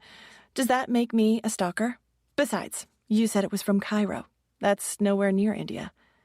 After her call with Jen, she felt a little better, but was still queasy. Jen's right. It's just another kooky reader. Every editor gets wacky mail. It comes with the territory. She ripped the blue letter up in little pieces, and then took the remnants out to the big garbage can in the main hallway, not wanting even the tiny fragments in her office. The rest of the day went as planned. She didn't feel well, but chalked it up to nerves. That afternoon, she gave a great presentation to a room full of editorial people, including Adam Cantor and some of the higher-ups from Condé Nast Management. It was over by 3 o'clock. Nice job, kiddo, said Adam as everyone filed out of the conference room. Based on your presentation, I think we've got a shot at some awards this year. Maybe I'll win Editor of the Year. You never know, said Kat, half listening because of the pain in her groin. Are you all right? Asked her boss. You look pale. I noticed that when you were presenting. Why don't you take off the rest of the afternoon? Kat nodded gratefully and went back to her office to get her coat. It was in the taxi on the way home that she started to bleed. She called Drew from the car, and he met her at the emergency room, but there was nothing anyone could do. They lost the baby. 27. Egypt and Germany, 1997. Over time, Sam had learned a lot about Katrina's life. He now knew where she worked and what her illegitimate husband's name was. All that time, he had been searching for the wrong name. Nothing about Kat Sullivan was the same as the girl he knew or the woman he married. Even her first name, Trina, had been abandoned and replaced with Kat, just the way he had been replaced by Andrew Sullivan. The Trina he knew didn't exist anymore. She was now Kat, sneaky and conniving, just like a real cat. A perfect name for a perfect bitch. Throughout the next year, Sam flew to Germany often and used much of his free time there to search for more information about his wife, all the while formulating a plan. Internet connections in Germany were far better and faster than anything he could find in Cairo. With each internet session, Sam learned even more details about Kat's life. Whenever he found something new, he paid the extra money to print it out and compiled organized files to keep track of every piece of data. The one thing he hadn't been able to find was her picture. He had not uncovered a single photo of her, and he desperately wanted to see what she looked like. Maybe she got fat and ugly. Maybe her skin sagged and her blonde hair fell out. I wonder if Andrew Sullivan likes having a bald, ugly wife. He knew Kat was an editor for GQ magazine and worked on Madison Avenue in New York. Her office was on the 12th floor. GQ was owned by Condé Nast Publications, and he even knew her work phone number. Her boss was a man named Adam Cantor, the editor-in-chief of GQ. Sam found pictures of him, an older guy with a closely cropped salt and pepper beard. I wonder if Kat is sleeping with this Adam Cantor. She always said she would do anything to work for a big magazine. So, she's a slut, too. Sam read several GQ articles written by Kat Sullivan. Her columns were on dieting, body type, dating, and grooming breakthroughs. This is what she went to school for? She said she wanted to become a great journalist. I guess she lied about that too. Or maybe she wasn't good enough. Maybe this is all she can do. Stories about shaving and 10 minutes to perfect abs. He read Kat's Rhodes Scholar columns. The one on mountain biking chronicled a trip with her new husband. That bitch had a wonderful life while my family and I struggled. It should have been me biking in Utah with her, not him. With each trip to Germany, Sam compiled more random facts about Kat and her new life. The wife-stealer, Andrew Sullivan, went by the name Drew. What a stupid name. Drew. Kat and Drew had been married in 1993 and lived at 256 Spring Street, apartment 202 in Manhattan. They owned a condo that had 3 bedrooms. Who needs 3 bedrooms? She's greedy as well as deceitful. Their apartment had a balcony and was on the 2nd floor. They bought it in 1993 for $400,000, right after their wedding. Drew has money. Was that it, Trina? You abandoned me to marry a rich guy. What a conniving cat you are. Sam also learned Kat and Drew went to Australia for their honeymoon, and Drew had gone to Harvard Business School. He thinks he's important because he went to Harvard. We had guests on our houseboat who went to that school. Most of them thought they mattered more than other people. I wonder if Drew knows about me. Did she ever tell him that she already had a husband in India? Maybe he didn't care, and the two of them had a good laugh about it. Poor, uneducated Sam, alone and pathetic in Kashmir. I hate Drew, too. I hate them both. With more research, Sam figured out that Drew worked downtown in New York City, near Wall Street for Spencer Financial. He had Drew's direct phone number as well. Maybe I'll call him one day, and we can compare notes on our mutual wife and what it's like to sleep with her. He found out that Drew was a guard on the Spencer Financial After-Hours Basketball League. He had been born in Brisbane, Australia. Interesting, Trina. You married someone else who needed visa documents. Funny, you were able to do it for him, but not for me. Was that because Drew had money? Is that what appealed to you? He read that Drew provided free legal counsel work for various causes, like homelessness and Make-A-Wish Foundation, whatever that was. Sam wanted to make a wish, too. He wished to destroy them both. Carefully cataloging every minute piece of information, Sam knew Drew donated $50 to the election campaign of someone named Rudolph Giuliani, who ran for mayor of New York in 1993. He gave even more money to the election of the American President Bill Clinton, the one who slept with all those women right under his wife, Hillary Clinton's nose. Sam knew all about Bill Clinton, and now he knew all about Drew Sullivan. If Drew gave money to Bill Clinton, then he must approve of Clinton's behavior. Keeping track of it all, he printed copies of all the articles Kat wrote or edited. He followed the business functions and press parties she attended.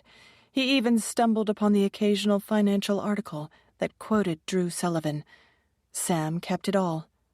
Anything that was published or posted on the internet about either Kat or Drew was saved and meticulously filed. He didn't know yet what he was going to do or how he was going to do it, but it would be something big. Something everyone would remember. Midway through the following year, Sam got a higher-paying job with an EAC Egyptian Air Cargo. With his new responsibilities, he flew from Cairo to Germany 3 times each week. His new schedule allowed him to have a lot more ground time in Germany. He met a bunch of other airline employees at a bar near the Hamburg airport and made some friends. Exposure to the clean, organized, efficient German society only underscored the chaos and filth of the Cairo streets and the poverty of the family he left behind in Kashmir. He still sent money to his parents, but the exchange of letters diminished over time. He was sick of the social rules in Egypt and disenchanted seeing women covered from head to toe, some of them showing only their eyes. He wanted to live in a Western country full-time, eat their food, and sleep with their women. A few months later, Sam put in a request with the EAC to be moved permanently to their German hub. The following spring, he officially moved to Hamburg, only making trips back to Cairo a couple of times a month. Now, he was even closer to her. 28. New York, 1998.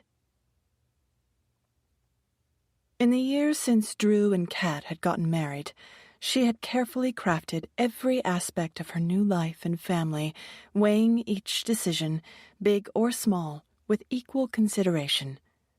The first years of their marriage were filled with romantic dinners, weekends in the Hamptons and brunches with coffee, croissants, and long lazy Sundays reading the New York Times. Saturday mornings often included walks over the Brooklyn Bridge to their favorite coffee place in Brooklyn Heights. Every time they crossed the iconic bridge, Drew always stopped in the middle to point at the Manhattan skyline. "There's my office, Kat." "You point out your office every time we cross this bridge," Kat said, smiling and punching him gently in the arm. "Yep. Want to make sure you're paying attention and that your world always revolves around me," he said, winking and gently punching her back. Life was good for the Sullivans. Their nights consisted of off-Broadway plays, museums, gallery openings, basketball games, and concerts. They ordered Thai food twice a week because it was Drew's favorite, even though Kat didn't like it that much. Every day was filled with fun and laughter, and Kat could not have been happier. She was living her dream. If only Nana May could see me now, she'd be so proud. She could never have imagined me in such a glamorous life. The couple's mutual passion was traveling. Sometimes Drew accompanied his wife on business trips for her GQ travel column. Rhodes Scholar came out quarterly, and each year she wrote 2 domestic and 2 international columns that took months of prep and research. When Drew could take time away from work, he'd join his wife on some of her trips, often to exotic locations. They went to Moab, Utah, and went mountain biking on the Red Rocks. Her column was a big hit with the GQ readers. A few months later, she and Drew flew off to Ecuador to sail around the Galapagos Islands. Kat and Drew lived on a boat for a week, hiked around the islands, swam with sea turtles and sea lions, and even saw an albatross. "You know something?" Kat said as they wandered around the magical islands. "We are very lucky people." "I'm the lucky one," said Drew, squeezing her hand, "because I got to marry you." When she got back to New York and turned in her article and pictures of Galapagos, her editor was pleased. "I think you've got a winner here, kiddo," Adam said. "I'm proud of you. This is your best work to date." Adam never aimlessly flattered his staff. If he complimented you, he meant it. Kat felt herself blush a deep red. Her editor had been right. A few months later, Kat, Adam, and GQ were nominated for an ASME Award for her Galapagos story. She didn't win, but the nomination validated her writing and moved her up a few notches within the editorial pecking order at Condé Nast. That in itself was a win. A few weeks later, after the awards in March, Kat got an email from Adam about her next Rhodes Scholar column. "Kat, have an idea for next R Scholar. Had dinner with friends in travel biz last night. Something big happening in India. Lots of travel co's investing, and visa numbers from U.S. to India are up for past 5 years. Looks like a trend. Houseboats on lake in place called Kashmir. Sound interesting? Travel just opening after years of political upheaval. Too dangerous until this year. We could be the first to cover. Maybe do political angle. Dalai Lama lives in North India with Tibetan refugees, too. Would be great story. Maybe another ASME? Plan to go in about 8 to 10 weeks. Adam." Kat couldn't get air into her lungs. She read Adam's email a second, a third, and a fourth time. Frantic, she called Jen. "I'm freaking out. I'm going to lose it," whispered Kat into the phone. "Take a deep breath," said Jen. "Talk to me. What's going on?" Kat read the email from Adam. "Oh, God," shrieked Jen. "You can't go back there. You've got to get out of this trip." "I don't know how. Adam rules GQ by suggestion, almost like a mob boss. He poses statements as if he'd be open to an alternative, but he's not. He's already decided I'm going to India. That wasn't a suggestion, it was an order. Tell him you can't go." "You don't say no to the editor-in-chief of GQ magazine. It would be professional suicide. But there's no way I can go to India, and I definitely can't go to Kashmir. What if I ran into Sam? I feel sick. No one knows anything about what happened there except you. Drew knows nothing. It's been almost 10 years since you've seen or heard from Sam. He might not live in Kashmir anymore." "Are you kidding?" said Kat with a laugh. "He'll spend his entire life on that houseboat. I know that like I know the sky is blue. I have to figure a way out of this." The rest of Kat's day was a blur. By the afternoon, her skin looked ashen and clammy, and she was so distracted that several of her co-workers asked her if she was coming down with the flu that was going around the office. By the end of the day, she had a plan. A week later, after the editorial assistants had put together preliminary travel plans for Kat's India trip, Kat marched into Adam's office. "Got a minute, Adam?" said Kat with a big smile. "For you, always." "I have some news." "I hope it's something good, because I've had a shitty day," said the editor, growling. "My top photographer just up and quit. Got an offer to go to Hearst. I gave that guy his big break when he was just taking black and whites for the New York Post. The piece of crap New York Post." "I'm pregnant." Adam's jaw dropped, but soon he slowly smiled. "That's wonderful, Kat. Congratulations," he said, walking around his desk to give her a hug. "I couldn't be more delighted." "Thank you," said Kat. "There is something else. Due to some medical issues that I'd rather not get into, my doctor doesn't want me traveling at all during the pregnancy. I have to stay close to home." Adam, knowing nothing about Kat's previous miscarriage, but being of the old school, didn't question women about anything to do with their lady parts. "Say no more," he said quickly. "The main priority is that you have a healthy baby. I'll pass the India assignment to another editor. Trust me, one of your envious colleagues will be more than happy to jump into your shoes. They're probably sharpening their knives already." Kat solved one problem, but in doing so, had created another. There was no baby and no doctor. She lied about being pregnant, and now she had to produce a baby in 9 months. She and Drew had agreed to wait a while after the miscarriage, but that night she declared she was ready to be a mother and suggested they start trying again. Drew gladly complied, and soon thereafter he learned he was to be a father. By early 1999, nearly 9 months later, the Sullivans welcomed their son, Connor, into their lives. Kat finally had the family she had always longed for. 11 months after Connor was born, their second child, a girl they named Sophie, arrived, and Kat's perfect family was nearly complete. They hired a live-in nanny from Guyana named Imelda, who quickly became a valued member of the family. The Sullivans adored Imelda, and she them.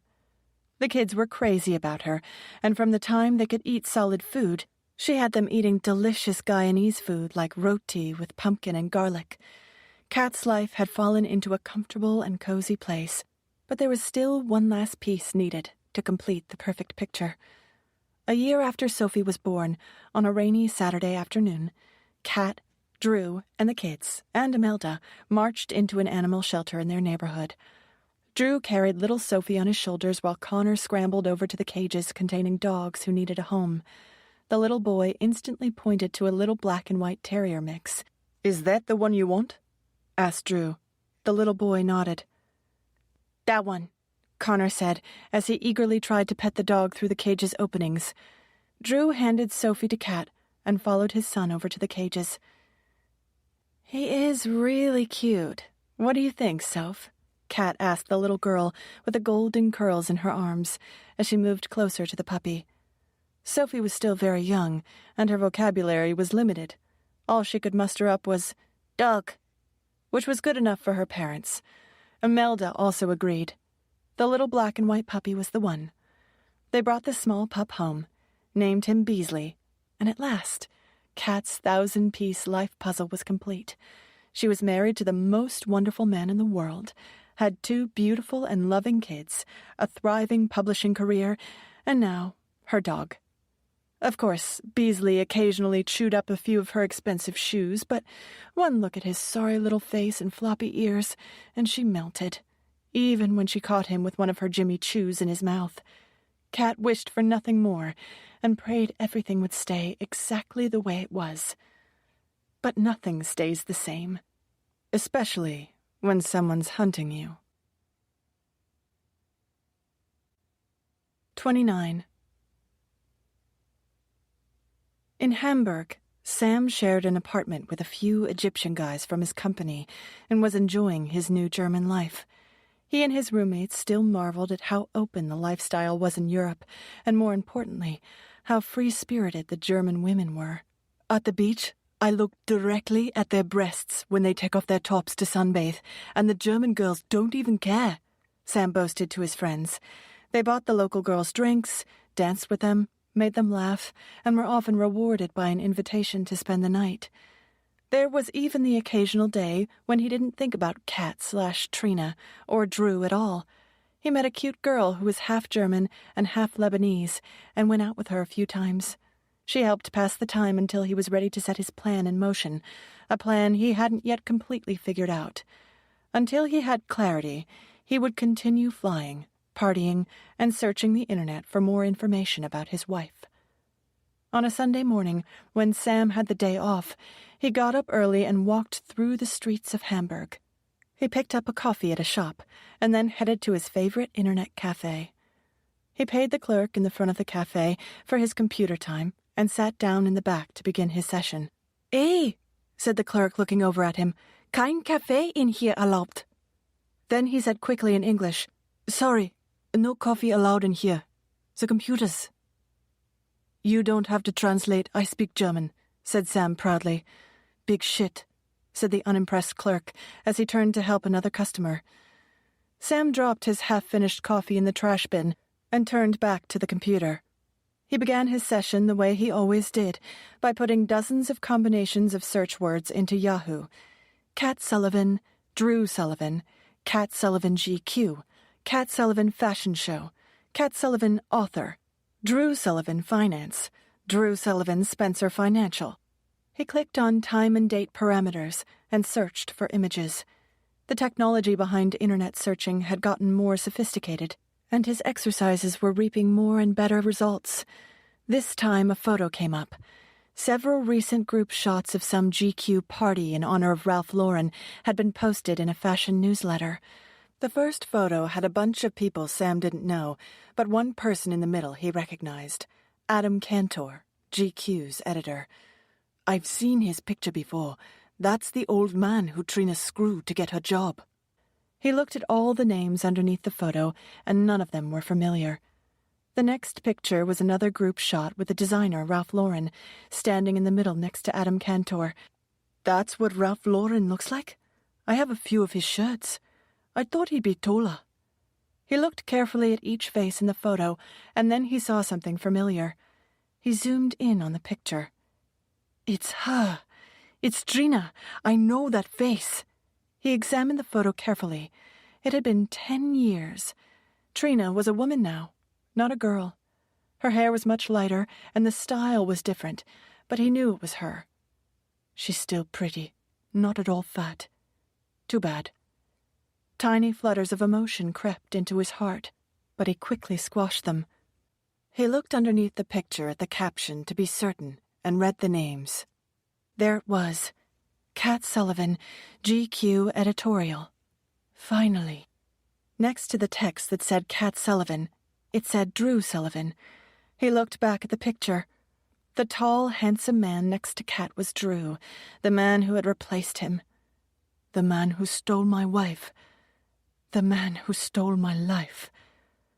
A germ of an idea formed in his mind. Soon it was crystal clear what he would do, what he was destined to do. He knew exactly how he was going to reconnect with Kat, and how he would get her attention. His only obstacle was financing the endeavor, It would take a lot of planning and require a lot of money, but in the end, it would all be worth it. Kat's plane landed at 3 p.m. at Kennedy Airport after a hectic 4-day business trip to San Francisco, where she had interviewed up-and-coming young entrepreneurs in Silicon Valley. The valley was crawling with guys barely in their 20s who had become overnight millionaires many times over. Her editor had sent her out there to talk to some of the most notorious bad boys. This was a topic that would be of high interest to the GQ reader. She was pleased with most of the interviews she'd done and was looking forward to putting the piece together. A car was waiting for her when she walked out into the baggage claim, and she arrived at her apartment building by 4:15. When she entered, she was surprised to find the apartment was empty. Oh, right. Imelda takes the kids to gymnastics from 4 to 5:30 on Thursdays. She wheeled her bag into her bedroom and changed out of her work clothes into a t-shirt and jeans.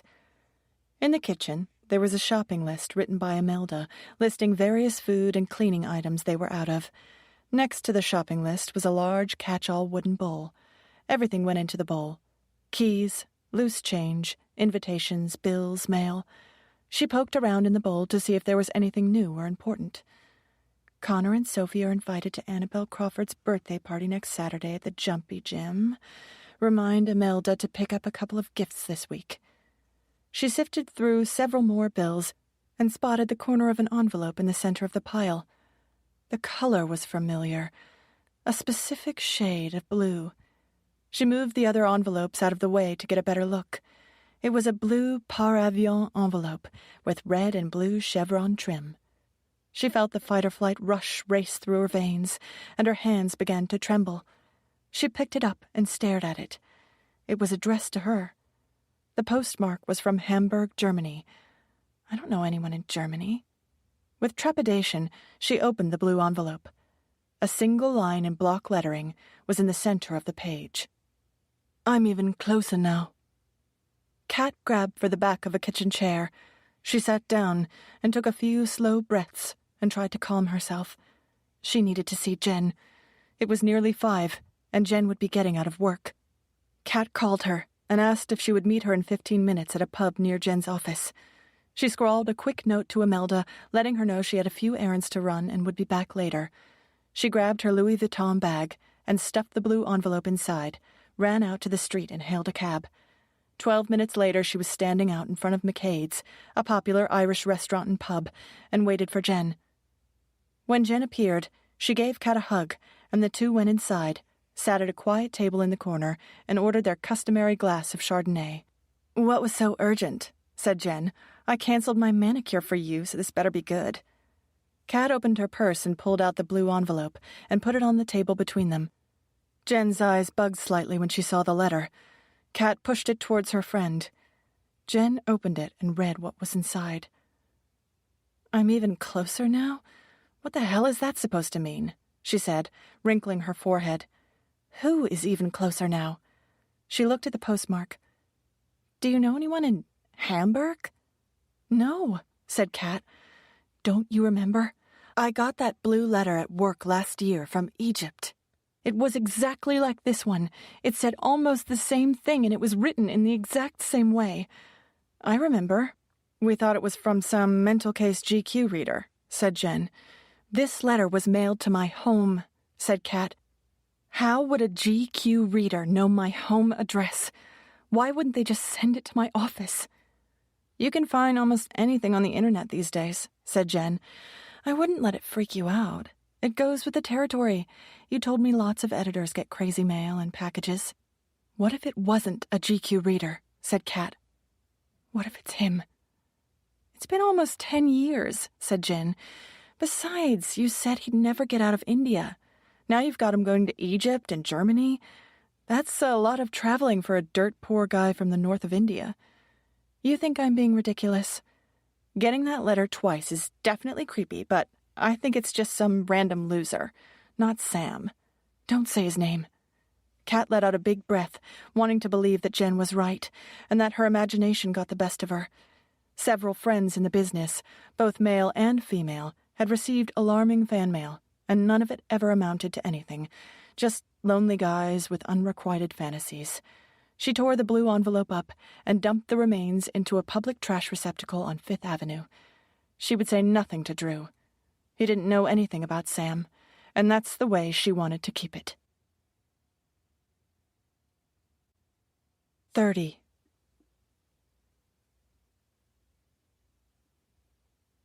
While Sam carefully planned the plot points of his revenge, his life in Hamburg remained fast and furious with long nights and parties going to all hours. Some of the guys were into the Muslim thing, going to the mosque all the time. He wasn't into that. He didn't tell anyone the way he felt, because he knew they wouldn't understand. When he was young, his father and his father's friends would say their daily prayers and make him join in, but it never made sense to him. He had gone along with it, but he never believed. The truth was, he didn't think there was a God. Since his wife abandoned him, he didn't believe in anything. He wasn't sure if he even had a soul. At one time, he had believed in love, but not anymore. When you die, you're dead. No afterlife, no heaven, no hell, only darkness. It's like turning a light out in an otherwise dark room. Everything stops. People spend too much of their lives worrying about God and all his rules. God needs to lighten up and go to a disco and have a beer. Religions have so many rules. Why do I have to pray 5 times a day facing Mecca? Why not 6 or 4? Rules. If you're Jewish, you can't eat pork. If you're Hindu, you can't eat beef. Too bad for them because a bacon cheeseburger tastes damn good. If you're Catholic, you can't get divorced. What if your wife is a bitch? Sam remembered he and Trina had talked about this on one of their trips, and were in sync on all these things. It was one of the ways they had connected. None of that mattered now. Throughout 1998, Sam pursued several different possibilities for securing the money he needed for his master plan. Most roads proved to be dead ends. Then, he heard about a powerful and dangerous man with endless resources who operated in the shadowy world of black market arms and other assorted criminal activities. He heard this man, while extremely elusive and difficult to reach, was looking for new, innovative projects to invest in. Someone Sam met knew people who said they might be able to get him in touch with this power broker. From what Sam had learned, the arms dealer might be open to an extraordinary idea. Sam's plan was indeed that, but would require a lot of money and would be difficult to pull off. However, if it were executed properly, all the time and money would be worth it. There would be quite the payday. On the other hand, if the man didn't like Sam or his idea, he might have Sam killed for wasting his time. Sam didn't care about the danger. He only cared about one thing: revenge. With no other viable options, this was the chance he was willing to take. Through his social circles, Sam let it be known that he had a proposition for the arms dealer. He floated out the bare minimum of information through an underground grapevine and waited. A few weeks later, while sitting at his regular lunch place near the airport, deep into a book, a small, fat, bald man sat next to him. The bald man said he represented the arms dealer and had been sent to get additional information. "Before my boss meets with anyone, he needs to know the stakes and the details," said the bald man. "So far, it sounds only a little bit interesting. He needs to know more to determine if it's worth a meeting." "I don't even know who you are," said Sam. "Maybe this is a trick. How do I know this isn't a setup?" "You don't," said the bald man. "If you want to do business with my boss, you have to go through me." "Maybe you're the police." "Maybe." Sam hesitated a minute as he considered the risk and reward. He decided to take a chance. The bald man was too fat to be police. The bald man ordered a coffee and waited patiently for Sam to provide the additional details his boss required. Calmly, Sam laid out the tent poles of his big idea. Nothing more, nothing less. He shared only enough to get the meeting, but not too much that they could steal his idea and do it without him. He wanted to be a part of it, to be the one who lit the match. Several weeks passed, and Sam received a message. The meeting with the arms dealer had been arranged. It would take place the next time Sam was back in Cairo. He was given a date, time, and address, but nothing more. He was told to go to one of the oldest hotels in Cairo, the Windsor Hotel on Alfi Bay Street, in the old section of town. Sam knew where it was. The Windsor was an inexpensive hotel where he had stayed once when he and another pilot had a layover on their way back to Hamburg. It was a small but beautiful old building with intricately tiled floors and arched windows. The rooms were basic, but clean. It was simple and unassuming, and Sam understood why they would want to meet there, rather than at a place with a higher profile. Nobody watched you at the Windsor, because it wasn't on anyone's radar. After much anticipation, Sam was nervous on the morning of the meeting. He showered and put on his best pair of pants and his favorite linen shirt. He knew he had a great idea, but he also knew first impressions were critical. He walked through the old neighborhoods of Cairo, towards the Windsor, and past a tea shop. Several old men were sitting out front smoking and drinking their morning tea. Look how content they are. Their minds are calm. It must be nice to feel relaxed like that. Sam checked his watch. It was 10:15, and his meeting with the big man was at 10:45. He liked to be in control, but knew if he wanted to work with these people, he would have to give up all control. The boss was a leader who could never be questioned. Sam was willing to do whatever it took to make his vision a reality.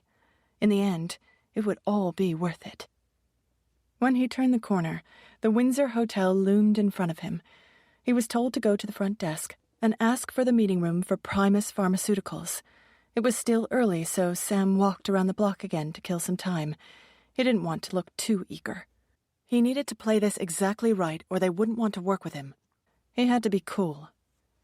As he circled the block again, thoughts entered his mind. What am I getting myself into? I could turn around right now and run away. I could stop this before anything got started. Another voice in his head told him to turn and run. Go back to the airport. Fly back to Hamburg. Still, the first voice reminded him of why he was there. She left you to rot. She married another man while she was married to you. She has a wonderful life and left you with nothing. Sam shut down the noise in his head, crossed the street, and walked directly towards the Windsor Hotel. 31. The hotel's doorway was decorated with green iron grates, and the words Windsor Hotel were written in gold on a pane of glass high above the door. Sam walked through the front entrance. No turning back now. The dark, mottled wooden floors in the lobby were covered by old Persian rugs. To his left, Sam passed an open dining room with arched windows. An older man and woman were seated on a shabby sofa in the lobby, reading a newspaper. A dusty old upright piano that looked like it hadn't been played in years sat in a corner. A bored bellman stood by the front desk, picking at a stain on his lapel. In the adjacent dining room, a group of middle-aged men were eating breakfast, drinking coffee, smoking and laughing. Every few seconds their laughter got louder as plumes of their smoke drifted through the air. Sam looked at his watch. It was 10:35.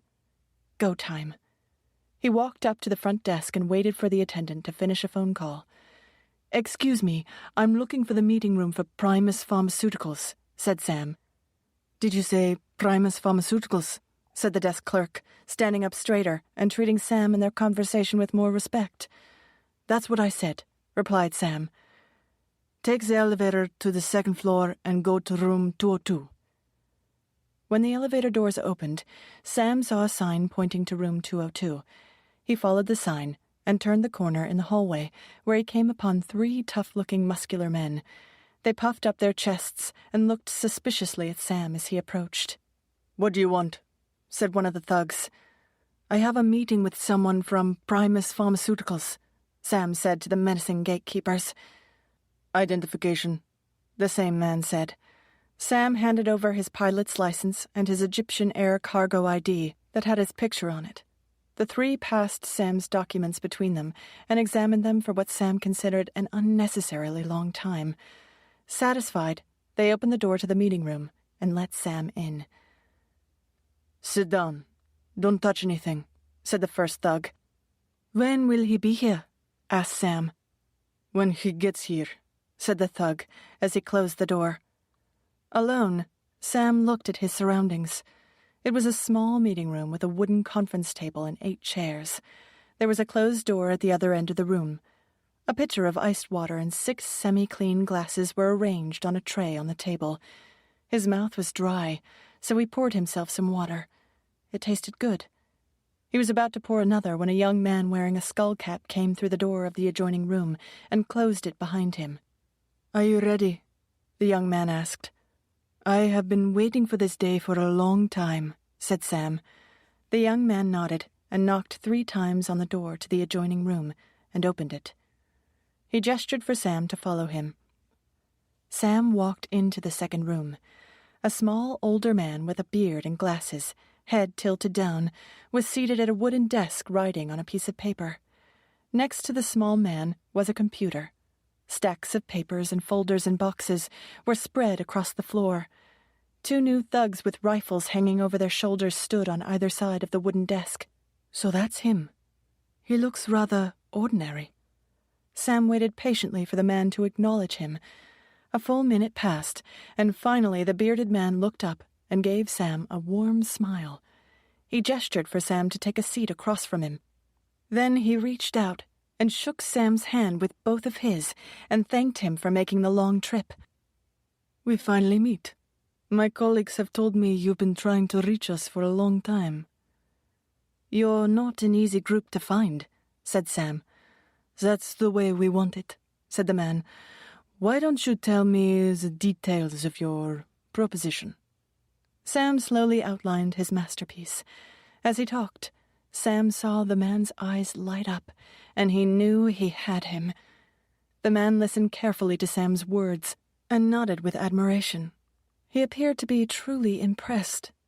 Sam and his idea were exactly what his organization, and more importantly, their leader, Osama bin Laden, had been looking for. 32. Sam's plan was simple. They would hijack 2 commercial planes from Boston, going to California, and strike both towers of the World Trade Center in New York. Sam would pilot one and hit the North Tower, while the other plane would strike the South. Everything would happen at the same time. One giant boom. "Transcontinental flights would have full tanks of gas and will make a bigger explosion, causing greater damage," said Sam. "I've studied the flight patterns for those flights on the internet. The Boston flights would bring us the closest to New York City and to the World Trade Center without attracting attention. It would be easy for us to divert slightly from the expected route long before air traffic control knew anything was wrong." "I see you've given this a lot of thought," said the small, bearded man. "I applaud your creativity." Al-Qaeda tried to blow up the World Trade Center in 1993, but something went wrong, said an emboldened Sam. "Now, you could be the one to make that dream a reality, and the whole world would know and fear Al-Qaeda. The whole world will pay attention, especially my wife, when my plane flies directly into her husband's office building." The bearded Al-Qaeda deputy listened carefully to Sam's entire plan and smiled when the young man finished. He thanked Sam for bringing such a clever and grand idea to them. "It isn't often we are brought conceptions of this magnitude," said the bearded man. "Most proposals involve blowing up cars, buses, or weddings. Those have all been done, and are so uninspired. A bus isn't going to put Al-Qaeda on the front pages of international newspapers." "That's why I brought this to you," said Sam, smiling. The bearded man nodded and smiled back, thinking that Sam's idea was nothing short of genius. Still, he wanted to give the plan more thought and find out more about the young Indian before he let him into Al-Qaeda's inner circle. He took both of Sam's hands in his and shook them for several seconds. "I have one final question for you, Sam," he said. "Why are you willing to do this?" Sam paused for a moment. "I have personal reasons. My own private reasons," said Sam, offering no more than that. The bearded man merely smiled. His boss could easily find out what Sam's true motivation was. He told the pilot he would be in touch once they made their decision. After Sam left, the bearded Al-Qaeda official sat for a while and pondered all they had discussed. He was intrigued by the Indian man who spoke 5 languages and flew planes. It was rare to find Kashmiris circulating in the world. Most of them lived and died in the north of India and never ventured further. But this one was different, unique. He also knew that his boss, Osama bin Laden, didn't get to his powerful position by taking unnecessary risks or by being reckless. Before they took another step with Sam, they had to find out what motivated the young man. One thing the bearded man knew for sure: he loved this idea. It was exactly the global event Al-Qaeda had been waiting for. The official adjusted his skullcap. For years, Osama had tried to move his organization to the center of the world stage. Time after time, their efforts had been thwarted, or their events didn't deliver the cataclysmic wallop they had envisioned. The nations of the world barely paid attention to the 10-year-old Al-Qaeda. Occasionally, they got coverage from the international news community if they blew up a random truck in Somalia or car in Yemen. The official made some notes in his worn leather notebook and pushed his glasses up on his nose. If they really wanted to get their movement off the ground, they needed something massive. They had to create an event with images that people couldn't wipe from their minds. It had to be tremendous, something that would make every government and every person in the world stop and pay attention. The bearded man smiled and made a few notes. Their goal: America and all their allies had to feel violated and permanently unsafe. The Western world had to collectively spin out of control. Sam's plan could achieve that end. The bearded man packed up his bag and waved to the guards at the door, who snapped to attention when he walked out of the room. America attacked Al-Qaeda's people in Somalia. Americans supported atrocities against Muslims in Chechnya and aggression against Muslims by the Jews in Lebanon. Even in Kashmir, Americans supported the Indian oppression of Muslims. As far as the tall Al-Qaeda leader was concerned, Americans were the criminals and murderers, not them. The bearded official got into the back seat of a waiting car. The American people voted for and chose their leaders. Americans pay taxes that fund the planes bombing Afghanistan. The U.S. dollar is used to buy tanks and bombs that destroy Muslim homes. Americans give their tax dollars to Israel to attack and penetrate Muslim lands that knock buildings over on top of Palestinians. The American people fund these attacks against Muslims through their elected candidates and are 100% responsible. The official took off his glasses and rubbed his eyes as the car moved through the streets. Every American civilian must be held accountable. They deserve whatever happens to them. He looked out of the car window, but his mind was elsewhere. Al-Qaeda has had a few successes and some failures. They tried to blow up the World Trade Center in '93. That was a failure. Then there was the assassination of Mubarak in '95. That was a win.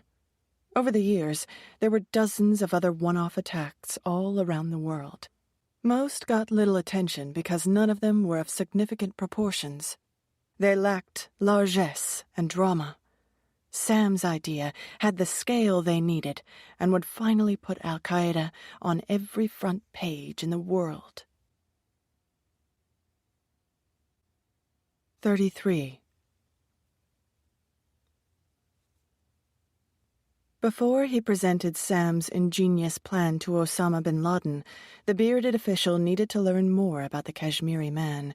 "If he doesn't check out, I'll have him killed and take his idea and make it mine." It didn't take the Al-Qaeda organization long to get information on Sam. Their vast network of sympathetic parties around the world could find out anything in a surprisingly short period of time. They weren't all working in back alleys. Some people were in highly visible strategic positions. All it took was money. You could accomplish almost anything if you had enough money, and they did. Money was never their problem. Aside from Osama's own personal family fortune of billions, their coffers were constantly replenished by interested parties supportive of their organization's objectives. Those supporters gave him free rein to do whatever he wanted, providing it was the same as what the donors wanted. So far, their mutual missions had been in alignment. His boss, Osama bin Laden, wasn't stupid and knew well how to play the game. He needed them as much as they needed him. Al-Qaeda reached out to sources in Kashmir, Delhi, Dharamshala, Cairo, Hamburg, and New York. In 2 short weeks, they had an extensive dossier on Sam. The bearded official reviewed the reports and sent out follow-up questions for clarity. Using all the data, he formulated a full picture of Sam and better understood the young man's motives. When he read the dossier, he knew instantly that Sam was exactly the right person to be part of their inner circle. 72 hours later, Sam was summoned to Cairo. 4 thugs in a sedan picked him up, blindfolded him, put him in the back seat, and drove for over an hour. When the car stopped, they opened the door and led Sam up a short set of steps. It was only after he got inside the doorway that they took off the cloth covering his eyes. They walked Sam down a hall and up a flight of stairs, and then led him to a room at the top. Inside, the small, bearded man he had met with before conferred with an older man with a long white beard, his head covered by a white turban. The younger bearded man looked up, saw Sam, smiled, and beckoned him to enter. "Come in, Sam. Please, sit down." That appeared to be the cue for the old man to move away and stand by the door out of earshot. Sam's heart pounded in his chest as the bearded official got right to the point. "We have given your ideas and proposal a great deal of thought," said the Al-Qaeda official. "I've had a background check done on you and learned a lot about what motivates you. After reading through everything, we've determined you are exactly the right person for our team." Sam smiled and let out the breath he had been holding. "You see," continued the official, "I know all about Trina Holmgard and Kat Sullivan. I know about your marriage and how she left you in India. She betrayed you. Then she married someone else while she was still married to you. That must have made you very angry." Sam's stomach flipped over several times. How could they know all this? He tried to ask, but the man silenced him with a wave of his hand. "It's unimportant how I know," he said. "I learned what I needed to know. You are angry, and you want your righteous and proper revenge. I read about your wife's second husband, and I've put all the pieces together. I don't blame you for feeling the way you do," he continued. "Revenge is a very powerful thing. Most of the world believes our organization is filled with religious zealots. Not so. All the top aides, the people who run Al-Qaeda, are not the least bit religious. Nor am I. Nor is our leader." Sam's eyes grew wide. "Does that surprise you?" said the Al-Qaeda official. "We are all people who have lost something precious. A wife, a child, a mother, a father, a sister, a brother. We want the same thing you want. Revenge." Sam was amazed, intrigued, and terrified all at the same time. This was not at all what he thought Al-Qaeda was about. "I'll let you in on a little secret," said the bearded official. "A man of faith can lose his way in the blink of an eye. For centuries, people have lost hope and lost faith. Faith makes men weak, but not revenge. Revenge will rot in a man's stomach until he completes what he set out to do. When you seek retribution, you don't stop until you finish the job. Our army isn't full of people blindly following Allah. Our army is full of men who have lost something and are filled with hate. They're people who have had their homes and families destroyed and their children murdered. They're men who have been betrayed or lied to, just like you. You are one of us, Sam.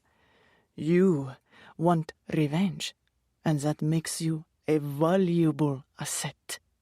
That was the one piece of information we needed to know about you.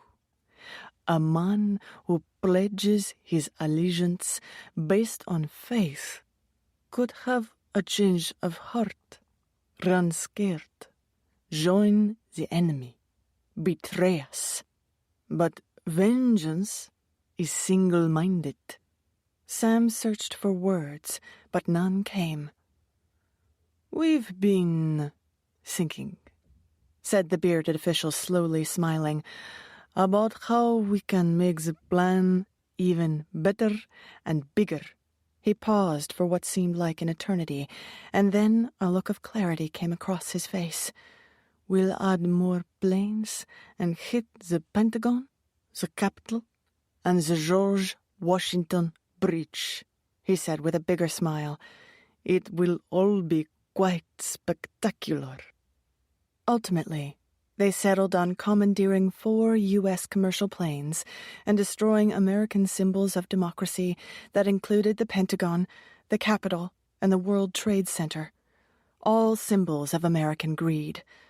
Through this act, Al-Qaeda would finally make their mark on the world and shine a spotlight on all the crimes Americans had committed.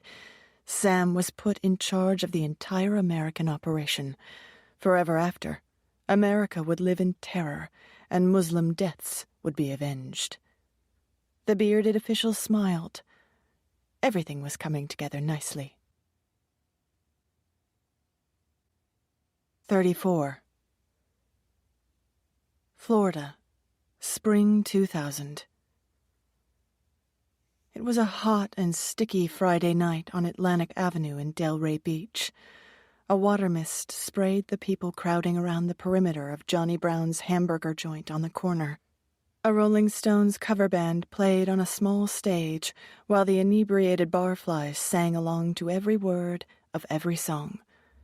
Hot young waitresses wearing short shorts and skimpy halter tops slammed down bottles of beer as fast as customers could drink them. "Keep 'em coming," was the order of the night. Sitting around a big table in the crowded pub, 12 Middle Eastern men easily blended in. Dotted with bars, cafes, and boutiques, the busy thoroughfare cut a swath through town down to a deep, white, sandy public beach. Not a bad place to spend the last year of my life, Sam thought, on the day he arrived in sunny Florida. No piece of the plan was random. Sam had finally met Osama bin Laden, and the al-Qaeda leader had personally selected each man for the team. Every man had extensive knowledge of Western culture and solid English language skills. A few had even attended college in the United States, making their assimilation that much easier. English proficiency was not the only criteria. Osama had handpicked them because each one had lost someone important, and retribution fueled their soul. Most of the men were from Saudi Arabia, and the freewheeling life in Florida was like being on the other side of the rainbow. Days were spent at the beach listening to rock and roll, smoking cigarettes and weed, drinking, working out, and chatting with pretty girls in bikinis. They even flirted with the ugly girls, because there were no bikinis in Saudi Arabia. American women in thongs walked along the beach as if it was perfectly normal. The Saudi men despised and wanted the women at the same time. Their accommodation was varied. They shared apartments and hotel rooms scattered around towns in southeast Florida. Some had rented rooms at a seedy efficiency motel that was also a mecca for drug addicts and prostitutes, the perfect place to hide in plain sight, a strategy al-Qaeda often employed. Since Sam was the mission leader, he leased a 2-bedroom condo at the Del Rey Racket Club and shared it with 2 of the older men in their group. The racket club looked like a resort. Pristine grounds with winding grassy paths, 2 pools, a lake, and a few dozen tennis courts. There was a gym and even a hot tub. Paradise. Sam's rented condo was nicer than anywhere he had ever lived. It came fully furnished and had cream-colored marble floors and a wide-open balcony with a big round table and 6 chairs where his guys would smoke, play cards, and down shots of vodka. This was the lifestyle Sam had imagined he would have had with Trina before she left him like an unwanted dog to die in India. Clubs, drinking, and weed helped them all forget why they were there. Sam's job was to keep each man focused on his mission. Sure, they could let off a little steam now and then, but every person had a specific and important role. As long as they were accomplishing what they were there for, Sam saw no reason they couldn't also have a good time. For the overall plan to work, Osama bin Laden knew his disciples couldn't attract attention and had to adopt the American way of life. Their arrival into Florida had been staggered over a period of months.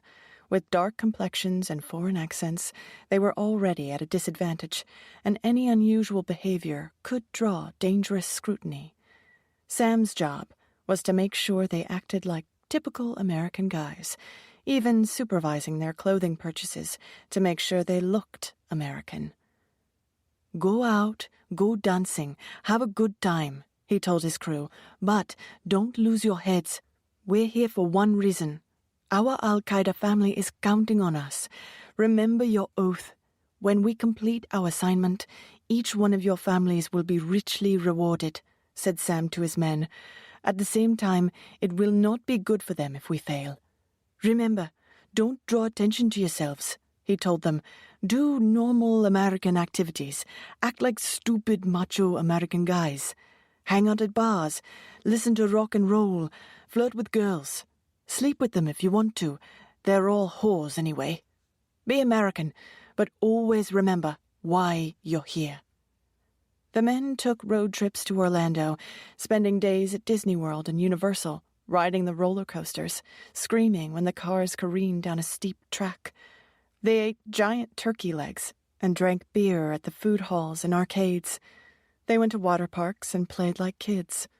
On Miami's South Beach, they hung out with Latina glamour girls. They rented motor scooters and rode around Fort Lauderdale and Palm Beach. They joined gyms, did odd jobs, and bought hot used cars. They slept with women, tried drugs, gambled, drank alcohol, and watched pornography.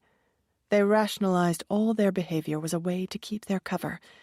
The truth was, they were having the time of their lives. Sam had many logistics to work out. Middle Eastern passports would send up red flags at the airports. Each man had to get proper identification for travel. Once they established residency, every man on his team applied and received a Florida driver's license, as well as their own Social Security number. It was all too easy, thought Sam after they received their U.S. government IDs. They signed up for flying lessons at Huffman Aviation and Florida flight training to keep their skills sharp and familiarize themselves with U.S. aviation protocols. Though half of them were already licensed pilots, they needed to get United States certification to be familiar with American instruments and commands. Each team member had to know how to fly the planes in case one of the trained pilots, like Sam, was injured or prevented from taking over the controls. The men had to be interchangeable in every aspect in the event of something unexpected. Any one of them should be able to take their mission to its ultimate conclusion. Osama bin Laden had left nothing to chance. Kat was at an ASME Award luncheon in New York City. None of her pieces were nominated this year, but GQ was up for a General Excellence Award, and Adam Cantor wanted all his senior editors with him, like an entourage. When the announcements were made, GQ didn't secure the big prize, but did win one for photography and a special feature. Not the big brass ring they had hoped for, but it was still a win. After having a glass and a half of wine at the event, Kat was feeling a little loopy when they all returned to the office. The lunch had run long, and it was nearly 3:30 when the black limos finally pulled up in front of their office building. Sailing down the hallway towards her office in a mellow mood, Kat even the young assistant to let her know she was back and plunked herself down at her desk to check her messages.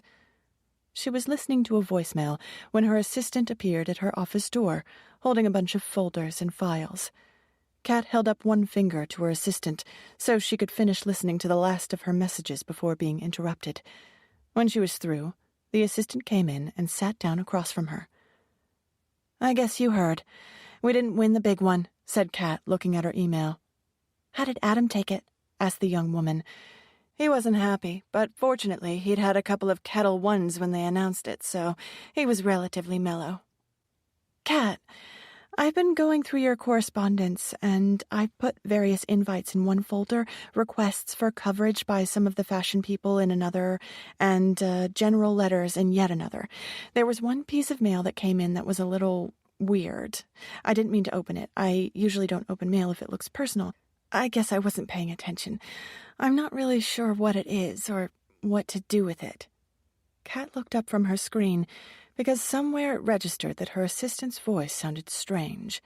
The young woman pulled a blue Paravion envelope with red and blue chevron trim out of a folder. Kat froze when she saw the color in the block letter print on the outside. The assistant held the letter out to her. "Where is it from?" Kat asked, feeling faint. "I don't know. There's no return address on it." "Where is it postmarked from?" said Kat, beginning to tremble. The younger woman looked carefully at the outside of the letter. "Orlando? It was sent from Orlando, Florida," said the assistant. "I didn't understand what it meant. It's addressed to you, and inside all it said was... Is this some kind of a joke?" Kat looked over at the open letter her assistant held in her hand. "I'm so close, I can almost smell you." The assistant watched all the blood drain from Kat's face. "Are you all right, Kat?" said the young woman. "You look like you're going to be sick." Kat took a deep breath. "Did anyone else see this?" "Only me. Should I send this to our security people? It sounds so creepy." Kat tried to compose herself.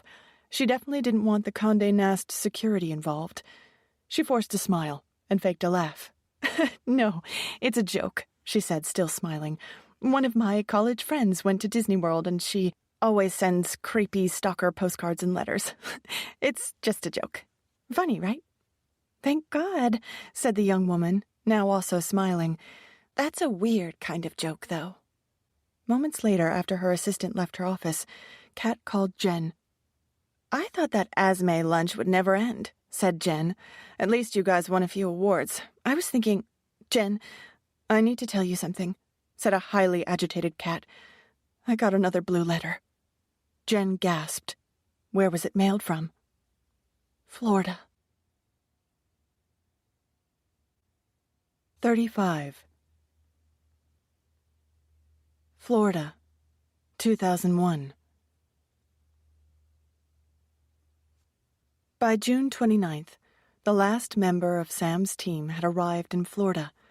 There were still some outstanding issues to be resolved, like exactly how they were going to take over the planes once they were in the air, and how they would get through airport security without being flagged. They purchased knives and various chemicals from Lowe's home improvement store and experimented with different explosive compounds. At one point, Sam developed a severe rash on his hands from some of the chemicals. Not wanting to go to a doctor or a hospital for fear it would attract unwanted attention, he went to Huber's drugstore in downtown Delray and got medical help from a pharmacist. They couldn't afford to take any chances.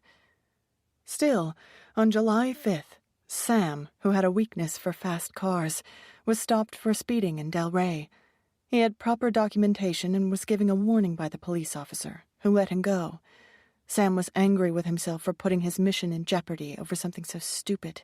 A month later, the bits and pieces leading to their final mission were all in place. On August 6th, Sam rented a white Ford Escort. He had been instructed to travel to a final meeting with a two-man team set up in a safe house in New Jersey. In his rented car, he drove from Florida to Hoboken, New Jersey. It was over 1,200 miles and took him nearly 20 hours to get there. It was on that trip from the shores of Hoboken that Sam finally saw New York City, the place that at one time was going to be his home with her.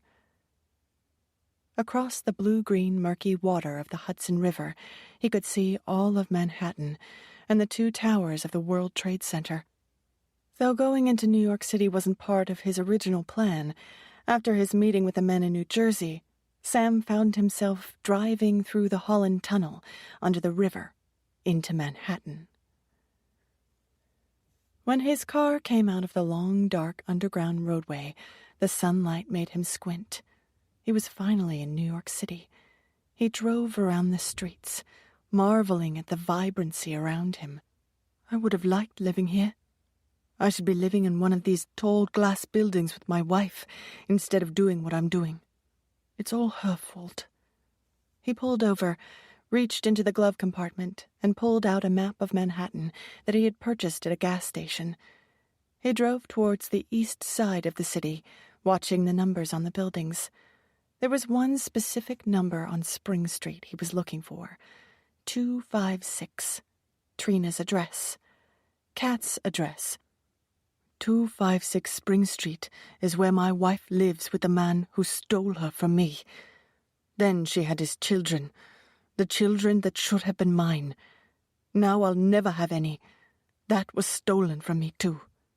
His heart pounded, and he could feel the blood rushing through his veins as his car moved slowly down Spring Street.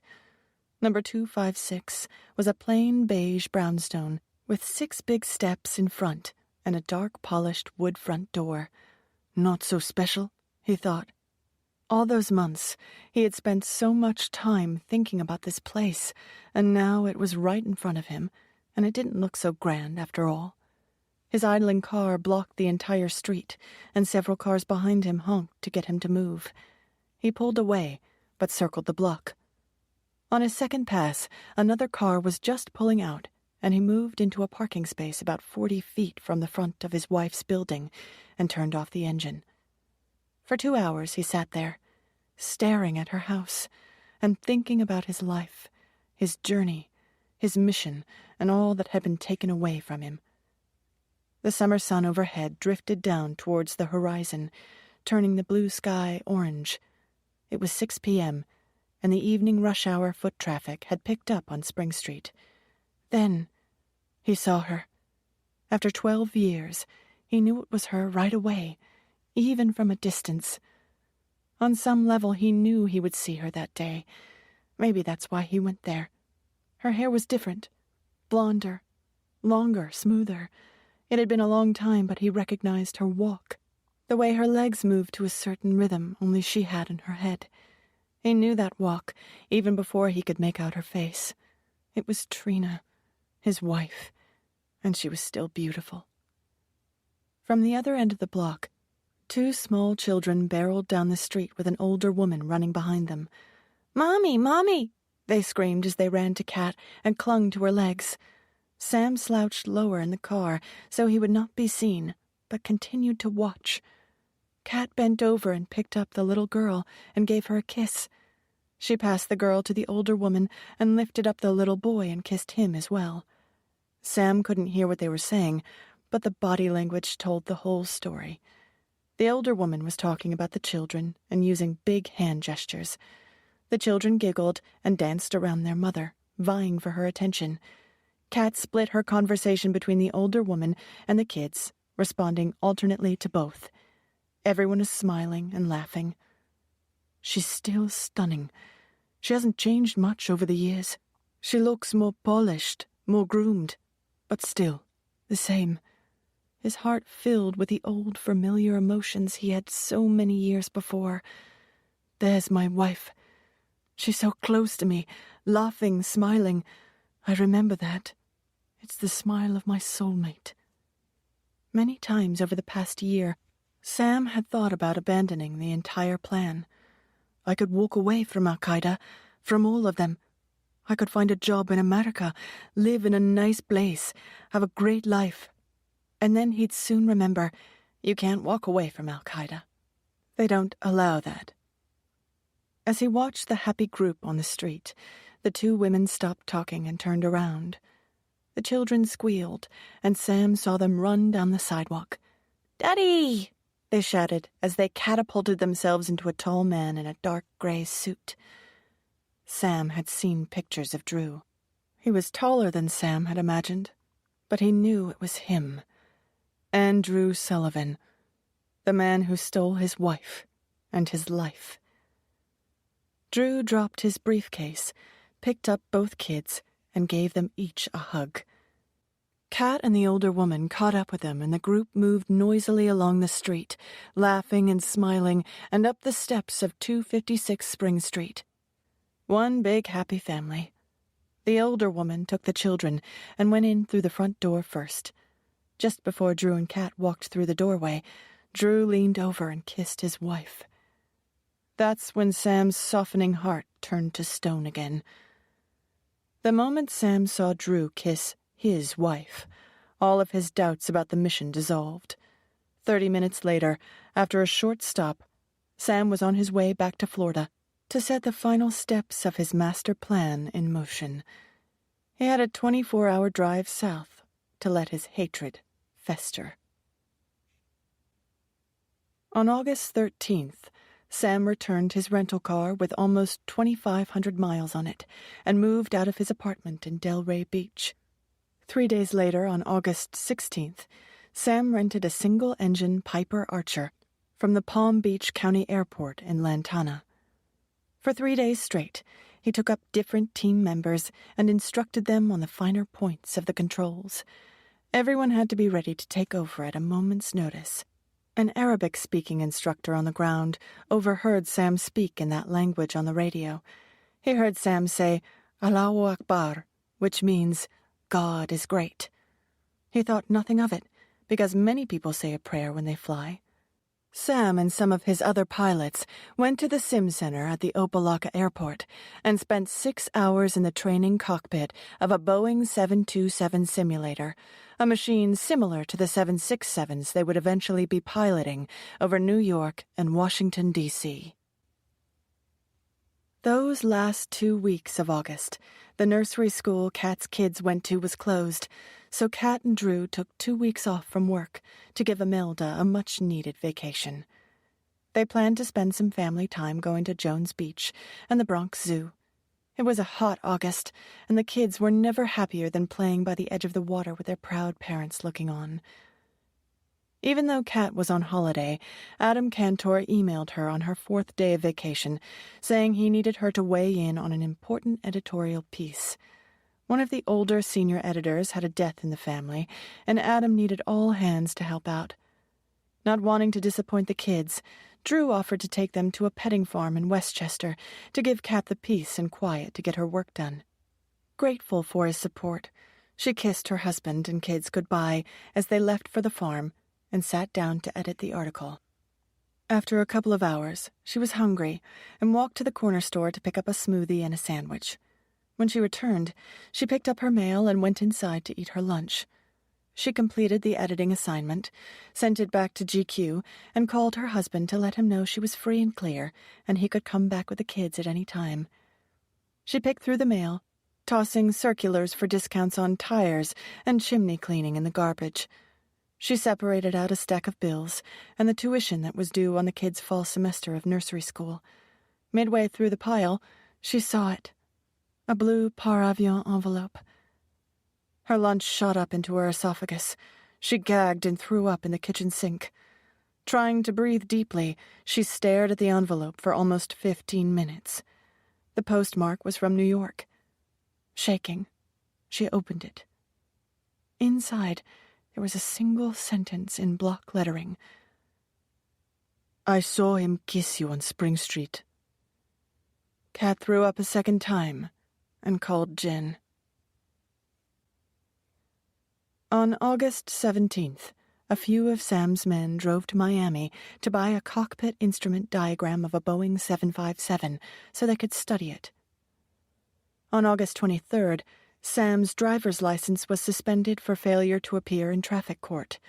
That same day, 2 of his team went to the Delray Beach Public Library to download information on crop dusters and check commercial flight times. By August 28th, most of the men on his team had purchased their final one-way airline ticket through Travelocity. They used a public internet terminal in a branch of Kinko's. 2 days later, on August 30th, they bought cheap box cutters at Lowe's Home Improvement, and Sam and a few others moved into a motel. Sam sent a FedEx package to the United Arab Emirates on September 4th. The package would ultimately be routed to Osama. It was Sam's final written report of the entire operation and his last communication to al-Qaeda. 2 of the men went to passage tours in Fort Lauderdale on September 5th and bought one-way tickets to Newark. So they didn't attract attention or trigger any suspicion. 3 of the other men bought their tickets to Newark from a different travel agent in Fort Lauderdale. Chemicals and bombs had been ruled out as too risky. They might be stopped before they could board the planes. It was a very simple plan. Each man would carry a box cutter. The blades were under the 4-inch maximum allowed by the airlines. No one would stop them. It was all perfectly legal. Sam reflected on the past year of his life. He'd had a good run in Florida. Life had been fun, and a part of him liked the American lifestyle. Back in Kashmir, he remembered he used to enjoy Americans when they stayed on his houseboat. They liked to have a good time and didn't care if he was from Egypt or India. America was comprised of people from all over the world, and the only class anyone cared about was money. If you were successful, you belonged. It didn't matter where you came from or what language or religion you were born into. What mattered in America was what you made of yourself. Sam appreciated that. If I had lived in America, I would have been very successful. I probably could have gotten a job as a pilot here if I wanted, or have been an architect designing tall buildings. Life in America would have been just fine. There were many times over that last year when Sam almost changed his mind, but there was no turning back after the day on Spring Street. September 7th was Sam's last day in Florida. He and 2 of his men went to Shuckham's Oyster Bar. They spent 4 hours playing Video Trivial Pursuit and drank a lot of vodka and orange juice. At the end of the night, there were issues with their high bar bill, and the waitress asked them whether they had the money to pay their check. Drunk and angry, Sam yelled out, "You think I can't pay? I'm a fucking pilot for American Airlines. I can pay my fucking bill."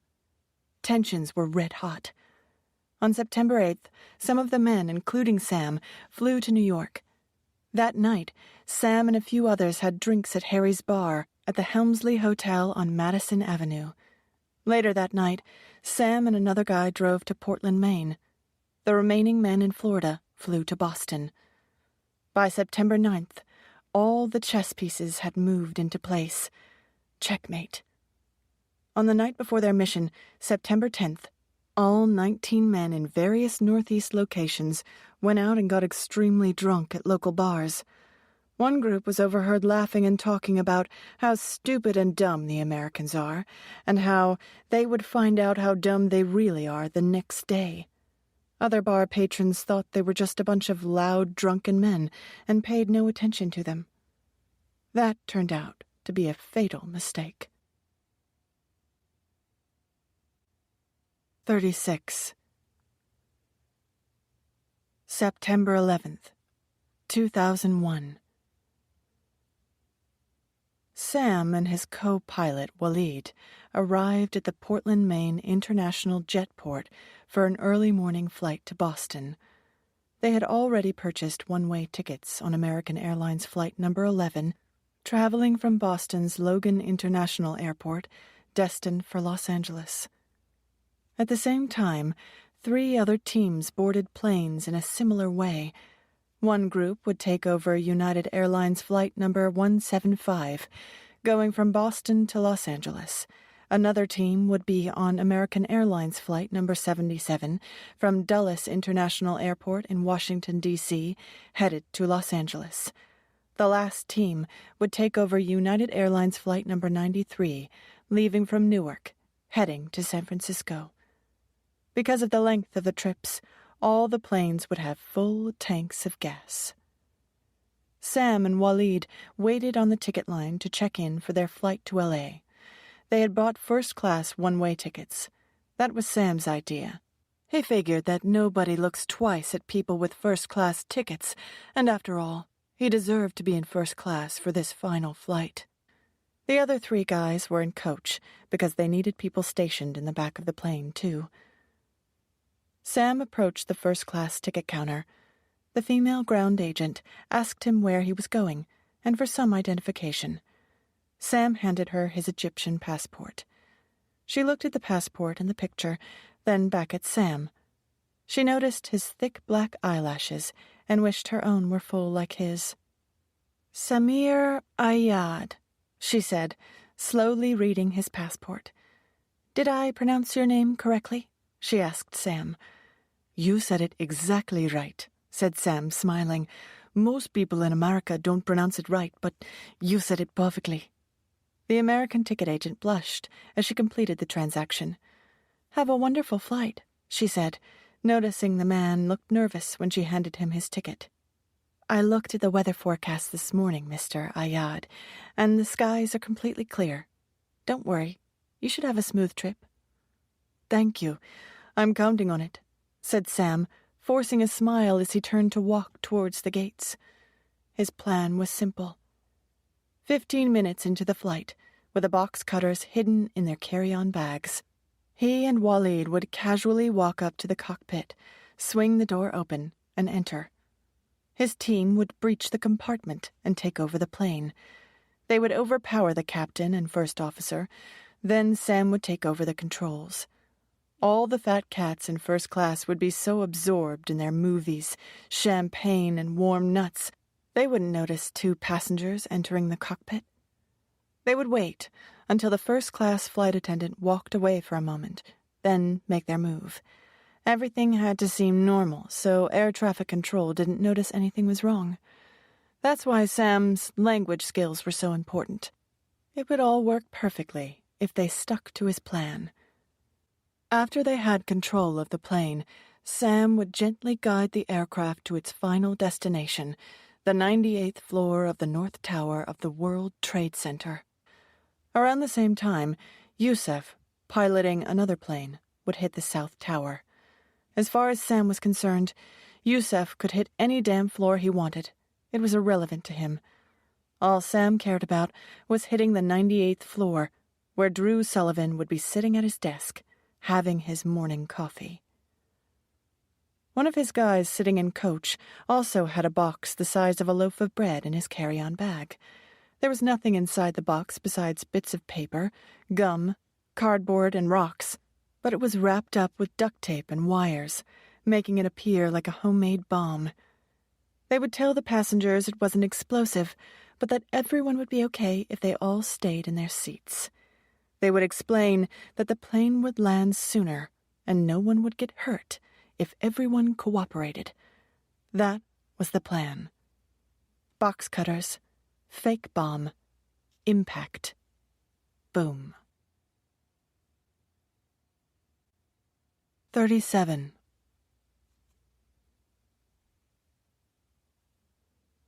Everyone had agreed. It was a spectacularly beautiful Tuesday morning, and American Airlines number 11 took off right on time. When the plane reached a cruising altitude, Sam and Walid waited for just the right moment. A red-haired first-class flight attendant served drinks to her small group of elite passengers. When she stepped out of first class and walked back to coach for a moment, Sam and Walid exchanged glances. That was their opening. It was time. Both hijackers got up and casually walked towards the cockpit, opened the door, and stepped in. They closed the door behind them before either of the American airline pilots turned around. When the two pilots looked back and saw Sam and Waleed standing there, they were confused more than anything else. Several thoughts rushed through their minds before they understood what was happening. Who are these guys? They're not supposed to be in the cockpit during the flight. Where's that flight attendant? Before the co-pilot could say anything, Waleed reached around from behind him and cut his throat with his box cutter. The pilot didn't have time to react before he met the same fate by Sam's hand.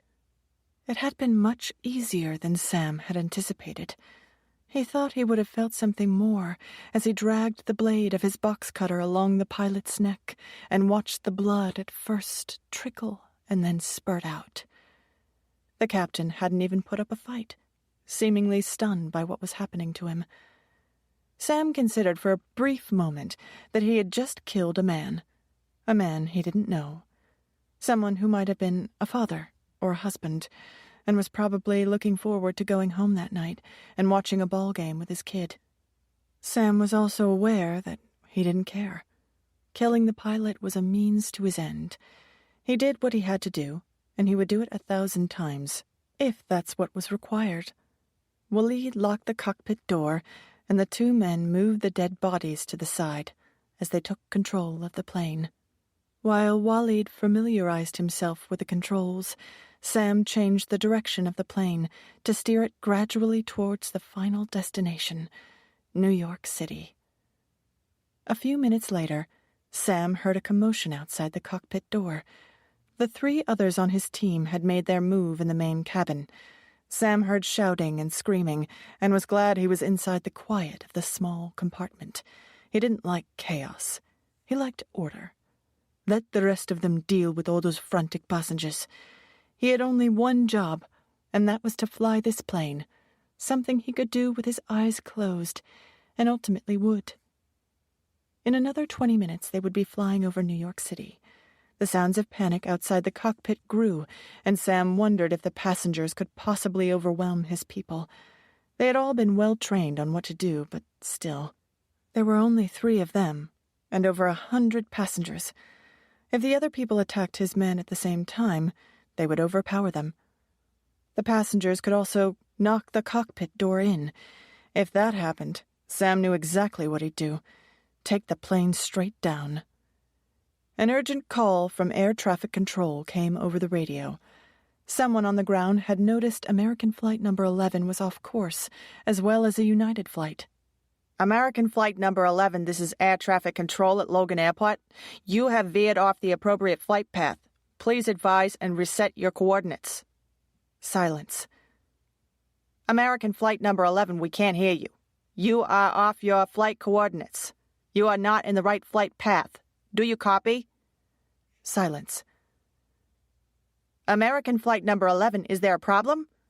Let us know what's going on. Pause. American flight number 11, urgent request for communication. Is there a problem? I repeat, is there a problem? Sam turned the volume down. He could hear the passengers' hysteria through the door and opened up the intercom. "Hello," he said over the microphone with a soft, gentle, calming voice. "Hello. Everyone, please calm down. This is your captain speaking. I have complete control of the plane. Rest assured, I am a fully licensed, trained, and accredited commercial pilot, so you need not worry about that. I know what I am doing. Right now, I need all of you to take your seats, buckle your seatbelts for your own safety, and remain quiet. No one will be hurt by my men, if you all do what we ask. We do have a bomb, but we won't detonate it if we get what we need. All we want is for the American government to release some of our people that they have detained." At first, there was a panic when passengers heard the word bomb, but Sam's reassuring voice had its desired effect, and the noise and chatter in the plane diminished. "We only want the American government to release some of our brothers who have been wrongly imprisoned in American jails. I am going to turn the plane now and take you all to New York." Through the door, Sam could hear people in the back talking loudly and shouting again. "If you don't cooperate," he continued over the loudspeaker, We will detonate the bomb. So please, for your safety, take your seats, and I promise this will end soon when we arrive in New York. It's true. They will all definitely end up in New York. The plane moved closer to its final destination. In just a couple of minutes, Sam would be able to see the World Trade Center. He instructed Walid to go back into the main cabin and help the others. He could handle everything in the cockpit by himself. When Walid left, Sam locked the door and reached into the breast pocket of his shirt. He took out Trina's old, battered New York State driver's license with her picture on it. He placed it on the control panel in front of him so he could look into her eyes as he flew the plane. Her face would be the last thing he ever saw. Though Sam was unaware of it, when he spoke on the intercom to the passengers, he had simultaneously broadcast to air traffic control. That inadvertent communication put the people on the ground on high alert. They now knew for sure that something bad was going on flight number 11. A few minutes earlier, 2 flight attendants on Sam's flight contacted American Airlines using a phone in the back of the plane. They gave the authorities on the ground information about the hijackers, told them what was going on, who was injured, how many people were involved. Sam didn't know about any of this. It didn't matter. They couldn't stop him. It was too late. He was almost there. In front of him, directly ahead in the clear blue sky, he saw 2 giant columns, the twin towers of the World Trade Center, and guided the plane towards them. The North Tower was directly in front of him. That was his target. Drew Sullivan's office was on the 98th floor of the North Tower. The building had 110 stories. As the plane glided closer, Sam counted down from the top floor. 109, 107, 105, 103, 101, 99, 98. As the plane made contact with the building, Sam looked at Trina's picture and shouted, "I never stopped loving you, Trina," and closed his eyes. On September 11th, 2001, 19 men took down 4 767 commercial jets, both towers of the World Trade Center, the Pentagon, and changed the world forever. They did it all with only 4-inch box cutters, purchased from a Lowe's home improvement store in Boynton Beach, Florida. 38. New York, September 11th, 2001. That Tuesday morning in New York City, the sun was shining and the sky was a bright blue. A warm, gentle breeze blew at just the right temperature and caressed the skin.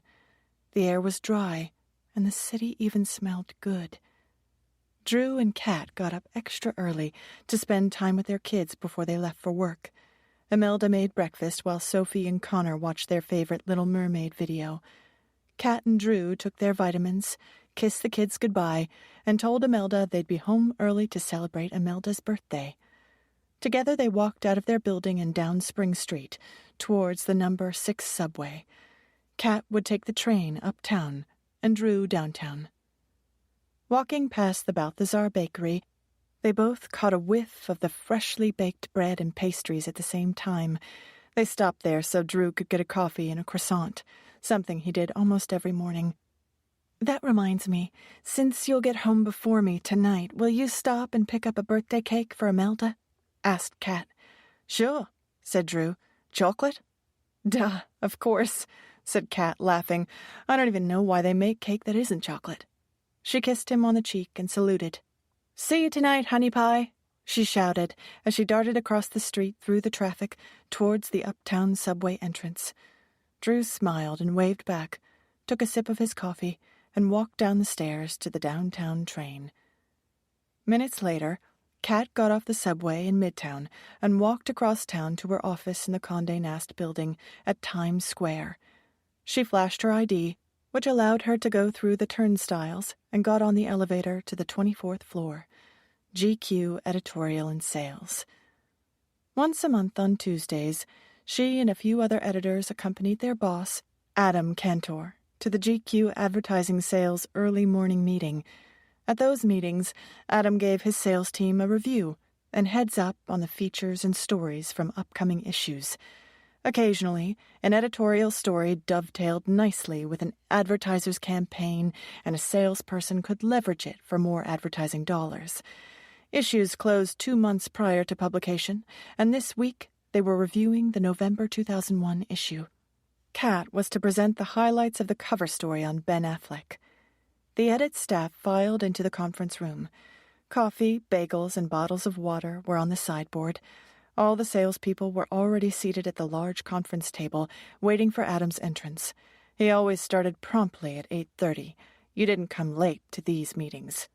Kat grabbed a bottle of water and sat next to Adam's empty chair at the head of the table. Behind her was a huge flat-screen television, often used for big presentations, but they wouldn't need it today. At 8:29, Adam strode into the room and took his seat. "Good morning, everyone," Adam said with his confident, booming voice and a smile. "I have to tell you, I'm really pleased with our November issue." He eloquently described the various writers, photographers, and features of the upcoming issue. The salespeople oohed and awed over some of the clever articles, while trying to figure out how they could use the advance information to sell more advertising. Adam talked for about 15 minutes and was about to wrap up when the conference room door was opened. Heads turned as Adam's assistant stuck her head in the room. "Adam, excuse me for interrupting, but I thought you would want to know about this right away," the assistant said. "Apparently, a plane just hit one of the World Trade Towers." Everyone in the room started talking at the same time. "What kind of plane? A little two-man plane? How could a pilot hit such a big building? Was anyone hurt? Why would a plane be flying so close to the World Trade Towers? Wasn't the plane flying too low?" "That's all I know," said the assistant helplessly. "I heard it on my desk radio. I ran down here to tell you right away." Kat's stomach flipped over. She leaned over to Adam and told him she wanted to go to her desk and call her husband. "It's a big building, Kat. It was a small plane," Adam said reassuringly. "I'm sure Drew is fine. Of course. Go call him."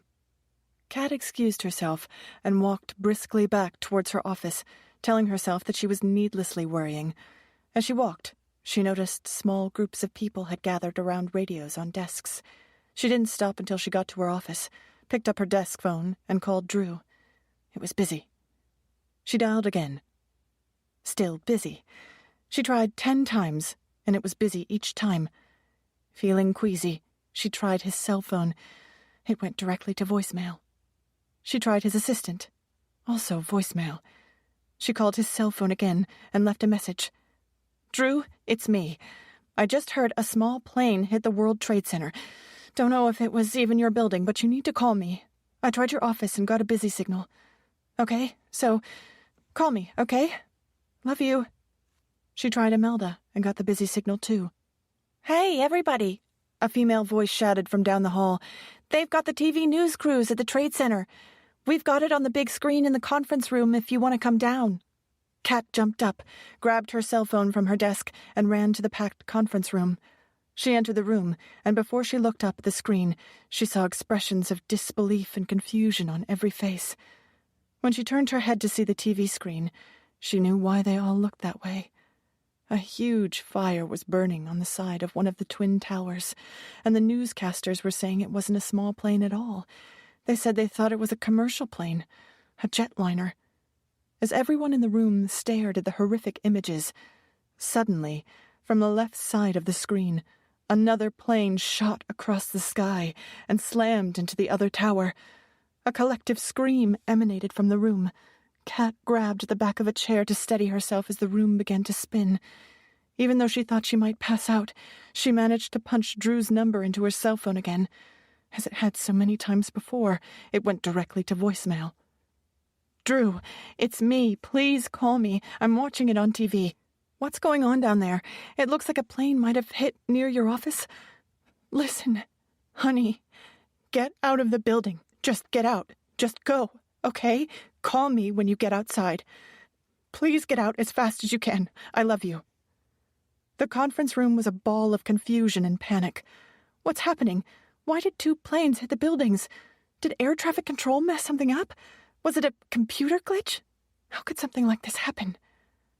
Most people in the room had friends who worked in or near the World Trade Center, but Kat was the only one at GQ whose husband worked in the building.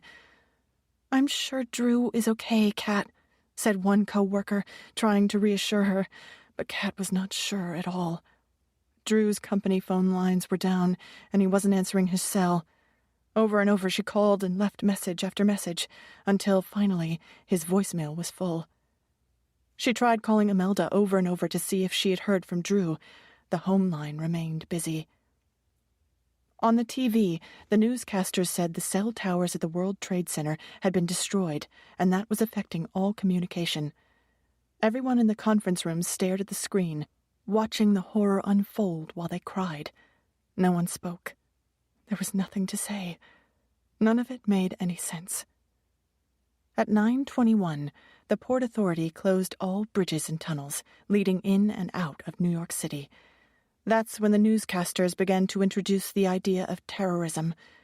At 9:24, the news reported there might be another hijacking happening on another plane. There was a report that passengers on the 3rd plane had called family members. At 9:31, President George W. Bush announced an apparent terrorist attack. "I can't reach Drew," Kat said, tears streaming down her face. "I have to go downtown and find him," she told her boss. "Kat, listen to me," Adam said. "I know you're worried and upset. I don't blame you. But you can't go downtown right now. I don't even think the subways are running. Look out the window." Adam and Kat peered out the window onto the street. Tens of thousands of people were pouring out of buildings and walking in every direction. It was total chaos. "We're in Midtown. Look at the streets. It's bedlam out there," said Adam. "It's going to be 1,000,000 times worse downtown. Stay here and wait for him to contact you. I'll stay with you until you hear from him." Kat tried to call Imelda at home again. Still busy. She tried again and again. At 9:37, 6 minutes after the president announced a possible terror attack, American Airlines Flight number 77 crashed into the Pentagon in Washington, D.C. At 9:42, the news announced that the FAA had grounded all flights over the continental United States.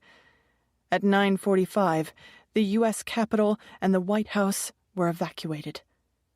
At 9:59, little more than an hour after the first plane hit, the South Tower of the World Trade Center collapsed. A collective scream went through the conference room, the building, the city, the world. Every face was wet with tears. At 10:07, there were new reports of another hijacked plane. United Airlines Flight number 93 had crashed in a field in Pennsylvania. The final blow came at 10:28, when the North Tower, the tower that Drew Sullivan worked in, also fell. In 102 minutes, the world as everyone knew it had changed forever, and a piece of America died. Kat cried out as Drew's building collapsed, and she began to sob uncontrollably. "I'm going downtown. I have to find my husband and family," she said, running out of the conference room, leaving behind a room full of sobbing people. Half an hour later, New York City Mayor Rudolph Giuliani ordered an evacuation of more than 1 million people from Lower Manhattan. 39. Kat tried to get on an elevator to the ground floor. Hundreds of people were leaving the building all at once, and the elevators were completely full. After the 7th fully packed elevator opened on her floor, she stuck her arm in to stop the doors from closing. "Please, my husband works in the World Trade Center," she cried. "I need to go down there." 3 women immediately stepped off the elevator to let Kat on. The doors closed. The faces inside were a mix of terror and tears. No one spoke. Someone tried to make a joke. Nobody laughed. Everyone knew someone who worked downtown. Outside on 42nd Street and Broadway, it was insanity. Crosstown, uptown, and downtown traffic was at a complete standstill.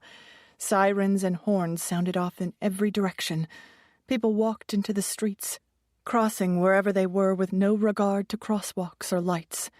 There was no order whatsoever. Oddly, in all their haste to get home, people were surprisingly polite to each other, as if they somehow knew they were all in whatever it was together, as Americans.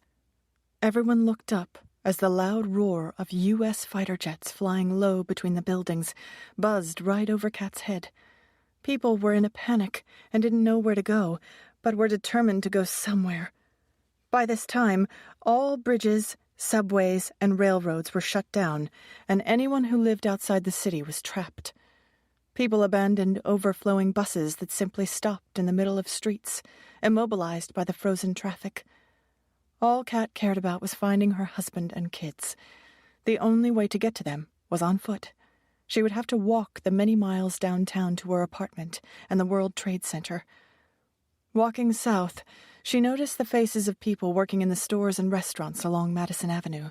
Because it was a warm, beautiful day, many stores had their front doors open, and their employees stood outside by the open doors watching the chaos in the streets. Nobody knew what to do. There was no protocol for this kind of thing. Store managers wondered if they should close for the day and tell their employees to go home. At the same time, the employees wondered if they should tell their bosses they were leaving and go home to be with their families. As she walked, Kat saw the same look of bewilderment on everyone's face. Nobody knew what they were supposed to do. There was no playbook for this. She had only gone 7 blocks, a fraction of the journey, and already her feet were in agony from her 3-inch heels. Passing an open athletic shoe store, she went in and bought a pair of socks and the first pair of size 7 sneakers they brought out. She jammed them on and started to run downtown towards Spring Street. Still in Midtown, she could see the smoke and fire from the World Trade Center. Her apartment was midway between Midtown and what had been Twin Towers. Everyone was walking or running uptown, away from the burning buildings. She was the only person heading downtown towards the fires. What if Drew didn't get out? What if he's dead? I have to find him. A steady stream of tears flowed down her cheeks. Maybe Imelda heard from Drew. Please, let my kids be okay. Please, let Drew be okay. What if there are more attacks? I have to find my kids. She called her nanny and husband over and over as she walked and continued to get busy signals. At some point on her long walk, her phone's battery died. She felt like an empty shell, like a stick person with no blood or feelings. Nausea bubbled up in her gut and into her throat. What if my whole family is dead? She kept going, trying to calm her mind as she continued her trek. The plane hit the north side of the tower. Drew's office looks south. His office is on the opposite side from where the plane hit. He would have had time to get out. He could take those steps 3 at a time. But what if he stopped to help someone? Drew is always helping people. Out of breath, she stopped for a moment to get oxygen into her lungs, and then continued on, passing hundreds of bedraggled, exhausted people, all walking uptown. "You're going the wrong way," they yelled at her. "Turn around." "I have to find my family," she shouted back without stopping. "I have to get home." The further south she walked, the bigger the flames and smoke coming from the towers became. The stench was overwhelming. Police cars, motorcycles, and ambulances with blaring sirens raced past every 30 seconds. Adrenaline still pumping, she moved quickly towards downtown, and then she saw something strange in front of her. She blinked her eyes and squinted. It looked like there was an army of zombies walking towards her. As they got closer, she realized what it was.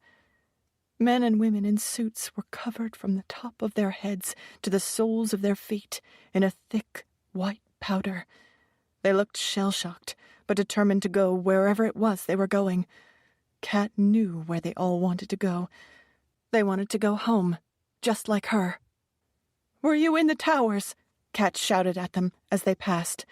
"No," the first man shouted without stopping. "I was on the street near the towers. I need to get to my family." Kat understood. She needed to do the same. A woman covered in powder passed her, and Kat called out, "Were you in the tower? Did everyone get out?"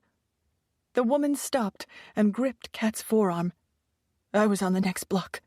I saw the buildings fall. I don't know who got out, but you're going the wrong way. Turn around." Kat pulled her arm away from the woman. "I'm going home," Kat shouted over her shoulder and continued to walk south. "Please, Nana May, let my kids and husband be okay."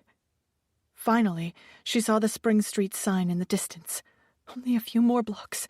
I'm almost there." She quickened her pace, and when she turned the corner onto her street, she broke into a full run and thought her lungs were going to burst. At the front door of her building, she thrust her key into the lock and pushed the door open. She ran up the stairs and stopped just outside her apartment door, afraid of what she'd find. She took a deep breath and opened it. The scene inside at first looked so normal. Sophie and Connor were sitting at the kitchen table, coloring and eating grilled cheese sandwiches, oblivious to everything that was happening in the world. Imelda stood in the hall between the kitchen and living room with her eyes on the TV. Tears ran down Imelda's face as she watched the video of the falling towers.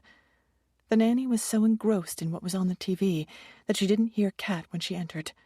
"Have you heard from Drew?" shouted Kat, gasping and out of breath. "I haven't been able to reach him."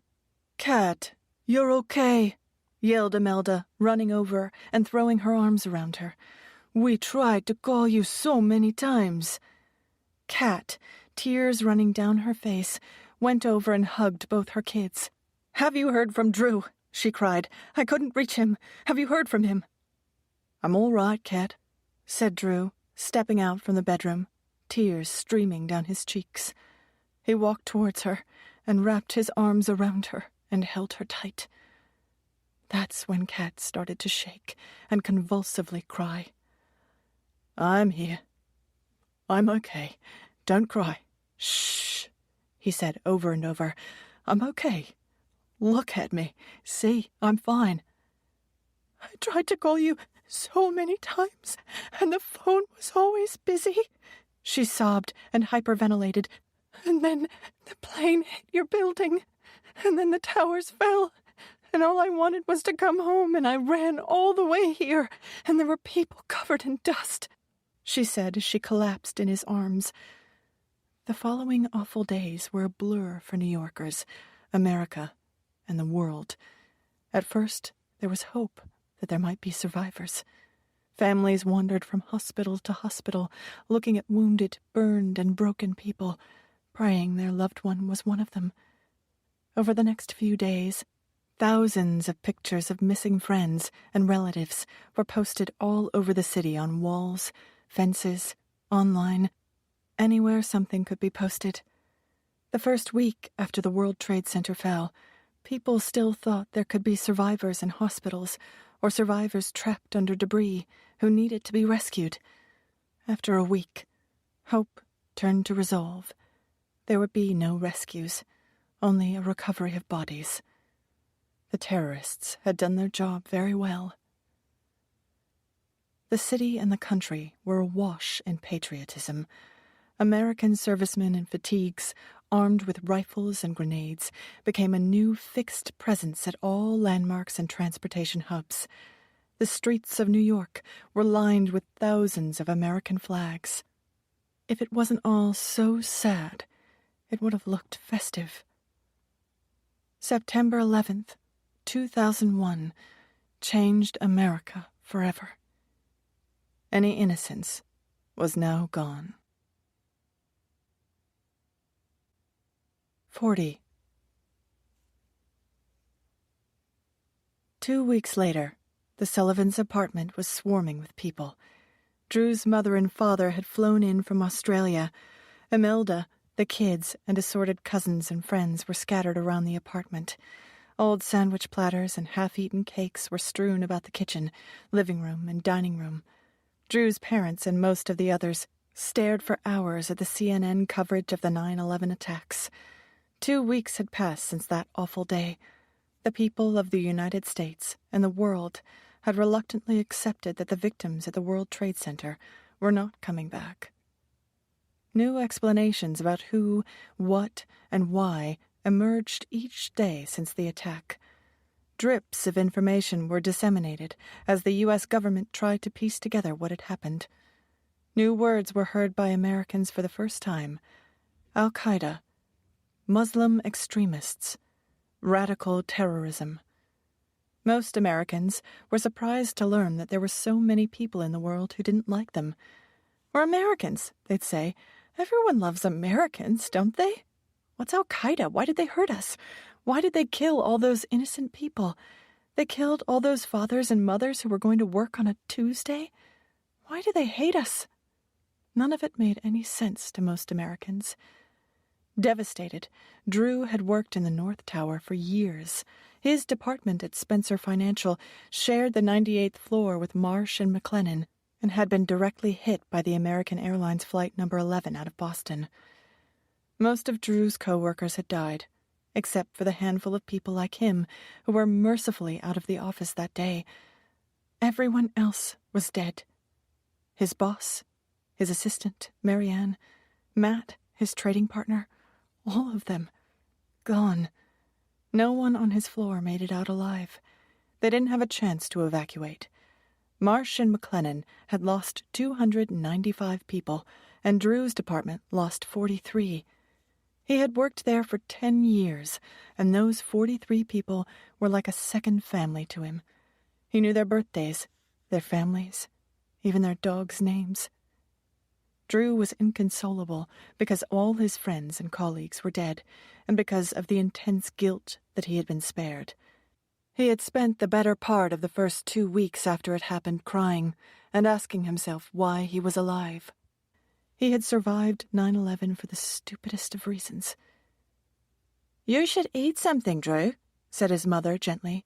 "You haven't eaten anything in days and you look awful. You're getting so thin. Let me make you a toasted ham and cheese sandwich." Drew nodded. He was glad to have his mother there. I shouldn't be alive. I should be dead, like everybody else in my office.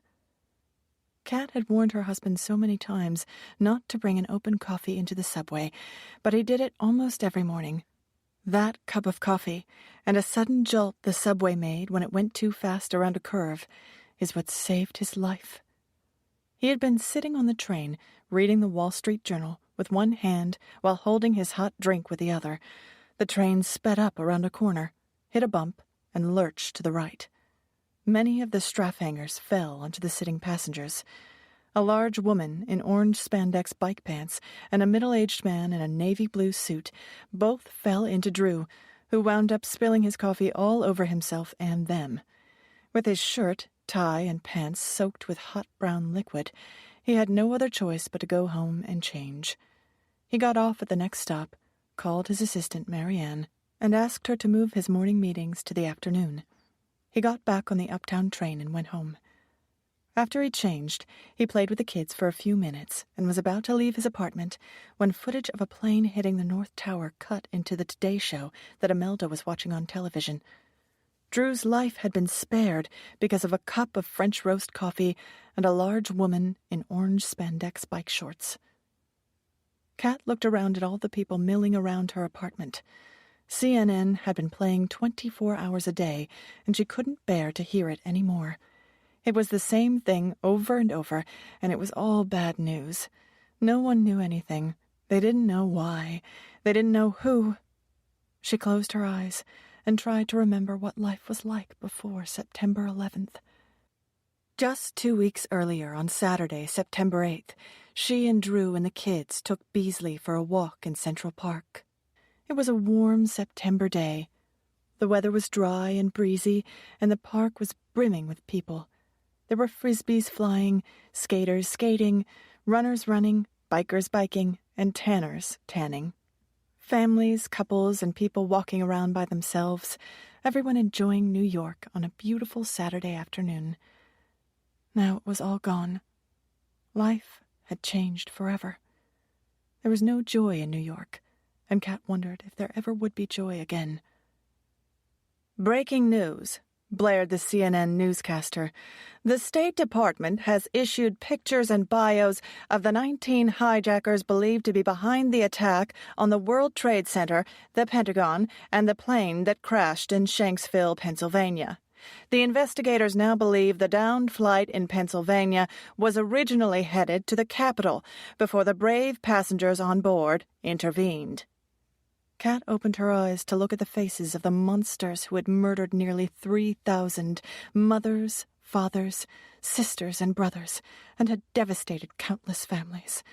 Those men killed people she knew. They killed all of Drew's colleagues, his friends. Kat had known those people for years. She had been to many of their homes, and even to their weddings. She looked at the terrorists' faces on the TV screen. They don't all look like monsters. Some of them look like teenagers. She saw their ages listed under their pictures. Some of them were kids. A few were 20 or 21. She scanned each face slowly, trying to see the evil in their eyes, as the newscaster profiled what little information he had on each man. She found herself crying again, something every New Yorker had been doing all day, every day since it happened. Who were they? Why did they murder so many innocent people? Why did they hate us? When the 15th photo came onto the screen, she saw something familiar and moved closer to the television. She knew that face, the hair, the lips, those eyelashes. What we know so far is this man, Samir Ayad, was considered the leader of the entire operation. Ayad was 33 years old and believed to be the person who piloted American Airlines Flight Number 11 that slammed into the North Tower, said the CNN correspondent. Kat froze. It can't be him.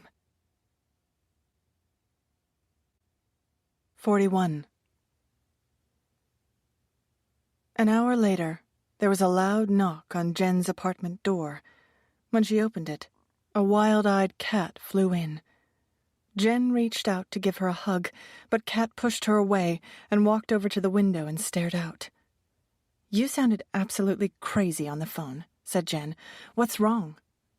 "Turn on the news," said Kat abruptly. "Turn on CNN." "Why? What happened?" asked Jen as she grabbed the remote control and put on the news. The CNN newscaster was going over the details of 9/11 and the aftermath, like they had been doing all day, all week. Since September 11th, the only news reported was about the attack and attempts at recovery. It had been like this for 24 hours a day since the planes hit, as if the rest of the world had ceased to exist. "I've seen all this coverage before," said Jen, looking at the TV. "This is what's been on all week." "Keep watching," said Kat. Jen sat in front of the TV and listened to the news for a few minutes until something new came up on the screen. "Today, the State Department released the names and photos of the men they believe to be the perpetrators of the September 11th attacks," said the CNN newscaster. The screen on the TV showed photos and faces of men with dark hair and dark eyes. Under each face was a name, an age, and a country of origin.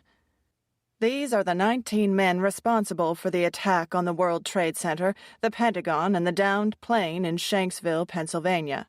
The newscaster systematically did a short bio on each man. All of them were from Saudi Arabia, except for one from Egypt, one from Lebanon, and two from the UAE. All the men were in their 20s or 30s. The TV screen slowly panned the face of each man, citing his age and name. Then the camera rested on one face. He looked vaguely familiar to Jen. "His name was Samir Ayad," said the newscaster. "He was believed to be the ringleader and pilot of the plane that hit the North Tower." Jen's head cocked to one side as she looked at the picture. The face on the TV looked familiar. She had seen him before. It took her a minute, and then she gasped. "You see it too," said a stone-faced cat. "It's Sam. Sam. His full name was Samir Ayad." "No, it can't be Sam. That's crazy. It couldn't be him," said Jen. "Samir is a very common name in the Middle East, and Ayad probably is too. It's Sam. I know it. I know him," said Kat. "Look at his picture. That's him." "It can't be. Come on, it's been 13 years since you've seen him. That guy resembles Sam a little. I'm sure it's not the same person. Sam was sweet. He wanted to open a rug shop, said Jen. This has to be a different guy. Kat was motionless. I know it's him. Wait. Hold on a second, said Jen. I'll prove it to you. Jen went to her bedroom and after a few minutes came back with a big box that contained dozens of yellow packets full of developed photos and negatives. She dug through the packets until she found one with the word Kashmir written across the top. Here it is, she said as she sifted through the pack of photos, pulling out 4 different pictures. One was of Sam, Kat, and Jen, posing by a temple. There was also a shot of Sam and Kat, sitting on one of the shikaras. Another picture was of Sam and Jen goofing around on the houseboat. The last picture was of Sam alone, holding a book, standing in front of a tree. The pictures were somewhat grainy, but they gave a clear shot of Sam's face. Jen took the photos over to the computer screen and searched online for the FBI's website. She found information on the hijackers posted on the front page, along with their current photos. She scrolled down to Samir Ayad's photo and held up her old picture next to the image on the FBI site. The picture of the man Jen knew as Sam was much younger and thinner, with an innocent look in his eyes. There is a little resemblance, said Jen half-heartedly, but he's not a dead ringer. Of course, my pictures were taken 13 years ago. I guess it's possible he could look like this guy now, Jen said while reading from the site. Wait a second. It says here this Samir Ayad was from Egypt. Sam was Indian, so it can't be him, said Jen, relieved. Sam's father was Egyptian. His mother was Kashmiri, said Kat. Sam told me he could have dual citizenship. Jen continued to scroll through the FBI information on her computer. Wait, said Jen. According to the FBI, this Samir Ayad was the leader of the group. He was a pilot and had lived in Germany and Florida. That doesn't sound like your Sam. How could he have done all those things? He was a penniless guy in India. He wasn't a pilot. Remember, you said, and I quote, "He'll never get out of India." First of all, he's not my Sam, and I don't know how he did it or when, but it's him. He was always very resourceful. Somehow I think all of this is connected to me, said Kat. Remember those stalker letters I got? Jen nodded. They were postmarked from Egypt and Germany, and the last one was from Florida. That could be just a coincidence, said Jen as she scrolled further through the FBI site. Do you remember Sam's birthday? Kat wiped away a tear and closed her eyes to think. His birthday was the same as Nana May's. September 1st, Kat said. Jen turned slowly around and looked at Kat, her mouth wide open. Oh, my God. This Samir Ayad's birthday was September 1st. We've got to call the FBI, said Jen. We've got to tell them what we know. Kat walked over to the computer and sat next to Jen as they read the FBI page together. It said the information was not complete and would be updated as they learned more. On September 11th, 2001, 19 hijackers took over 4 commercial jets. American Airlines Flight Number 77 departed at 8:10 a.m. from Washington Dulles for Los Angeles. 9:39 a.m. crashed into the Pentagon in Washington, D.C. United Airlines Flight Number 175 departed at 7:58 a.m. from Boston for Los Angeles. 9:05 a.m. crashed into South Tower of the World Trade Center in New York. United Airlines Number 93 departed at 8:01 a.m. from Newark, New Jersey for San Francisco. 10:10 a.m. crashed in Stony Creek Township, Pennsylvania. American Airlines Number 11 departed at 7:45 a.m. from Boston for Los Angeles. 8:45 a.m. crashed into the North Tower of the World Trade Center.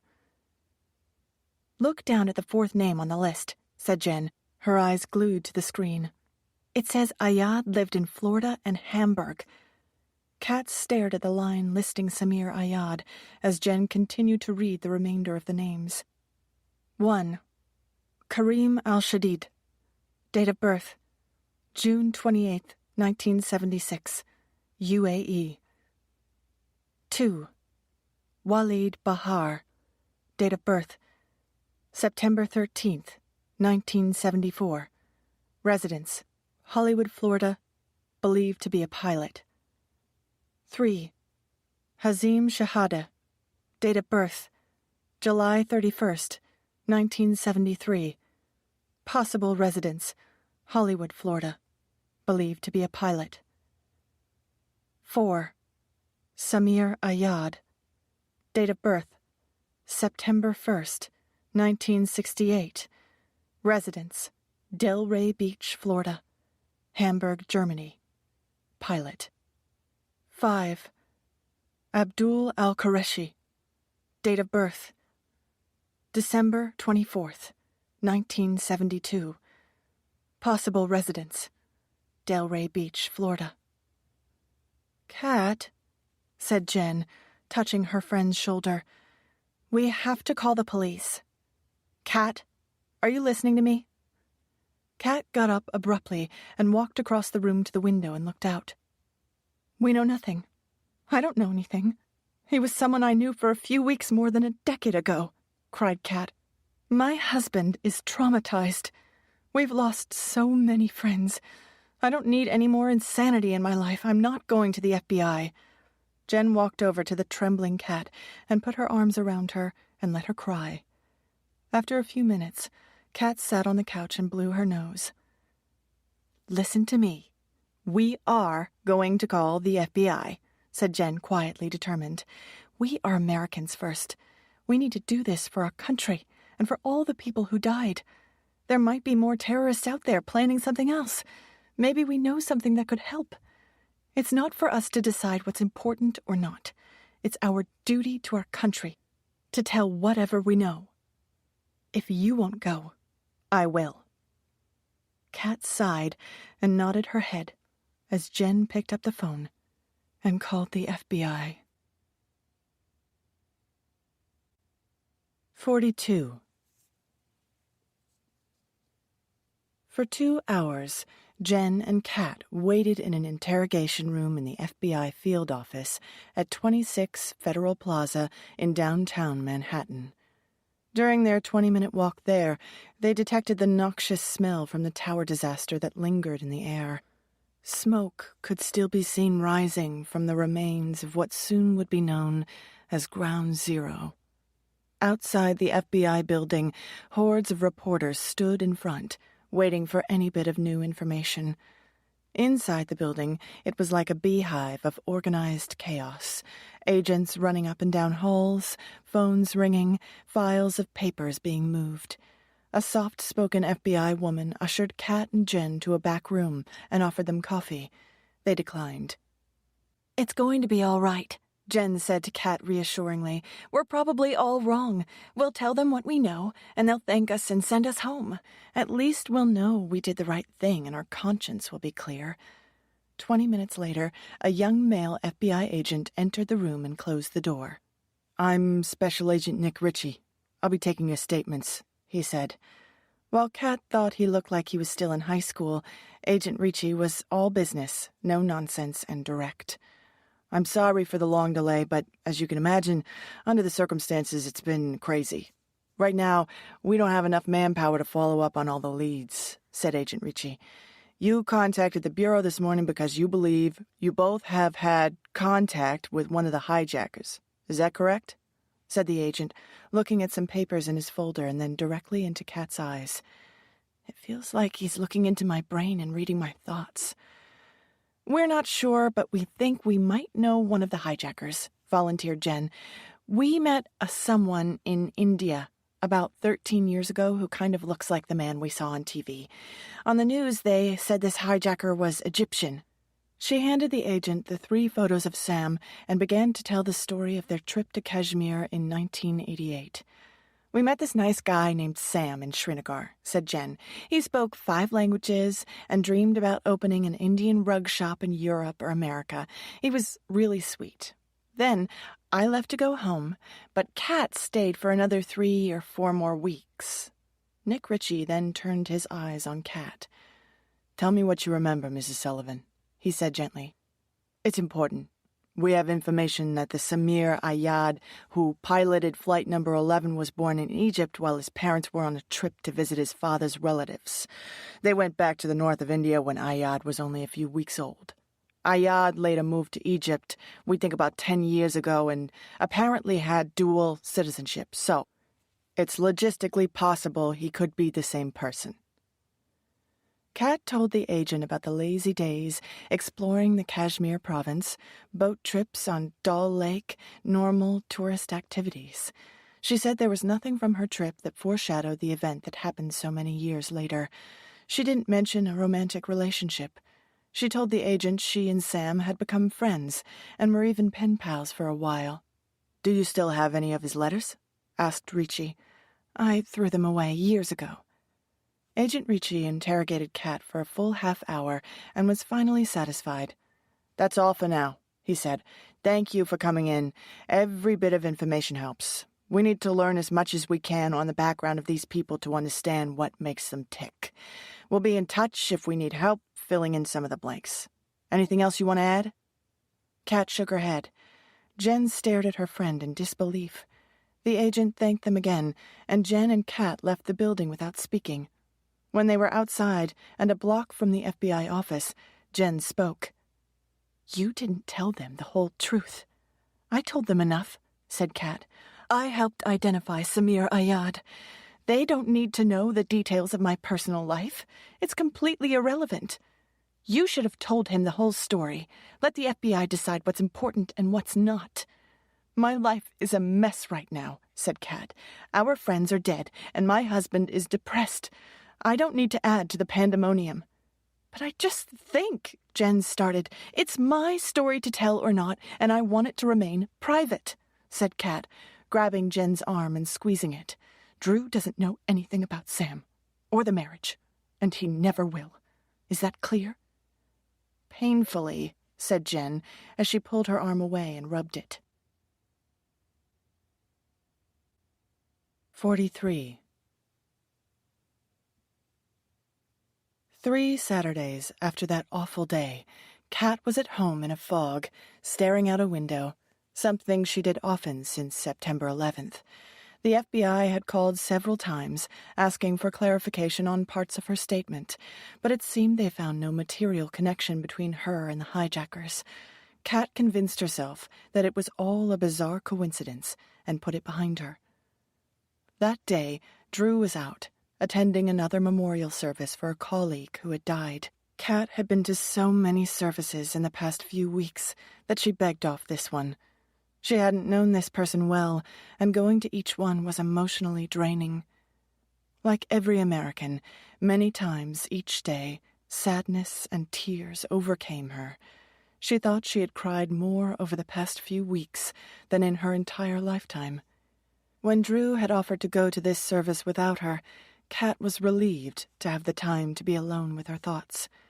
Imelda and the kids had gone to a neighborhood park, and Kat was completely by herself for the first time since September 11th. She wandered around the apartment, picking up the kids' toys and putting them in their proper place. CNN was on the TV with its endless news about planes, people, and the horror of the aftermath. A knock sounded on her front door. It was one of her neighbors from downstairs. "Hey there, Kat," he said. "I signed for a certified package for you this morning. The guy said he rang your bell, but no one answered." "Everyone is out except me. It was probably when I was in the shower." She thanked him and threw the oversized envelope on the kitchen table, not particularly interested in who it was from or what was inside.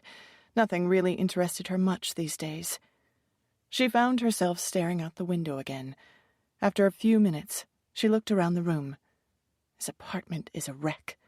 Nobody has cleaned anything since it happened. I need to create some order here so things can get back to normal. She picked up old newspapers and piles of mail, hung up clothes that had been tossed on chairs, and put away what looked like a million Legos. Wiping down the kitchen counters, the certified package on the table caught her eye. She picked up the cardboard envelope and opened it. A thin blue par avion letter with a chevron border floated onto the table. The blood rushed to her head as she stared at the familiar blue paper. With her heart pounding, she gasped for air.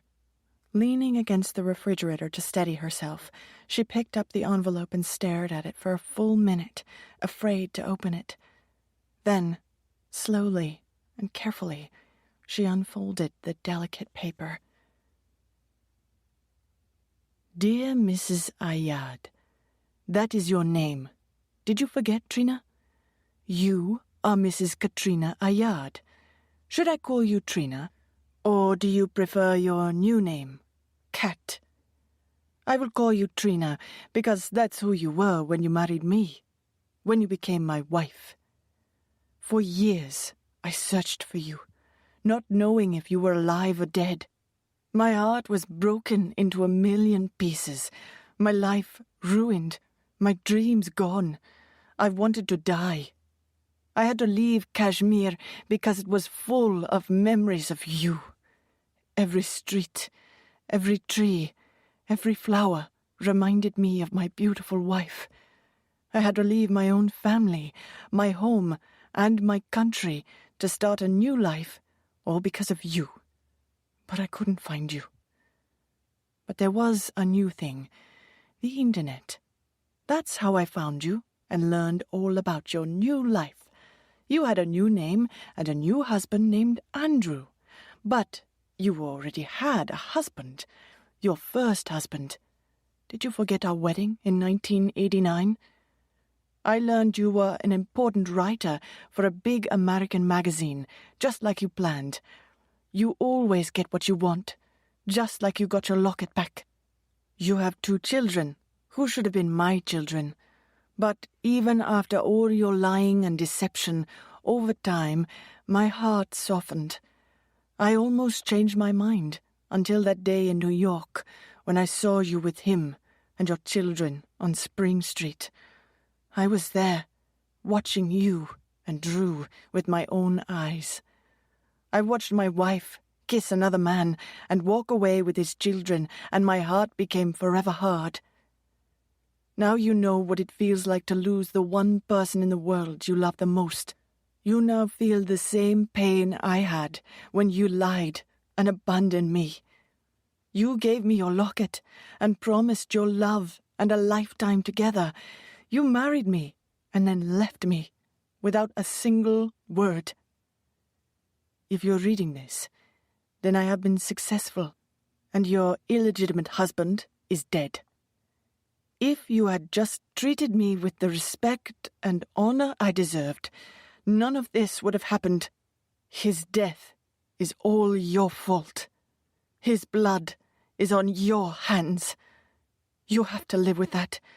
Even today, as I write this last letter, God help me, I still love you. You are my heart. Your first husband, Sam. Gripping the letter in her hand, Kat ran out of her apartment and onto the street, not knowing which way to run. She couldn't breathe and was having a panic attack. She needed air. The sky was a bleak gray, full of clouds. It looked like it was about to rain. She started to run up the street. She didn't know where she was going, but somehow she did. Clutching the blue envelope in her fist, she eventually found herself on the pedestrian walkway of the Brooklyn Bridge. She walked to the center of the bridge and stared out. A light rain had started to fall, but she didn't notice. From where she stood, she could see the still smoldering steam and smoke from the wreckage that was once the World Trade Center. She and Drew had stood in that same spot many times, him always joking that he could see his office from there. Now it was all gone. She looked at the empty hole in the skyline. The only 2 men who had ever loved her were both connected to that spot. For one final time, she read Sam's letter, her temples pulsing. Over and over she read that last line. God help me. I still love you. She took a deep breath and let the air out slowly. He couldn't have loved me. He just wanted to get to America. He used me, and I had to get my locket back. He was the liar, not me. He's the murderer. While keeping her eyes on the smoking sky, she ripped the blue letter into tiny pieces. No one will ever know about this letter. Not Drew, not Jen, not the FBI. Not anyone.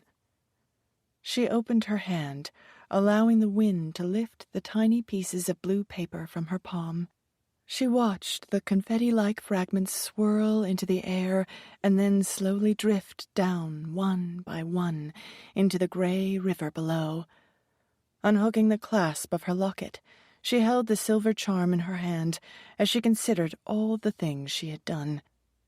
Are all those people dead because of what I did? The locket felt like it was burning a hole through her hand, and she stared down at it. She raised it over her head to hurl it into the East River and wondered if her grandmother would forgive her. After a long time on the bridge, looking at the empty sky, Kat looked around. She wasn't the only one there. Many other people were looking at the place where the 2 soaring towers had once stood. Hundreds of New Yorkers had made the same pilgrimage. Everyone staring, praying, crying. The rain was coming down harder, and Kat walked home to be with her family. When she opened her front door, Sophie and Connor ran to her. "Mommy, Mommy!" they shouted. Flinging her arms around them both, she hugged them as hard as she could. The love from her kids immediately lifted her and renewed her spirit. She clung to them, not wanting to let them go until they got antsy and wriggled away. "Imelda, I'm going to take a long, hot shower," she said as she walked into her bedroom. She turned on the shower in her bathroom. The sun had just come out and was making stripes on the wall as it streamed through the blinds. The bathroom mirror steamed up, and she wiped it with her hand so she could see her face. She looked bone-tired.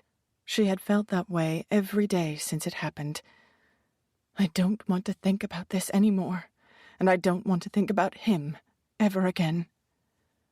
Wet and cold, she kicked her shoes off under the bed and threw her jeans into the hamper. She put her earrings in the jewelry box on the dresser. Automatically, she reached up to her neck to remove the locket when she remembered. It was gone. Walking back to the clothes hamper, she pulled out her dirty jeans, reached into the front pocket, and retrieved the silver locket and chain with a fancy clasp. She stared at the familiar charm for a moment and opened it. Inside, it said, "You are my heart." She closed it, opened her top drawer, and dropped it into her jewelry box. She had promised her grandmother she would always keep it. 44. October 20th, 2001. A little before 7 in the morning, Dave DeWitt walked out of the rain into the lobby of his Midtown office building, carrying his briefcase along with a cup of coffee and a bacon, egg, and cheese sandwich on an English muffin. Fewer people were traveling into the city since September 11th, making his morning drive from his home in New Rochelle much faster than it used to be. He was glad his commute took less time, but saddened by the reason why. Since that day, people were scared to come into New York City. It was awful. He loved his city, and ever since, everyone had been inconsolable and frightened. It was on people's faces when he passed them on the street. Entering his building, Dave stopped at the newly installed makeshift security desk in the lobby. "Morning, Mr. DeWitt," said the security guard. "Good morning," said Dave, putting his coffee and sandwich bag on the high desk so he could fish out his wallet and ID. 6 weeks ago, this same security guard, who he had seen every day for the past 12 years, would have simply waved at him as he walked by. Since September 11th, everyone had to show proper ID. He showed the guard his company card, gathered up his food and briefcase, and walked slowly to the elevator. His floor was dark and quiet when he stepped off the elevator. He turned the lights on as he moved through the halls. Except for that one eager beaver junior reporter who occasionally beat him in, Dave DeWitt was usually the first person in the office every morning. The eager beaver wasn't there today. Must have had a late night, he thought. Walking to his wing of the building, the Metro desk, Dave DeWitt reviewed all he had to do that day. He had been running Metro for the New York Post for a long time. Given that it was a New York paper and his division covered the news in the city, his department had become the most important editorial group in the company since 9/11. Washington, D.C., Pennsylvania, and New York had all been hit, but it was the Twin Towers that became the poster child for that terrible day. Dave DeWitt's Metro team had been working 24/7 ever since it happened, and he was exhausted. Turning down another hallway towards his corner office, he noticed his assistant's empty desk piled with stacks of mail and memos. She had taken a leave of absence since 9/11. Her brother was an NYC fireman who had died in the South Tower. Dave told her to take as much time as she needed. He knew a lot of people who had died in the towers since he had been covering the New York beat for over 20 years, and had done countless interviews with police and firemen during that time. And of course, he knew Father Michael Coyle. Everyone in the press knew him. Dave's eyes welled up with tears, as they had so many times over the past 6 weeks. He had interviewed and met with Father Coyle many times. The energetic priest had been a constant figure on the New York City scene, always there to lend a hand, much beloved. Dave always thought he was one of the purest souls he had ever encountered. True to form, right after the planes hit, the priest, along with hundreds of firefighters, went straight into the towers. Father Coyle had been the first identified casualty of the 9/11 attacks. A total of 343 firefighters also perished. It was a tremendous loss to the city, he thought. Dave wiped a tear from the corner of his right eye and looked over at the mess on his assistant's desk. Digging through the piles of unopened papers, he grabbed a few armfuls and brought them into his office. He had to go through the mail himself, or something important would be missed, and he couldn't afford that. A newsroom was all about timeliness. If you missed a tip, you missed the story. Missing a story couldn't happen. Not now. He prayed his assistant would be back the next week so he could focus on more important things than opening mail. Sitting at his desk, he opened his egg sandwich and took a big, satisfying bite. It tasted good, greasy and salty, exactly what he needed. He took a swig of his coffee and sifted through the mounds of papers. Internal memos on new protocols for company security, a board of directors agenda for following week, invitations to meetings at City Hall with Giuliani, invitations to more memorial services. He put those in a separate stack. He couldn't go to all of them, and would send some of his reporters to those. There was a ton of junk mail and a couple dozen FedEx envelopes containing press releases about various events around the city, all of which had to do with 9/11. Every day is gray. Everything is so different now. He opened another FedEx package and pulled out a thin, light blue Paravian envelope with a red and blue chevron border. Sam had been thorough. He left one last parting gift for his wife. Just as he had arranged for a letter to be mailed to Kat after his death, he also made sure 20 other letters would go to all the major newspapers and news organizations in the United States. Reuters, the New York Times, the Washington Post, CNN, the Wall Street Journal, and many others all received the same blue letter with a red and blue chevron border. My name is Samir Ayad. I presume you now know who I am. I was one of the pilots of the planes that hit the World Trade Center. I was the pilot who flew into the 98th floor of the North Tower. My colleagues would have done the same on the South Building as well as the Pentagon and Capitol in Washington, D.C. I wanted to tell you about my beautiful American wife, Kat Sullivan. She lives in New York City and is an editor for GQ magazine. She married me in Dharamshala, India, in 1989. We never divorced, but she still married another man and had his children. That man, Drew Sullivan, worked on the 98th floor of the World Trade Center's North Tower. In order to avenge my honor and my marriage, I flew a plane into the 98th floor so my wife would know how it feels to lose someone, to lose her heart, to watch her world disintegrate.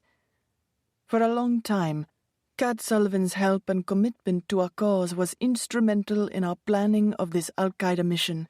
While she ultimately betrayed me personally, she deserves recognition for our success on September 11th. She deserves all the credit. We couldn't have done it without her.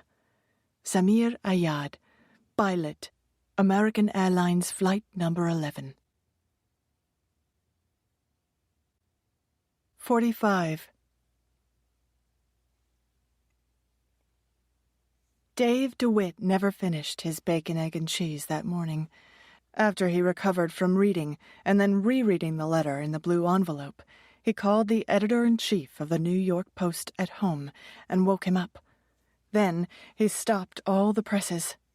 The following day, the front page of the New York Post and every American newspaper and TV news station carried a picture of Kat Sullivan with headlines like, "Ayad's New York girlfriend," 9/11 Black Widow lives in Big Apple, Ayad's wife, editor at GQ, and Bride of Terror. You could not turn on the TV or pass a newsstand without seeing Kat Sullivan's face.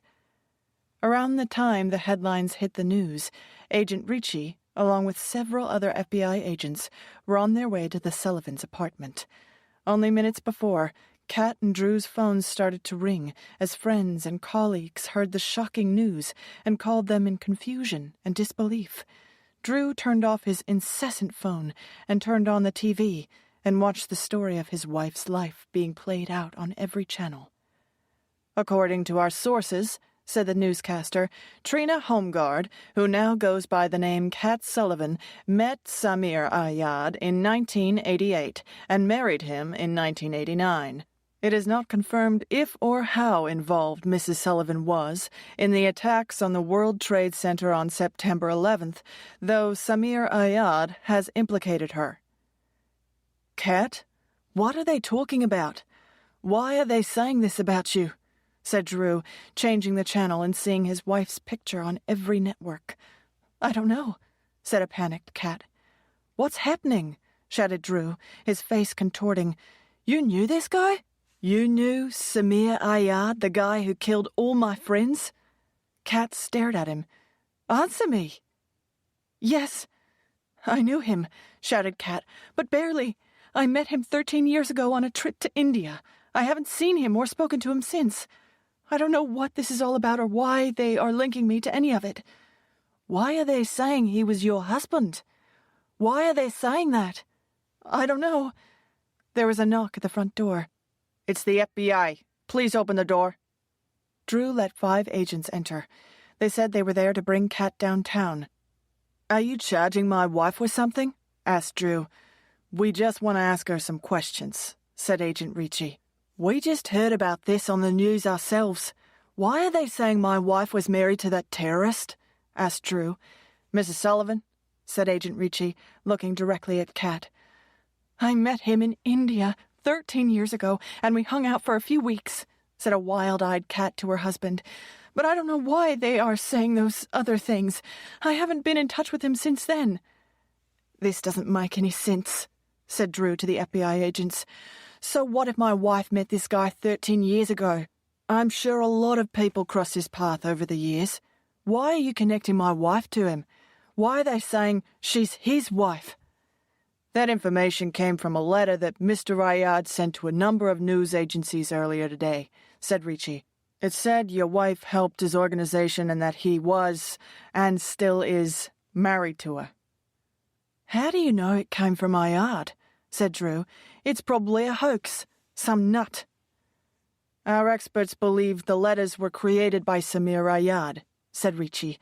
"One of the FedEx offices has footage of Ayad mailing a stack of large envelopes. They have a record of where they were mailed to. It was him. They made a positive identification." "If you haven't been in touch with this guy for 13 years, said Drew, turning to his wife, "why would he do that?" Kat shook her head, but no words came out. "Why, Kat?" He was practically a stranger. Why you? When I met him in Kashmir, we had a little vacation fling, said Kat. It was nothing. He must have been obsessed with me. Minutes later, the agents escorted Kat through the crowds of photographers already camped out in front of her building and put her into a dark windowed government limousine. They drove to the FBI offices and placed her in a large interrogation room with a female agent. The rest of the large team watched on monitors down the hall, fed from remote cameras.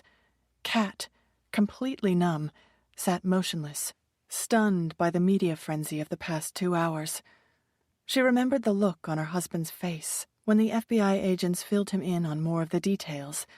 Drew's emotions had run the gamut, from desperately fearful to accusatory and angry. She had sworn to him that it was all a lie, that everything being reported on the news was false or inaccurate. Drew said a few comforting and protective things, but it was obvious he had some doubts, and even more questions. She put her head in her hands and laid her head down on the table in the interrogation room, still trying to make sense out of all that had happened. The female agent minding her leaned over and touched Kat's shoulder. I'm Special Agent Linda Mason. Are you okay? She asked Kat. Kat didn't lift her head or move at all. She couldn't. She was floating somewhere else, a prisoner in an abyss. We have a number of questions vital to national security that we need to ask you, said Agent Mason. Kat didn't respond.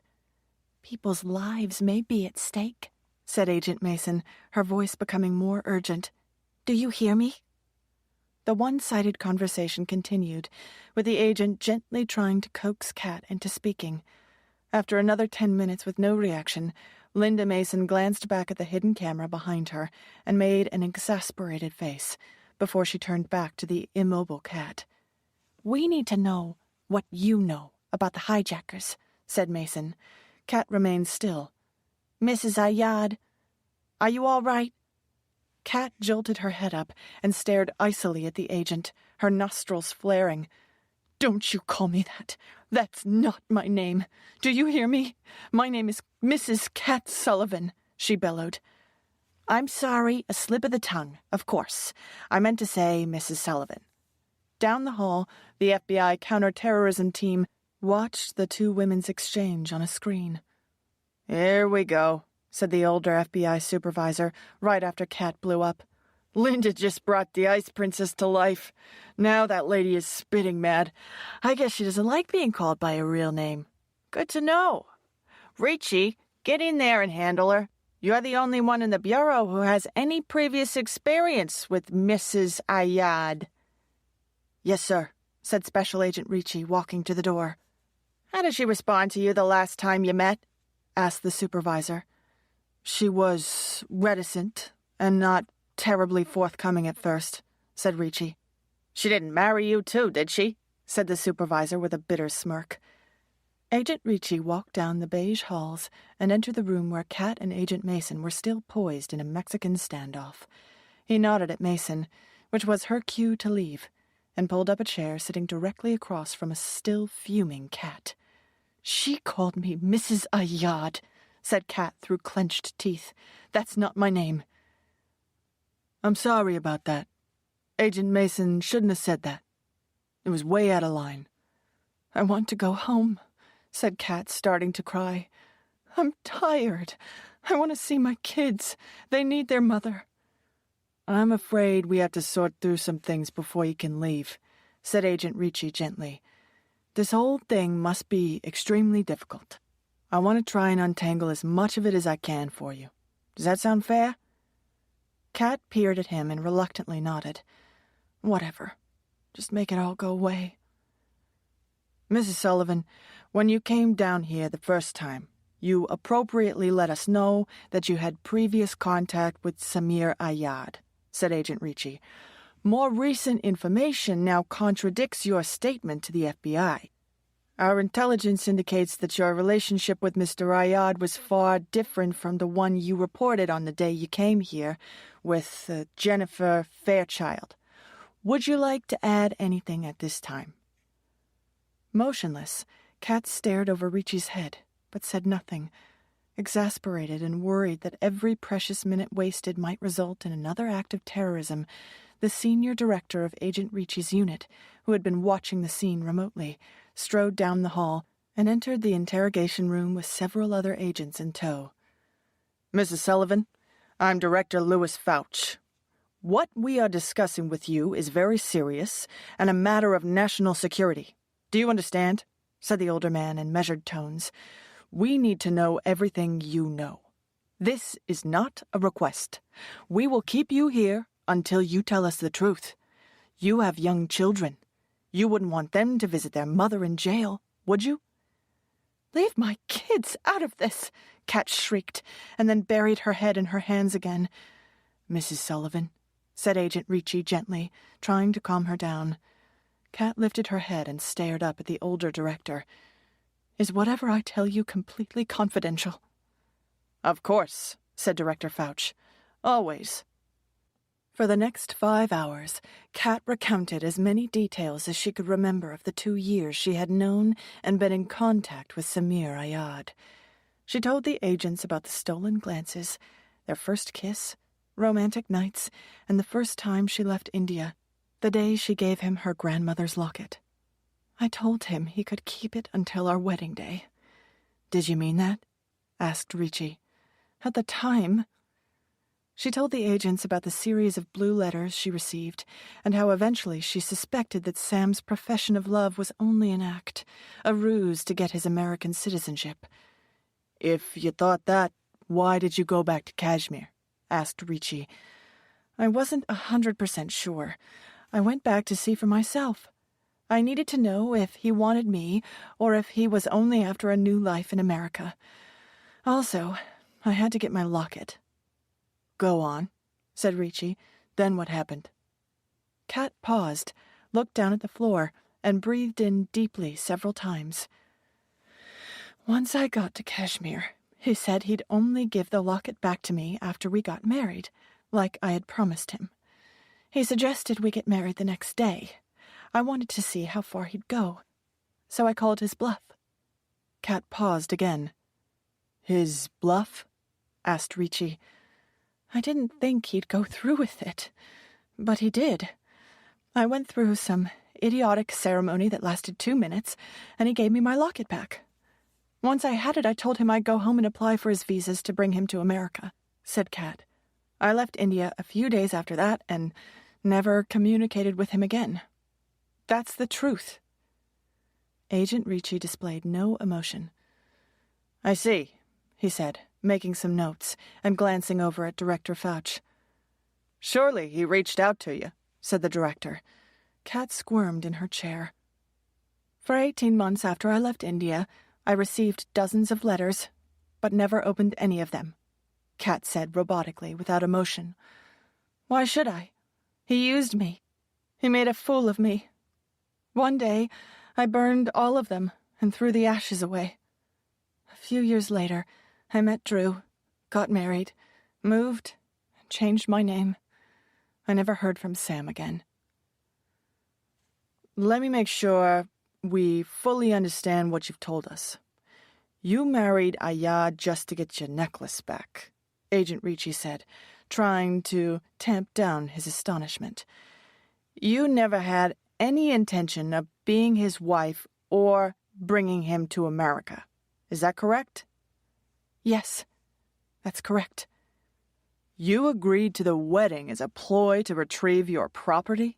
Asked Director Fouch. It was my grandmother's locket. What other choice did I have? And you maintain that you never had any further contact with Samir Ayad or anyone else he was associated with, said Director Fouch. You have never had any contact with anyone in Al-Qaeda. Of course not, said Kat quickly. Sam didn't know where I was or who I was. The last letter I received from him was 11 years ago. He only knew me by my maiden name, Trina Homeguard, and my old address in Astoria. I married Drew a long time ago. I've been Kat Sullivan for the past 8 years and live in Manhattan with my husband and kids. It is quite a coincidence that your husband, Drew, Worked on the same floor that Ayad flew his plane into. Wouldn't you say? Said Director Fouch. I don't know why he wrote those letters about me helping him in Al-Qaeda, said Kat, her voice getting louder and more agitated. I never heard of Al-Qaeda until September 11th. I never communicated with him or even thought about him, not once. And I definitely didn't talk to his friends. You've got to believe me. I don't know anything about Al-Qaeda. But you were technically still his wife, right? Asked Agent Ricci. Look, said Kat, starting to lose it. He took me to some broken-down shack in the mountains in northern India. A little man in a dirty gown said words in a language I didn't understand. Sam put a cheap ring on my finger and said we were married. How did I know if it was real? It sounds like a wedding to me, said Ricci. To me, it was a joke. He was also supposed to send me all the marriage documents. I never received anything. Maybe he didn't send them because you never wrote back? Maybe he kept them as proof. I never took him or the marriage seriously. Looks like he did, said Agent Ricci as he glanced over at Director Fouch. 46.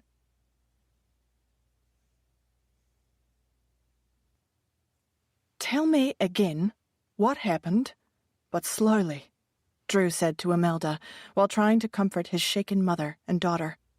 We got to the park, and the kids were on the monkey bars in the playground, when a group of photographers began snapping pictures.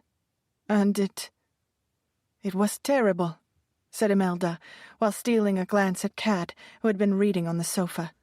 Kat was on a leave of absence from work because the FBI was still questioning her daily. Tell us. We need to know, said Kat as she stood up.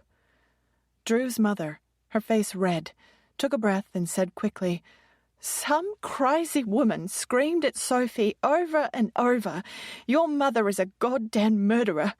When that happened, we came straight home. This had not been the first time Kat's family had been attacked.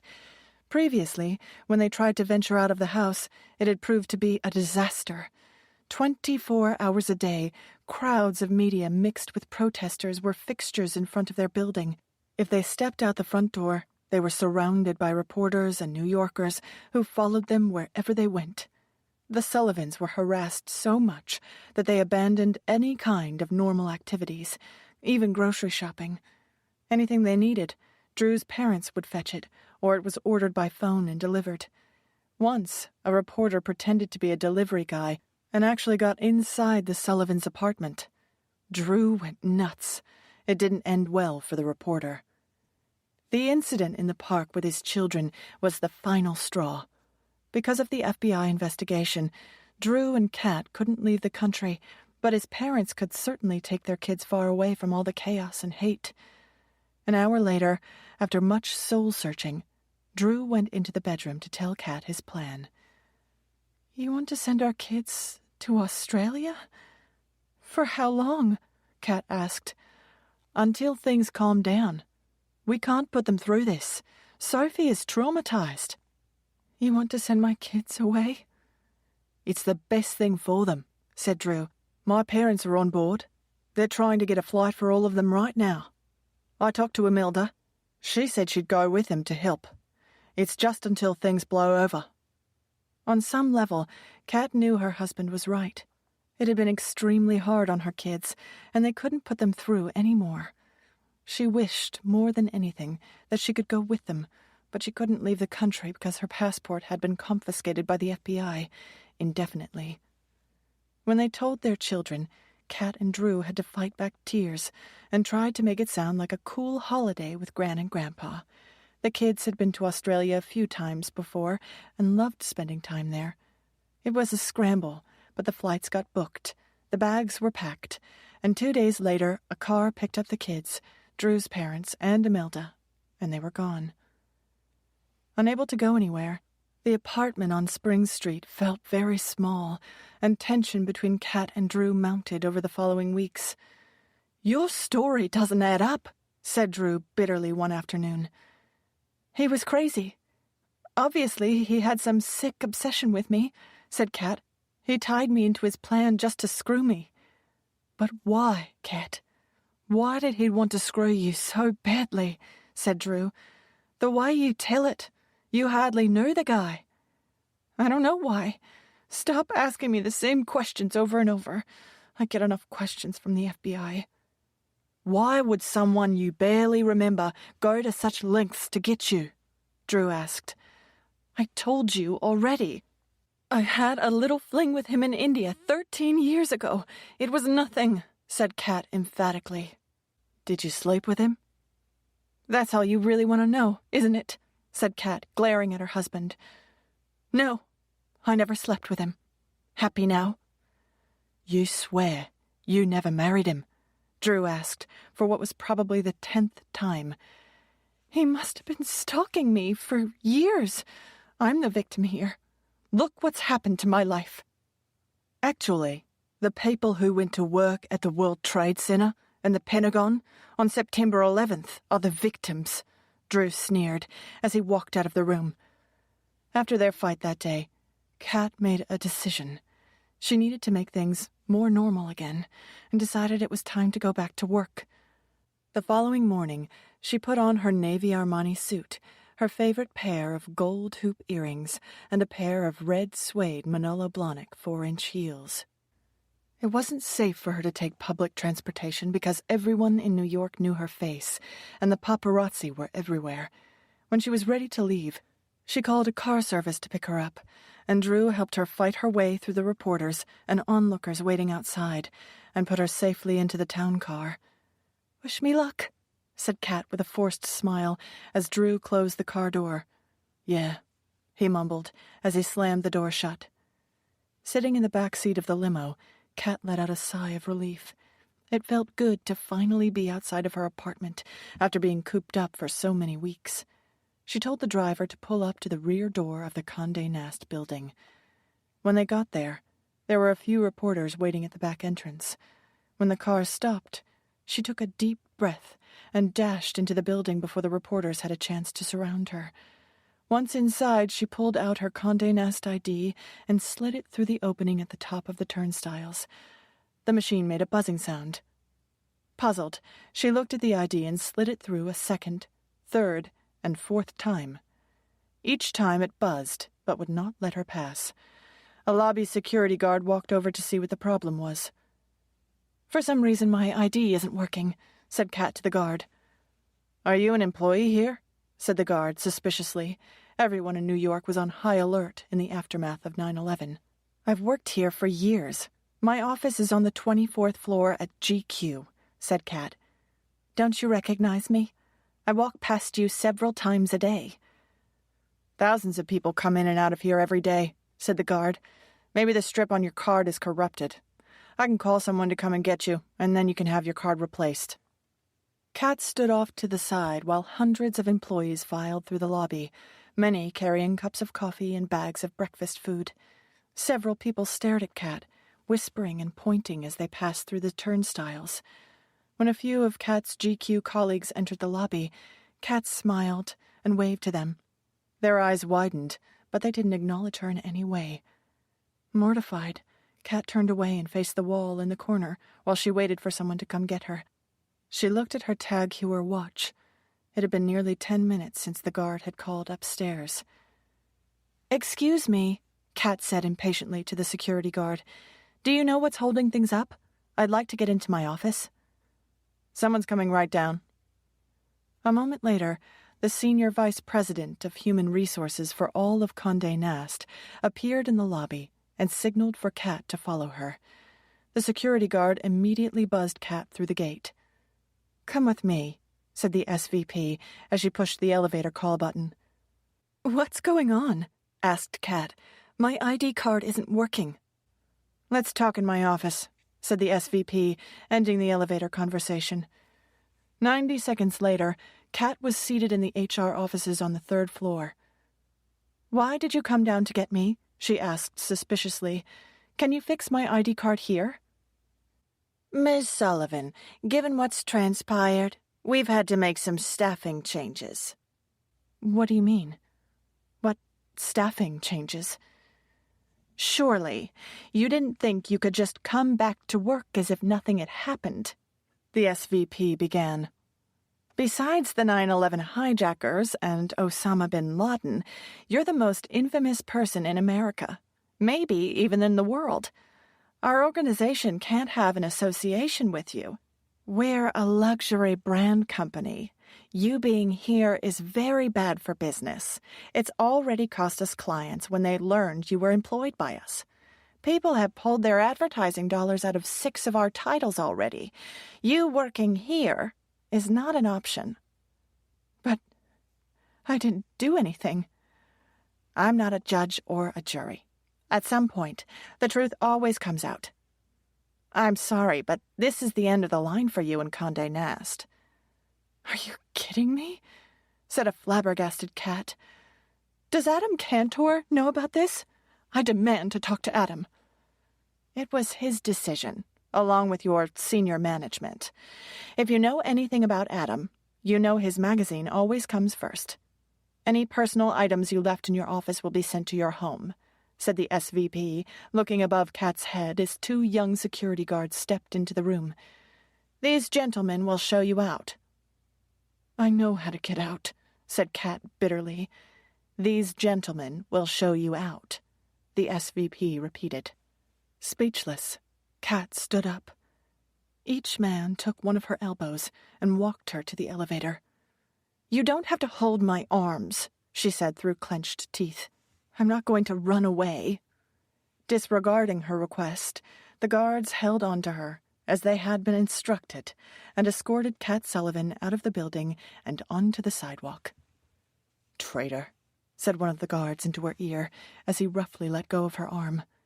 Murdering bitch, said the other.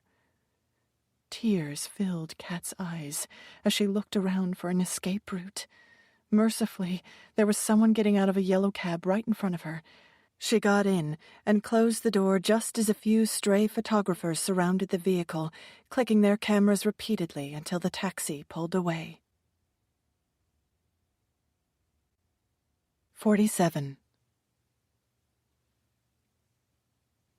I can't help you, Kat, said a managing editor friend over the phone a few days later. I shouldn't even be talking to you. Look, I hear what you're saying. That Ayad guy was a terrorist, and maybe you had nothing to do with all those people dying, but right now, you're poison. What do you mean, maybe I had nothing to do with it? Said Kat. Of course I didn't have anything to do with it. I'm sorry. No one will hire you. It will look unpatriotic. Most of Kat's friends were incredulous. A few were mildly sympathetic. More were not, and nobody trusted her. The majority of her phone calls were not returned. Those who did call her back just wanted to ask her questions about 9/11 and get the inside scoop. She even heard one of her friends was writing a tell-all about her. Most of her job search calls played out the same way. An assistant politely said they were taking her information, though Kat could tell they weren't writing anything down. She would wait for a call back, but they never came. 6 months earlier, she could have had any editorial job in New York. Executive recruiters regularly called about this company or that. Now, those same recruiters wouldn't talk to her. She called Adam Cantor several times to plead her case, but his assistant always said he was unavailable. Even her dismissal from GQ became front-page news, and Adam, who had once been her mentor, never called her back. Drew stayed busy going to church services for his friends and co-workers and visiting their families. Kat was often by herself, alone in their apartment. Her only contact with people apart from Drew was her daily inquiry from one or more branches of law enforcement. No matter how much she protested, most Americans emphatically believed that Kat Sullivan had somehow been involved with the terrorists. Conspiracy theories abounded. Life in New York had become untenable for both Sullivans. People catcalled and jeered at them whenever they went out, and reporters trailed them and relentlessly stuck microphones in their faces. A visit to the dentist caused such a stampede that her dentist, who she had been going to for 6 years, said he could no longer treat her. "Sorry, Kat," he said. "You're bad for my practice. Some of my patients have threatened to go to a new dentist." Crowds of news vans permanently camped out in front of their condo. The thirst for news about Kat Sullivan was insatiable. They put their condo on the market, and their lawyer arranged for them to rent a secluded cottage in the woods on 2 acres in southwest Connecticut. The Connecticut cottage had fencing and a gate around its perimeter to keep prying eyes and cameras out. With all of her friends abandoning her, Kat reached out to the one person she knew would always be there for her, Jen. They hadn't talked in several weeks, though Kat had left several messages. Jen hadn't called her back, which was odd. She tried Jen again and left a voicemail saying she was going to be in the city and wanted to stop by and see her. Desperate to see her friend, Kat drove into Manhattan from Connecticut and waited outside of Jen's apartment building.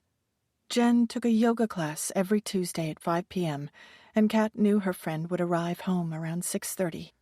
She waited in a parking spot a few doors down from Jen's building.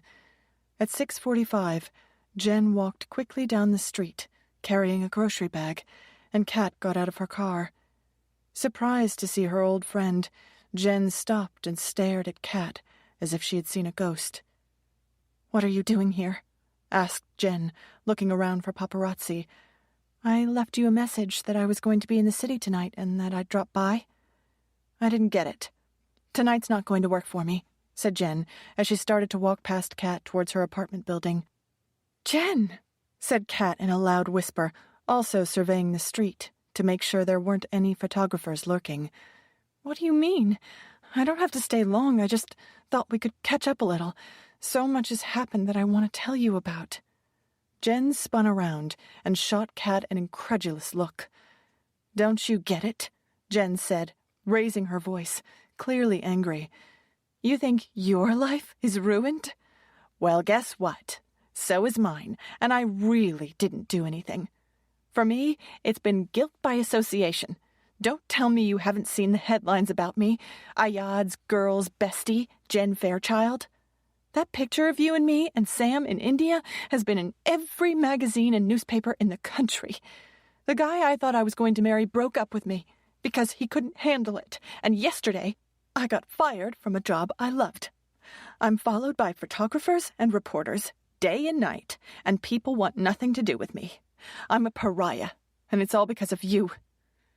"You know I had nothing to do with what happened," said Kat, moving towards her friend. "Don't come near me," Jen hissed, putting her hands in the air in a defensive stance. "You just had to get that goddamn necklace, didn't you? No matter what the cost." "I didn't know any of this would happen," said Kat. Jen shook her head with disgust and turned to go into her building. When she pulled open the front door, she gave Kat one last look. "Don't come here again," said Jen. "Don't contact me, ever. We're done." With that, she stepped inside her building, leaving an hysterical Kat crying on the street. Jen's brief friendship with Samir Ayad in Kashmir so many years before had also made her the subject of public fascination and speculation. Conspiracy theorists suggested that Jen, too, might have been involved in the attacks. The one friend Kat thought she could always rely on had turned her back on her, and the emotional pain was devastating. Drew had taken a leave of absence from his company and spent most of his time watching sports on TV or playing with Beasley out in their large wooded compound. Other than regular visits from law enforcement, the couple saw no one.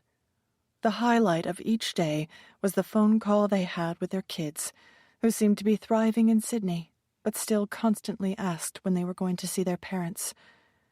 In early December, 3 months after 9/11, the FBI picked Kat up and brought her to their offices again. Agent Ricci was there and asked her what seemed to be the same questions Kat had been asked 1,000,000 times. When he was finished, he dropped a bombshell. "Mrs. Sullivan, when we first questioned you about your friendship with Samir Ayad, you had asked that your personal details regarding your relationship remain confidential," began Ricci. "However, the public is demanding to know what happened, and the Department of Justice wants there to be full transparency. What are you saying? We are going to release a full report, and in it will be information regarding your true relationship with Ayad, your marriage, and the incident with the locket. I'm sorry. It's all going to be public, said Ricci. There's nothing I can do about it. You promised me, said Kat. I told you everything you wanted to know. My husband doesn't know.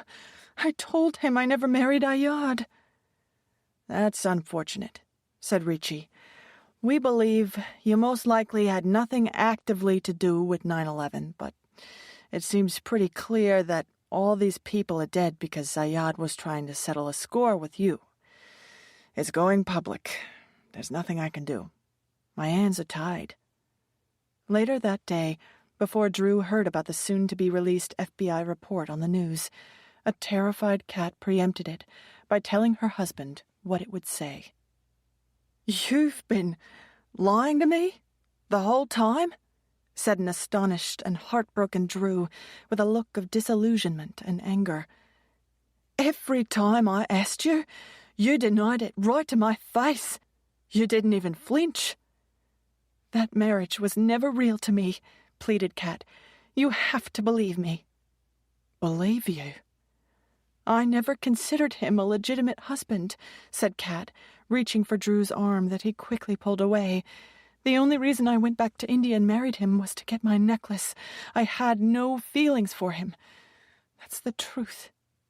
That night, they had a terrific fight that lasted for hours, and after that, conversation between them was minimal.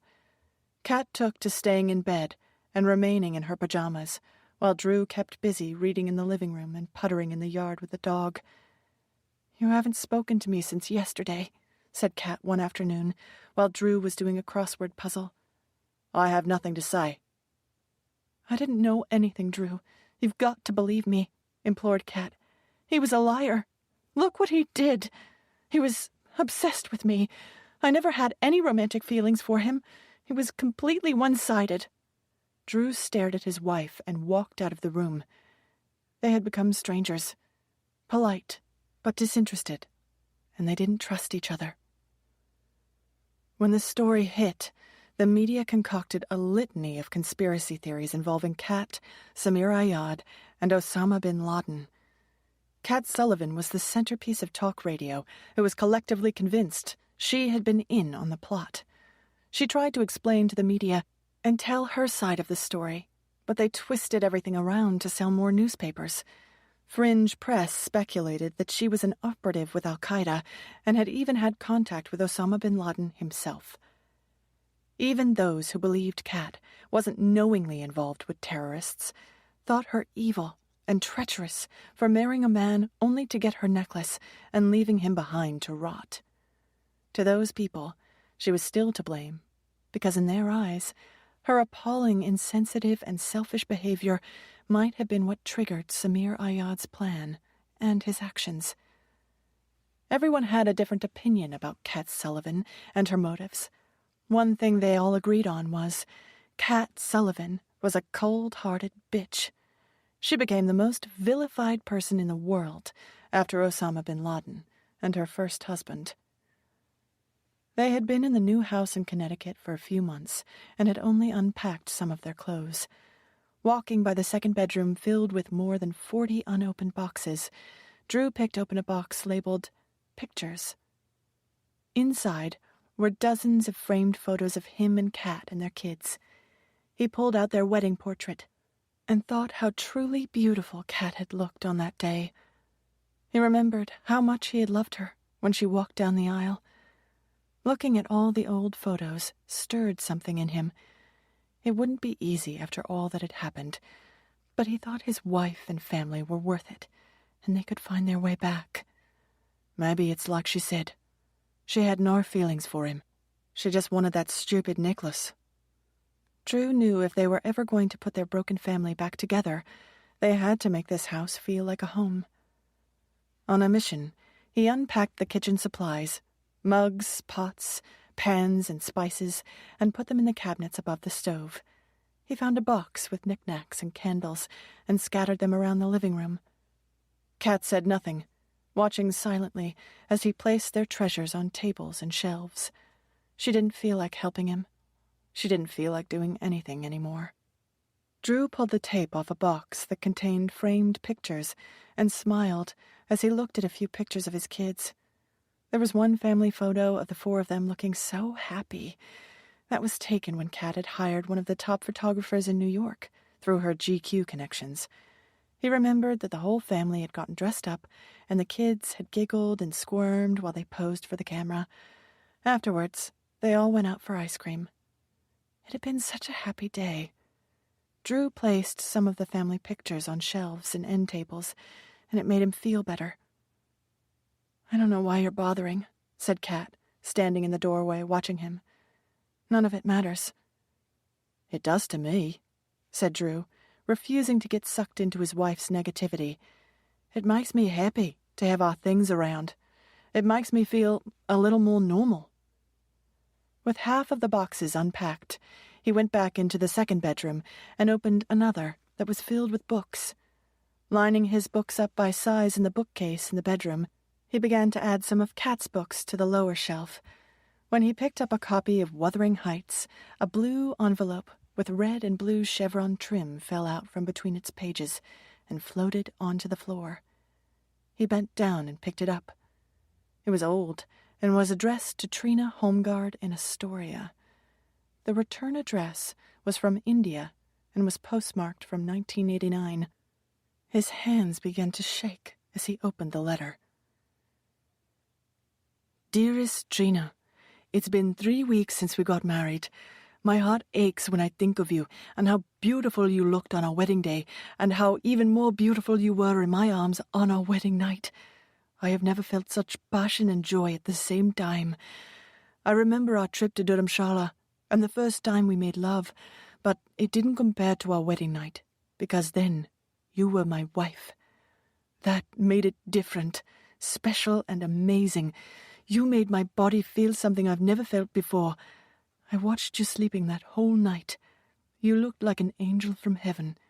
I pinch myself every day because I still cannot believe I am your husband and will soon join you in New York. We are going to have an incredible life, my love. One day soon, we'll have the family we talked about. I miss you so much, Trina. Always know I will love you forever, because..." Drew didn't finish reading the letter because his head felt like it was on fire. She said a yard meant nothing to her, that she barely knew him, that she only wanted to get her necklace. She told the FBI she burned all of his letters. What other lies did she tell? He walked deliberately into the living room with the blue envelope clenched tightly in his fist. He stared silently at Kat until she looked up at him, his face bright red and snarled into a mask of hatred. Startled by his demeanor, Kat was confused until she saw the blue envelope in his hand. "Because of you, all my friends are dead," shouted Drew. "You're a liar. You married me when you were already married to someone else." "I told you, it wasn't a real wedding," screamed Kat. "I barely knew him."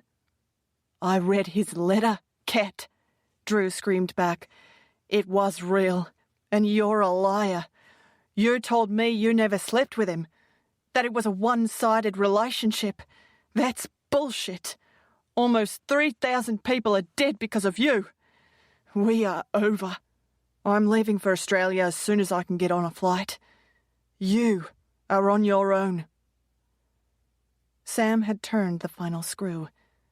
That night, Drew moved his things out, and 2 days later, he was on a flight to Australia to be with his kids. Kat's perfect marriage and perfect life were gone. All that was left was Beasley, and she hugged the little dog close to her. Despite his anger, Drew was financially generous to Kat. She got their condo in New York, and any proceeds that she received from selling it were all hers. The following year, she sold the apartment for a good amount and used that money to live on. To conserve her funds, Because she was still unable to find employment, she moved to a small one-bedroom apartment in her old neighborhood in Astoria. She colored her hair a dark brown, cut it short, added bangs, and wore thick eyeglass frames to alter her appearance. The only work she could secure were minimum-wage jobs. For years, she worked as a cashier at a diner and swept the floors at a hair salon. When her kids were young, Kat called them once a week. As they grew older, they grew impatient with their mother, who had very little to say. More than anything, they didn't understand why she wouldn't see them. "But why, Mum?" pleaded 11-year-old Sophie, who now had an Australian accent. "Why don't you come visit us? You could come for Christmas, couldn't you, Dad?" Her father, who always sat in the room when the kids were on the speakerphone with their mother, attempted to change the subject. "Your mum is very busy right now. Might be another time." "You never will see us, will you, Mum?" said Connor. "You send us cards and letters and little gifts, but you're not like a real mum. Real mums spend time with their kids." The truth was that Kat was never given back her passport and was unable to leave the country as the investigation into 9/11 continued. She and Drew agreed on one thing. They were both adamant that their kids not set foot in the United States. They believed it would only result in a horrible media fiasco. By the time Sophie and Connor were in their teens, they only spoke to their mother twice a year. She called each of them on their birthdays and every Christmas Eve. Over the years, the calls became shorter, with neither side feeling very good when they were over. Time and distance had made them all virtual strangers. As the years passed, public interest in Kat Sullivan waned as the country healed and put 9/11 behind them. She sold her jewelry, including the diamond engagement ring that Drew had bought for her. Combined with the money she made on the condo and what little she earned at the diner, she scraped together enough to live on. Not long after her last painful conversation with her old friend Jen, her former best friend left New York and moved to a small town in rural Oregon and changed her name. The two women never spoke or saw each other again. Every Tuesday, rain or shine, Kat took the subway into Manhattan.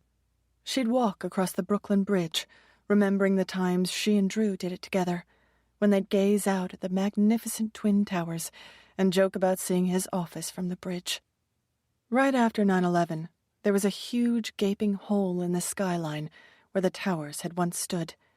For a while, the city projected two lights the size and width of the towers in its place, as a tribute to the lives lost. In 2006, the new Freedom Tower construction began, and finally, the new World Trade Center opened in 2014, defiantly filling the empty space in the sky, as if to say, "You will not beat us. We will only come back stronger." As an odd coincidence, Kat's old company, Condé Nast, was one of the first new tenants in the Freedom Tower. 5 years later at dusk, on the evening of September 11th, 2019, Kat Sullivan, wearing her silver locket, walked onto the Brooklyn Bridge and looked out at the gleaming, glorious Freedom Tower in the distance. She walked halfway across the bridge to a maintenance walkway. Waiting until it was fully dark, she grabbed the railing with both hands. With 2 wide steps, she climbed onto the safety ramp, took one last look at the shiny new tower, and then dove, head first over the railing, into the dark, murky water below. Katrina Homeguard Ayad Sullivan, along with her wretched locket, sank to the bottom of the river. No one even saw her jump. No one knew she was gone until 3 days later, when her blue, swollen body was found floating near the shore in Brooklyn. The silver locket with the fancy clasp was never found. On September 11th, 2001, America was attacked. 2,977 people died, and the world was forever changed. The end.